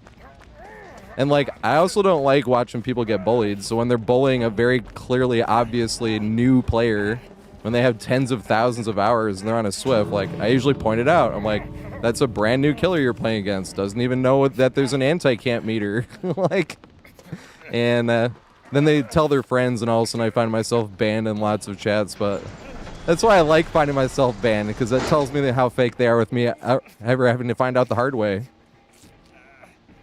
But yeah, a lot of those big content creators do not like me talking about how easy Survivor is, and then specifically backing it up with evidence. They really don't like that, because they want to pretend it's hard because it makes them look better. But it scares people off of trying. And then suddenly you have my old Halo friends that don't want to try DBD because it's so hard. And I'm like, oh my god, dude, we're running in fucking circles. You can play with one hand. That's why I made clips like that last video a few weeks ago. It was like looping killer with one hand compilation. Now is the thing to be like, oh my god, look at me, I'm so cracked. And so like, look how fucking easy this is. And not even in a bad way. I love playing Survivor. I'm a Survivor main, but I don't get why people got to pretend like it's hard. It just scares people off of trying. Or it scares people off of failing and shit, too. And it's just like, who gives a fuck? I don't know where they're at, but I'm leaving this one.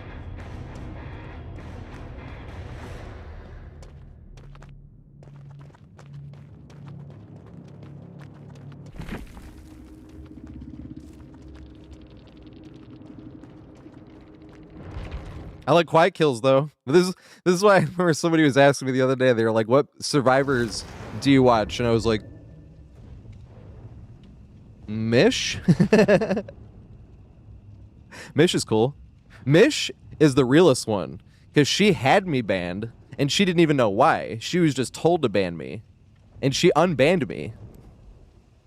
I was in someone's chat and they were like, "You and Mish should," because we were both in their chat, and he was like, "You and Mish should like collab," and I was like, "I'm banned in Mish's chat," and she was like, "You must have been being mean." I was like, "I've never been to your chat before," and she's like, "You must have been being mean somewhere else." I was like, "Nope," and then she unbanned me.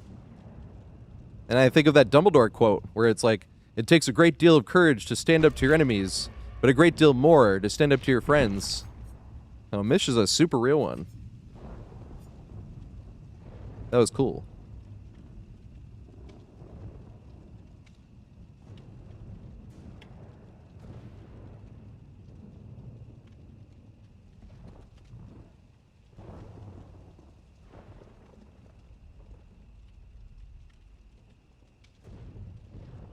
Yeah, when they always know stuff. That's the other thing too, is there's so many subtle cheaters and shit. Because that's another thing people try to beat themselves over. Like, I don't want to say they might have been cheating. I'm like, it's a video game. They'll get over it. If you were wrong and they weren't cheating, they should take it as a compliment. Unfortunately, people's ego gets to them, and they're like, they didn't give me the proper credit in the video game. I just don't give a fuck. I say how I see it. If I'm wrong, I'm wrong.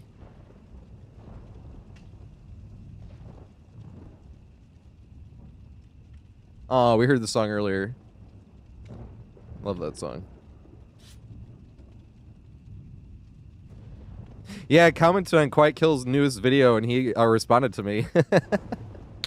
The one about the fake content. I commented, I was like, the content is definitely fake, but wait till you see how fake the personalities are. And he responded to me.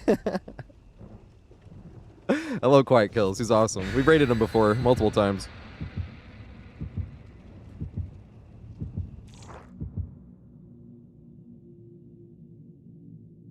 Hardest map for Survivor? There's a few. It also depends on the killer, right?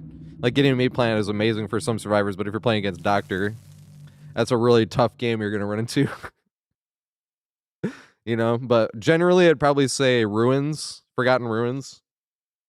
But mainly if the killer just stays upstairs or downstairs only. If they chase up and downstairs, it's not good for killer at all.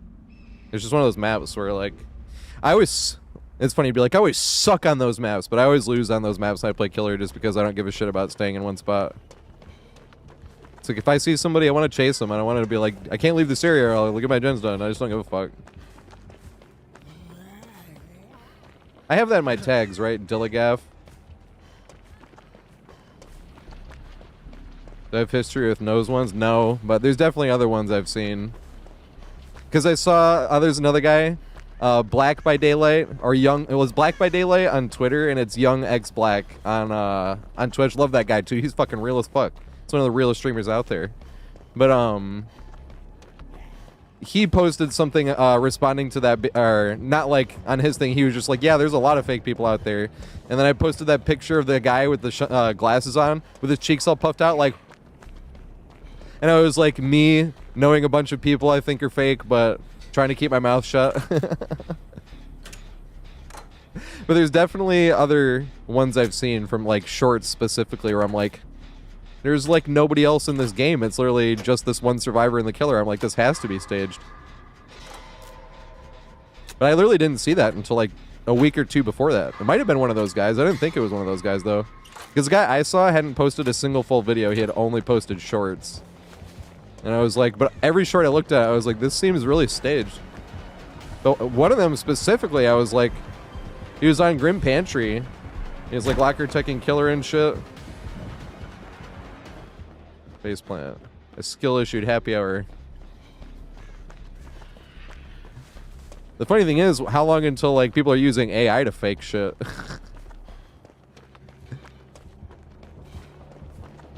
Don't even go through the effort of at least getting friends in to fake it.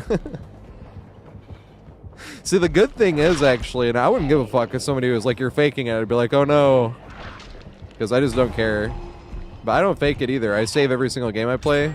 So if it really came to a thing and somebody wanted to like send a horde of people after me, I would literally be able to be like, what game are you talking about?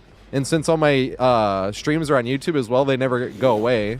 And since I save and label every game, I would be able to type in like Nemesis verse on this map, and I'd be able to find it and be like, that was on this date. Here's the live stream from it. Because I don't have time to play games off stream.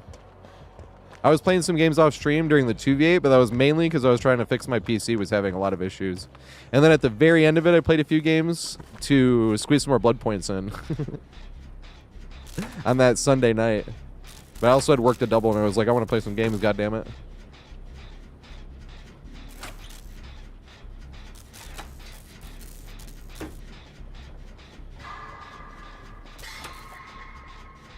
I also consider it kind of fake, like I said, and it's very clearly, and like, how does 4 players with 10,000 hours get like this brand new killer in their lobby and doesn't even know there's anti-camp? You know, shit like that. I kind of consider that shit fake too. Like, remember what Kill a Whale in that video we watched earlier? What he had said about it? Like, he was specifically he called out people by name, which is hilarious.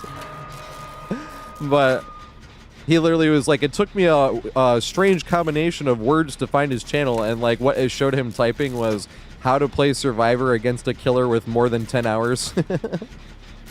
And he brought that up in the video. He's like, there's so much just bullying baby killers. And it's true. It's like, bruh. It's not, Survivor's not even hard when you're playing against good killers. To the point where you want to play as risky a fucking pallet as possible. And not even throw the pallet because you want to see how he's like, this is how easy Survivor is. So the gens might not get done. We might not escape, but then it'd be too easy if we're on communications, you know, at least for me.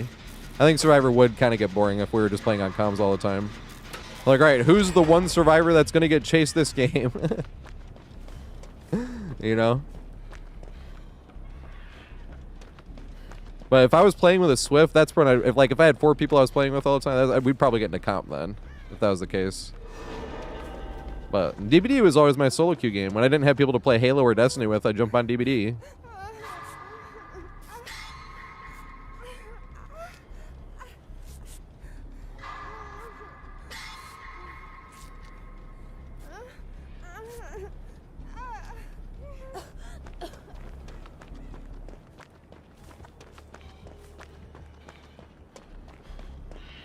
Four P100s.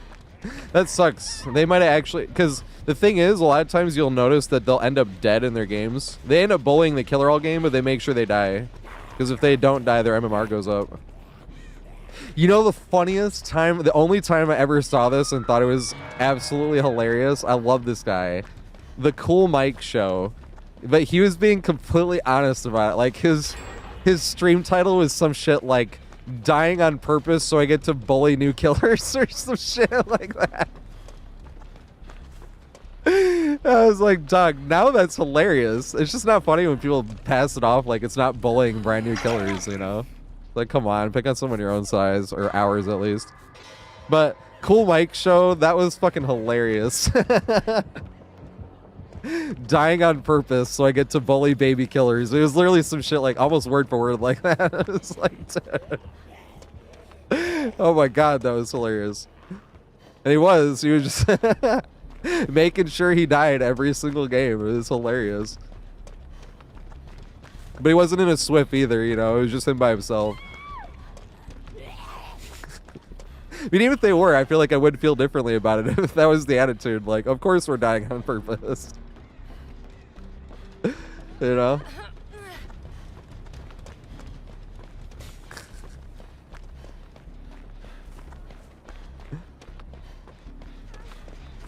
There we go. Well, there's gotta be a, where the gen are they working on?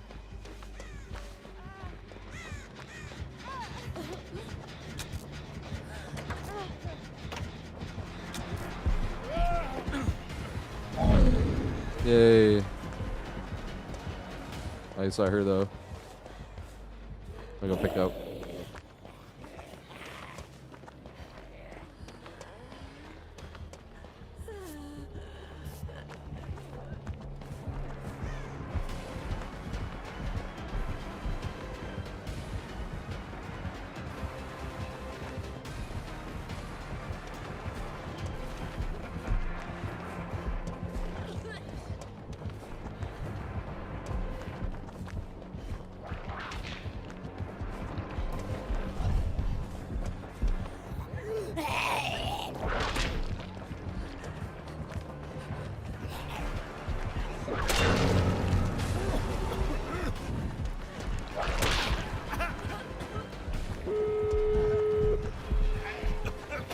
Hit me. Don't go after her. Oh, she's not even on death hook. What the fuck am I doing? I got read like a book there too, actually. He whipped a little bit out and I juked out into it. I even juked late. Here I am trying to throw. I thought she was on death hook. She's only been hooked once, lol. Whoopsie.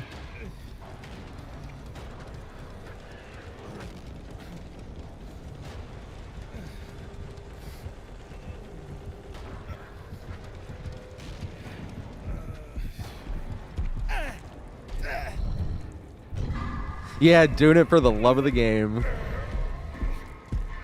Oh, fuck. He makes basement, I think.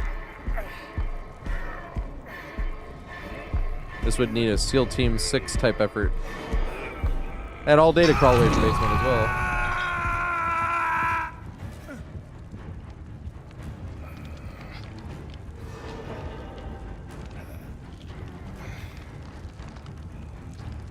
The M1 missed because when he went down the square, he started the M1 a little bit too early and it cut off his momentum while he was still in the squares. They gotta open that door though. Oh, it's not.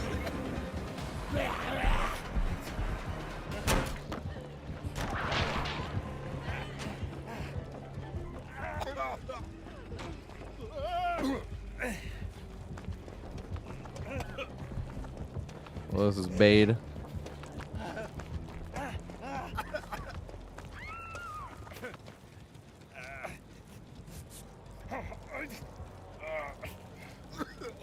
No, on this one, so I think what happened there was he started his M1 too early. So before he was down, your momentum can't start going forward until he's down. Even if he melees. That's what I thought had happened there.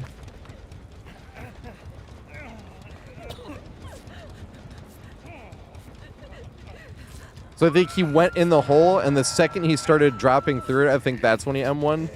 But it wouldn't let him actually travel distance-wise because he was still inside the hole. That's just my best guess. He's also really tall. Nemesis is, so probably had to wait longer before it counted him as through the hole, as opposed to like Chucky.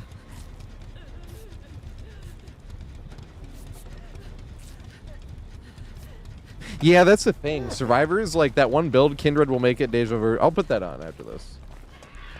I have time for one more game. I'll put it on for a game. That build is so strong.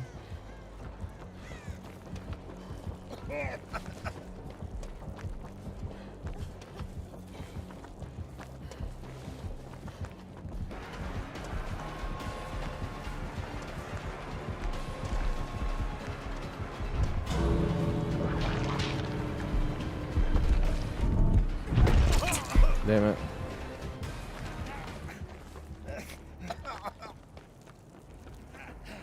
Do they get?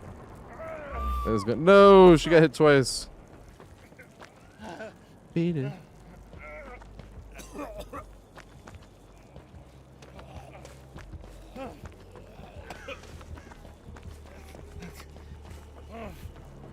Where did she go?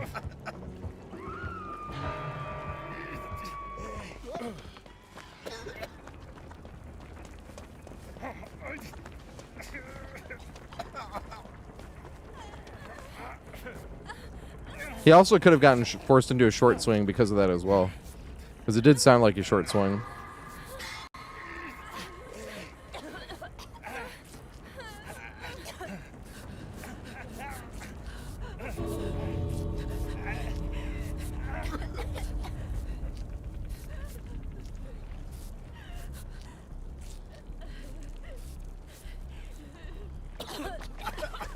This ain't no truth or dare. Ooh.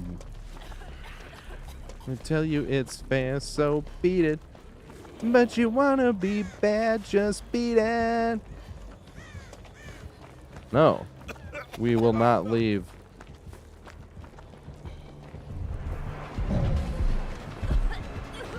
Where's the third? We need a third person here. Here we go.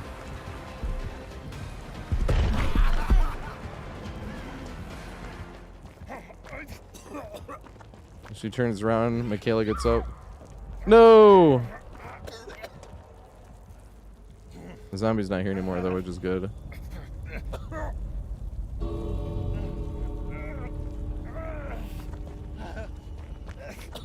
We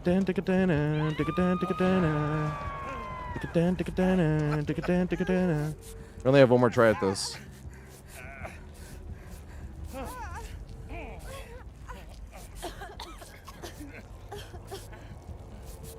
We don't have one more try at this. I don't think we have time if we heal.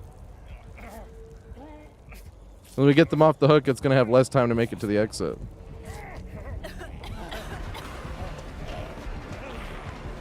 Alright, you got a body block. Maybe not. No! That was the chance. We're obviously working on communications, though.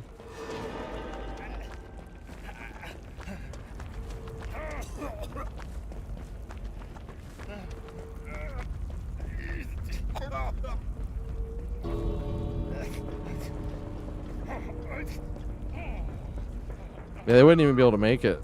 Oh, she didn't make it either. But what if he can't get her hooked? What if there's no hooks and he can't make it to basement?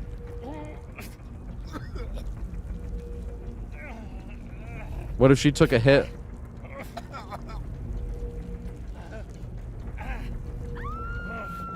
No. Damn.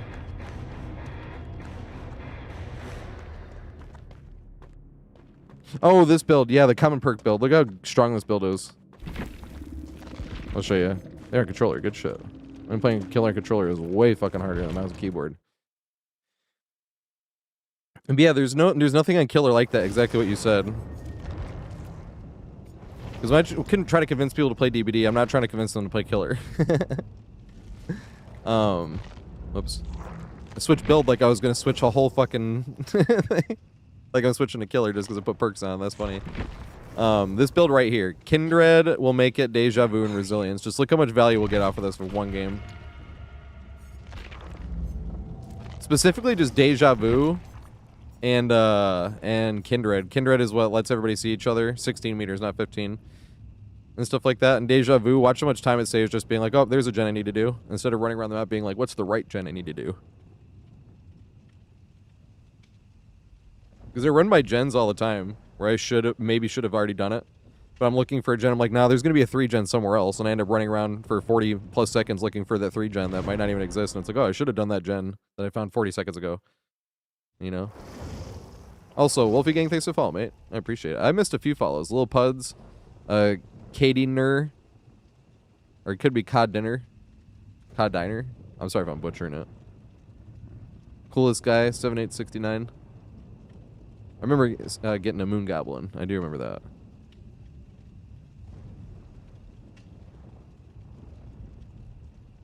Ah, Falling Awake. What song is this? I have some laid back stuff on the playlist. This is a good song. Kind of quiet though. Sounds like some shit you'd hear on Scrubs. I don't think that's where I heard it.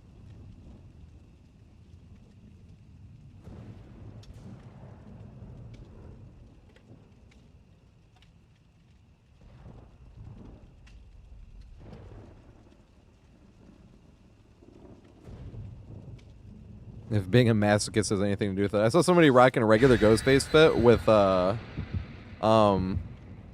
the Santa beard. I guess I didn't realize how well that fits together. How the mask is the beard itself. It just looks like old Ghostface. This is gonna be from like Scream 12. I did before, yeah. And I have all the perks now by having bought them, and that's why Survivors after Arella had just get them up to Prestige 1. So I can get the perks on Arella in case somebody wants a build request.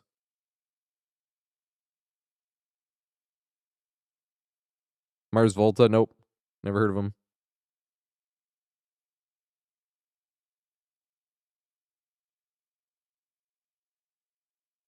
The older I get, I'm getting more into jazz. I haven't like gone searching for it yet, but recently on my YouTube timeline, I've had things pop up where it's like the nastiest trombone or stankiest trombone solo or something, and then like a nastiest clarinet solo. And I watch it, and I'm like, yeah, it's pretty good. But the funniest thing about jazz though is this is a joke from Whose Line. I mean, sure that wasn't even where it started, but Whose Line Is It Anyways? Everybody remembers that. I think it was Ryan that said it, and it was like things that you would say in a bar that could start a fight or something. And Ryan was just like, jazz is just an excuse to play all the wrong notes.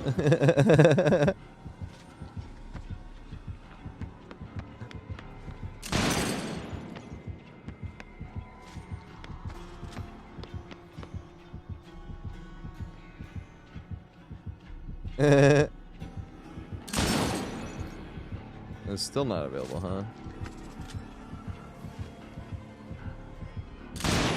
Damn it.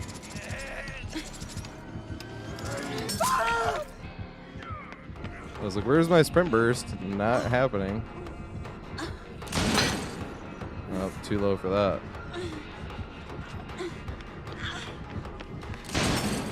Yay.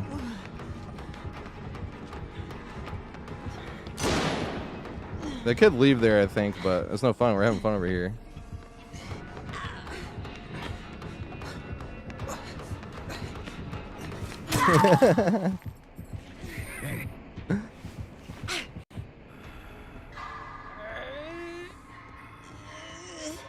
Yeah, it was fun though. He had me pinned in.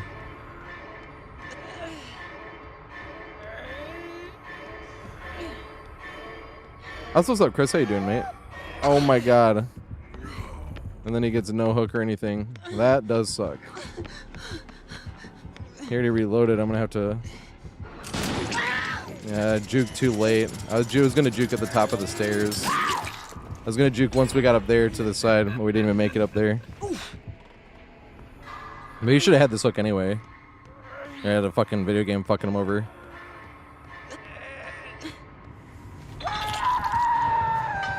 Chew Gen Chase. Is that... Did they blow a skill check? Yeah, they did. Dang.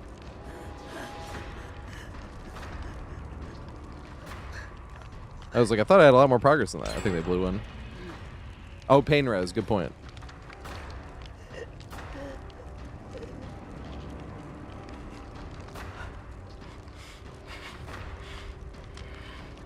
So Kindred is letting the other survivors know where the other survivors are right now. We're definitely getting that value at least.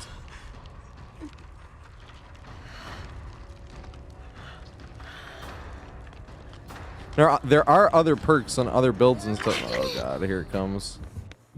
This is the exact same thing that happened if you... He's being nice. He is 150% just being nice.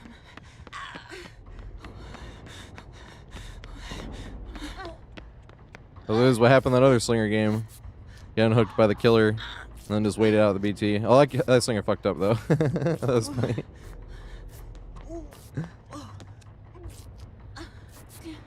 Yeah, Kindred is just, yeah, it's just great.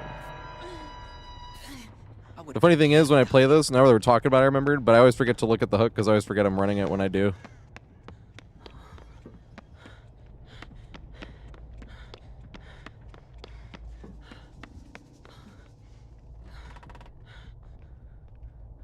God, I love Queen. I think I literally have like every Queen song on this playlist. There's not enough. Man, I was staying in the corner trying not to get found. Like literally in the corner of the map. How do I still get found anyway? I was literally in the corner. By a generator that is already completed.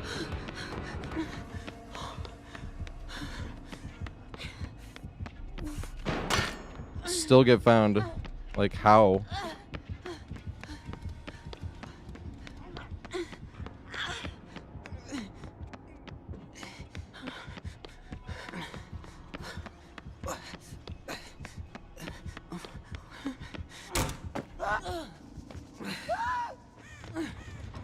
Oh god, this one's already done.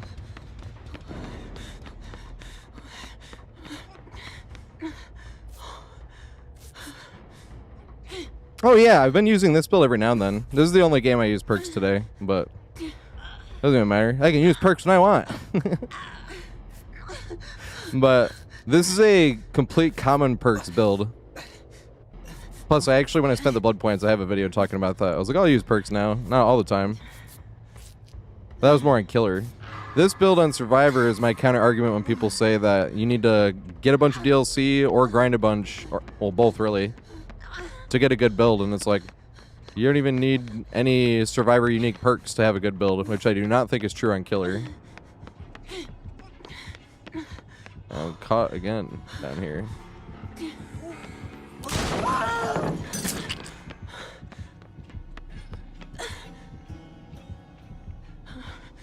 I have a mod here, type estimation palette. I don't know how I keep coming over here by a finished generator. Maybe you just can't find the other survivors. I threw 2 pallets today.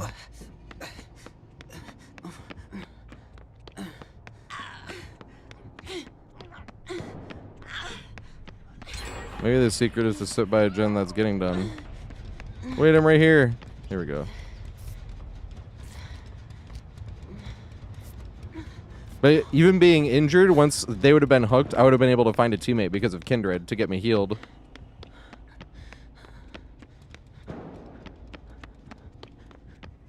Yeah, I think it is. It might be VIP as well. Oh my god, this song is so good. Carried a burden inside. This is my favorite band. But when they don't play metal. By a broken line I'd underline. There's an ocean of sorrow in you.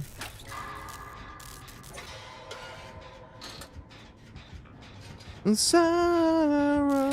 It's a setting on Nightbot.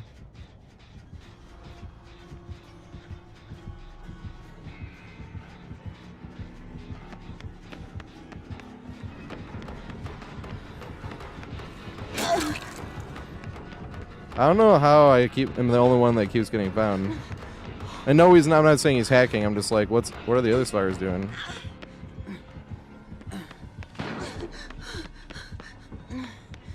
I was standing near, because they're not getting found at all. I was hiding near a finished generator, still waiting to get healed. And I keep being the only one found. I'm literally in a far corner of the map by a finished generator, you know?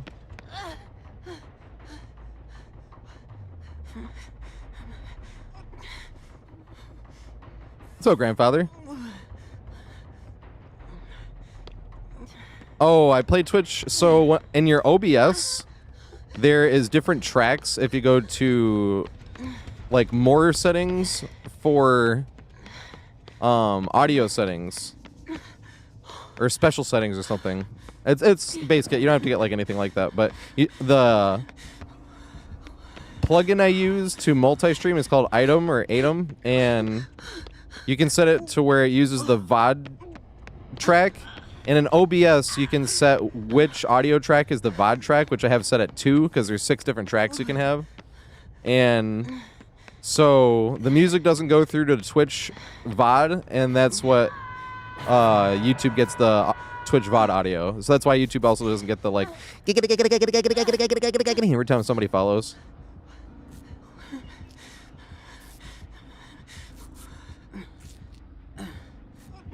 Let me through. Whisper in my ear. You've taken more than we've received. There's the ocean of sorrow is you.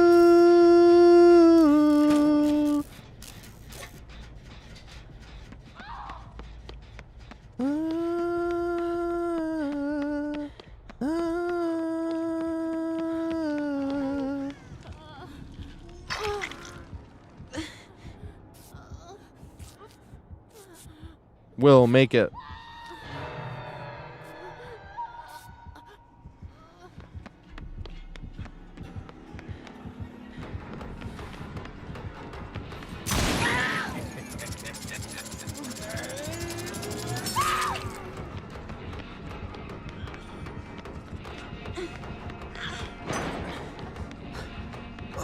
Aw, I was hoping to go back the other way. This pallet's still not broken, though.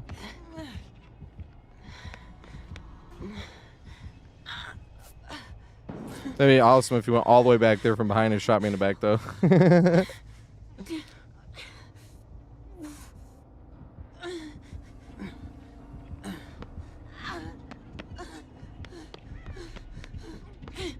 So chill. It's because I smoke weed. I'm not saying smoke weed and you'll be chill like me, because weed affects everybody differently. That's also not a hot take that you get chilled out when you smoke, but there's a lot of people that if you smoke weed, it'll give them intense paranoia. That's what I mean. I'm like, it affects everybody differently. Some people think it's oppressive. I complain when I'm stoned, and I'm like, this is nothing to be impressive about. Survivor is really easy. Damn it. Where's that other gen?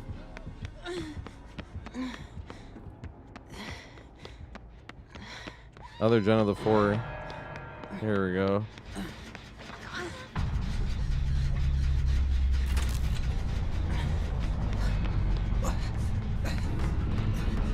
How did he run right past another survivor, dude? How are these survivors doing that? The survivor ran through that door that he ran through. Like, what is happening in this game? This is what I mean by sometimes I get annoyed. But it's just like, bruh, how the fuck did he not even see that other survivor? They walked by each other in a doorway this fucking narrow. How?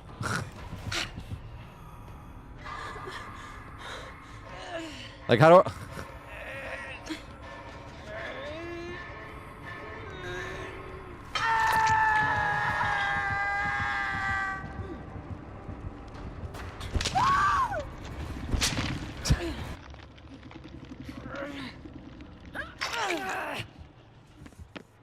Guess I'm off the hook. Bruh.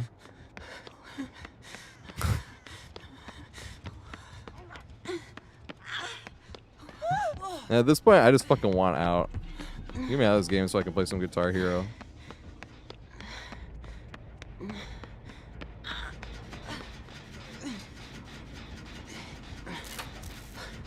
I'm on death looking injured.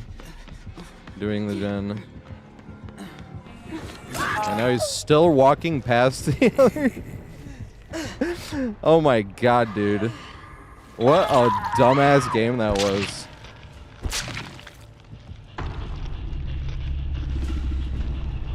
Oh, don't give a shit about how well it is. You can meet people, so why not do it anyway, you know? Bro, we got competition between Hider or the Hidiest. And that's what I'm saying. You walk by them on a fucking narrow doorway like multiple times. I'm like, are they hacking and you just can't see them at all? God damn, that was frustrating. But it's frustrating too because we're just injured the entire game because we're the only one doing anything. Same with the other survivor. We're the only ones hooked and we're the only ones getting found somehow. That match is going to go on for another fucking half hour where they try to wait each other out for hatch. Like, get me the fuck out of this match. Your survivors kill you more than the fucking killer does sometimes. Killer left chase like 8 fucking times. Ooh, what's up, Laman? What song you want me to play?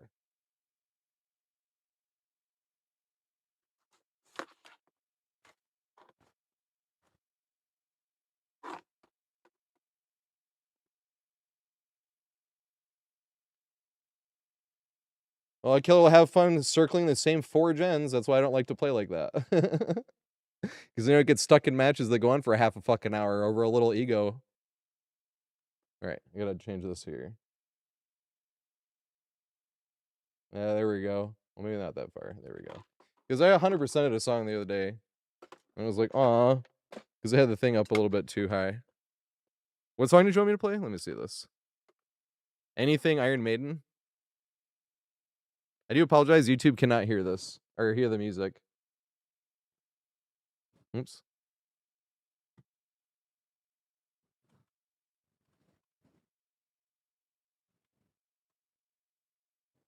Bro, why does it do? Okay, here we go. How was it on whatever Ben Harper? I really don't like Number of the Beast that much. I like harder solos. When someone's really hard.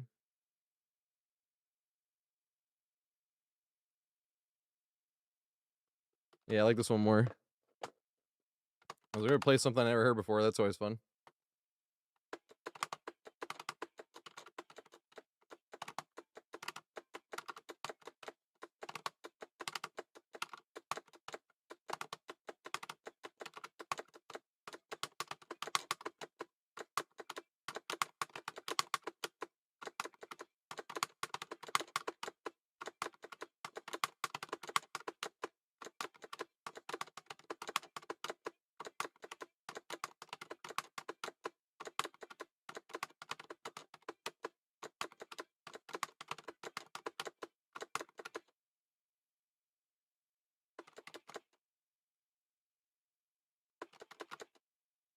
It's such a DVD reference.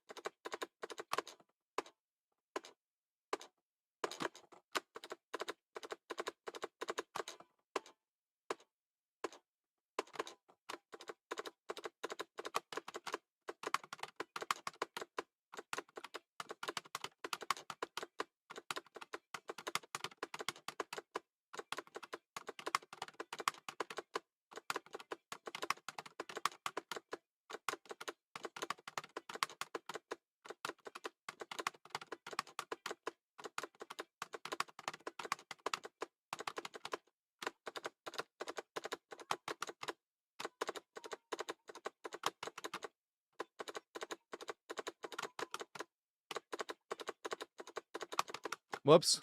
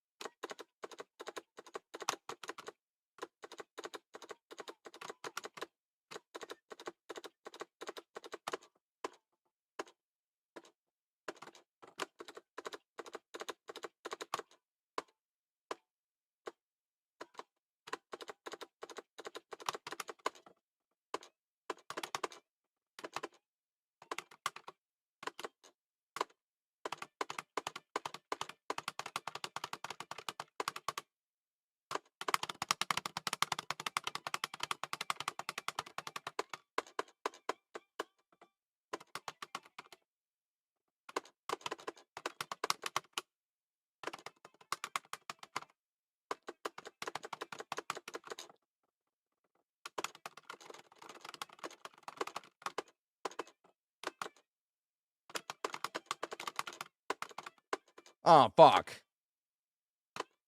The easy shit I always mess up on. I was hitting all the trills and shit.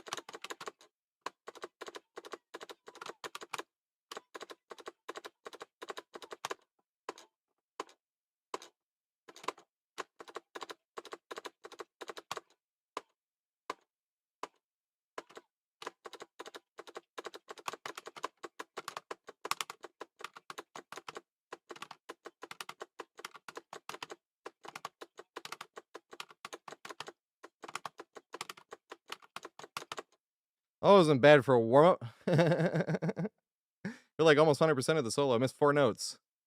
1364 and I got 1360. Woo! Hey, Mr. Gift.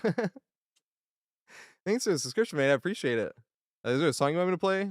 I was gonna just play like a solo and raid somebody really quick, but I could play a song real quick. If there's a song you want me to play.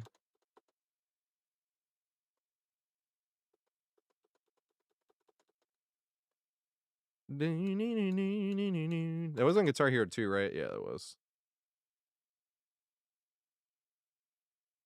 We got 7 stars though.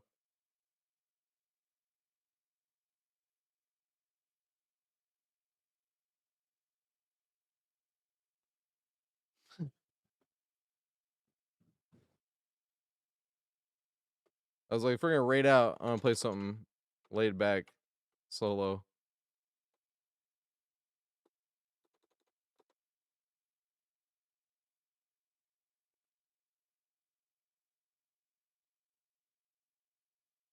This is why I love Steve Ray Vaughan, because it's not easy, but it's not hard. It's just laid back and it has some little tricky shit. All right, who we gonna raid? Who we gonna raid? Ghostbuster. Ghostbuster. Oh shit. Mute that before all of a sudden YouTube's like, hey, copyright. Ooh.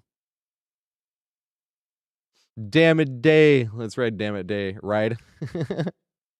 Damn it day's awesome, peeps. Damn it day. Everyone, thank you so much for hanging out. It is such a privilege to have friends to hang out with and talk to and play with. We're doing open live. If you haven't been here before, I stream Monday through Friday at 4:20 p.m. Eastern time. I usually stream for a few hours. Some days, like today, was as long as the streams really get. Other days, it's just a few, like between 2 or 3 hours, stuff like that. I make sure I stream at least like 5 days a week because that's the me time. That's why it's fun to spend the me time with y'all, because or else it's either at work or well, trying to edit, obviously, but it's like, damn it, I'm scheduling some playing video games to hang out with friends time. But everyone, thank you so much. It is such a privilege to have friends to hang out with and talk to.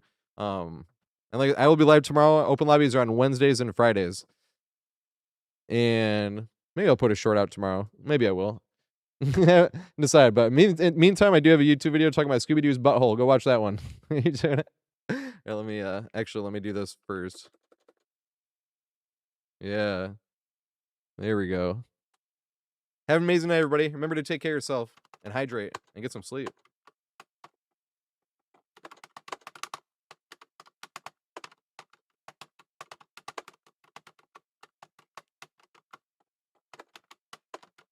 What I mean by this shit is chill, but like sneaky,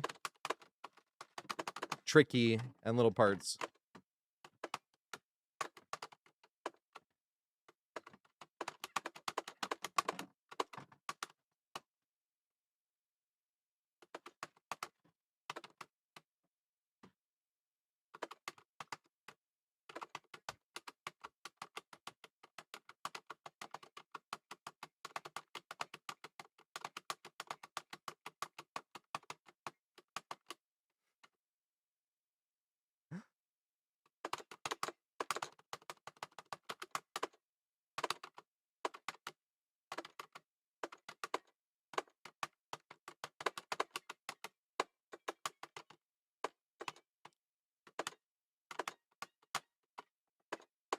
That fucking stank face. Gotta make it.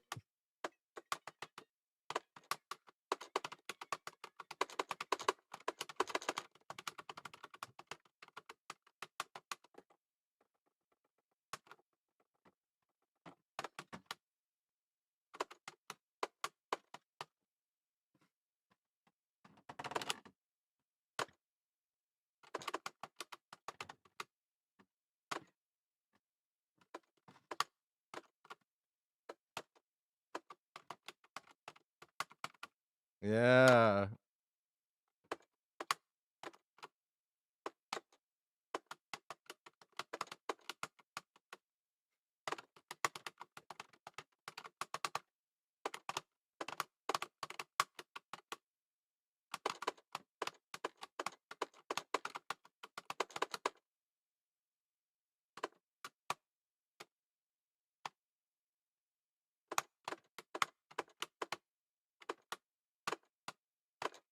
Have an amazing night, everybody. See you guys tomorrow at 4:20 p.m. Eastern time.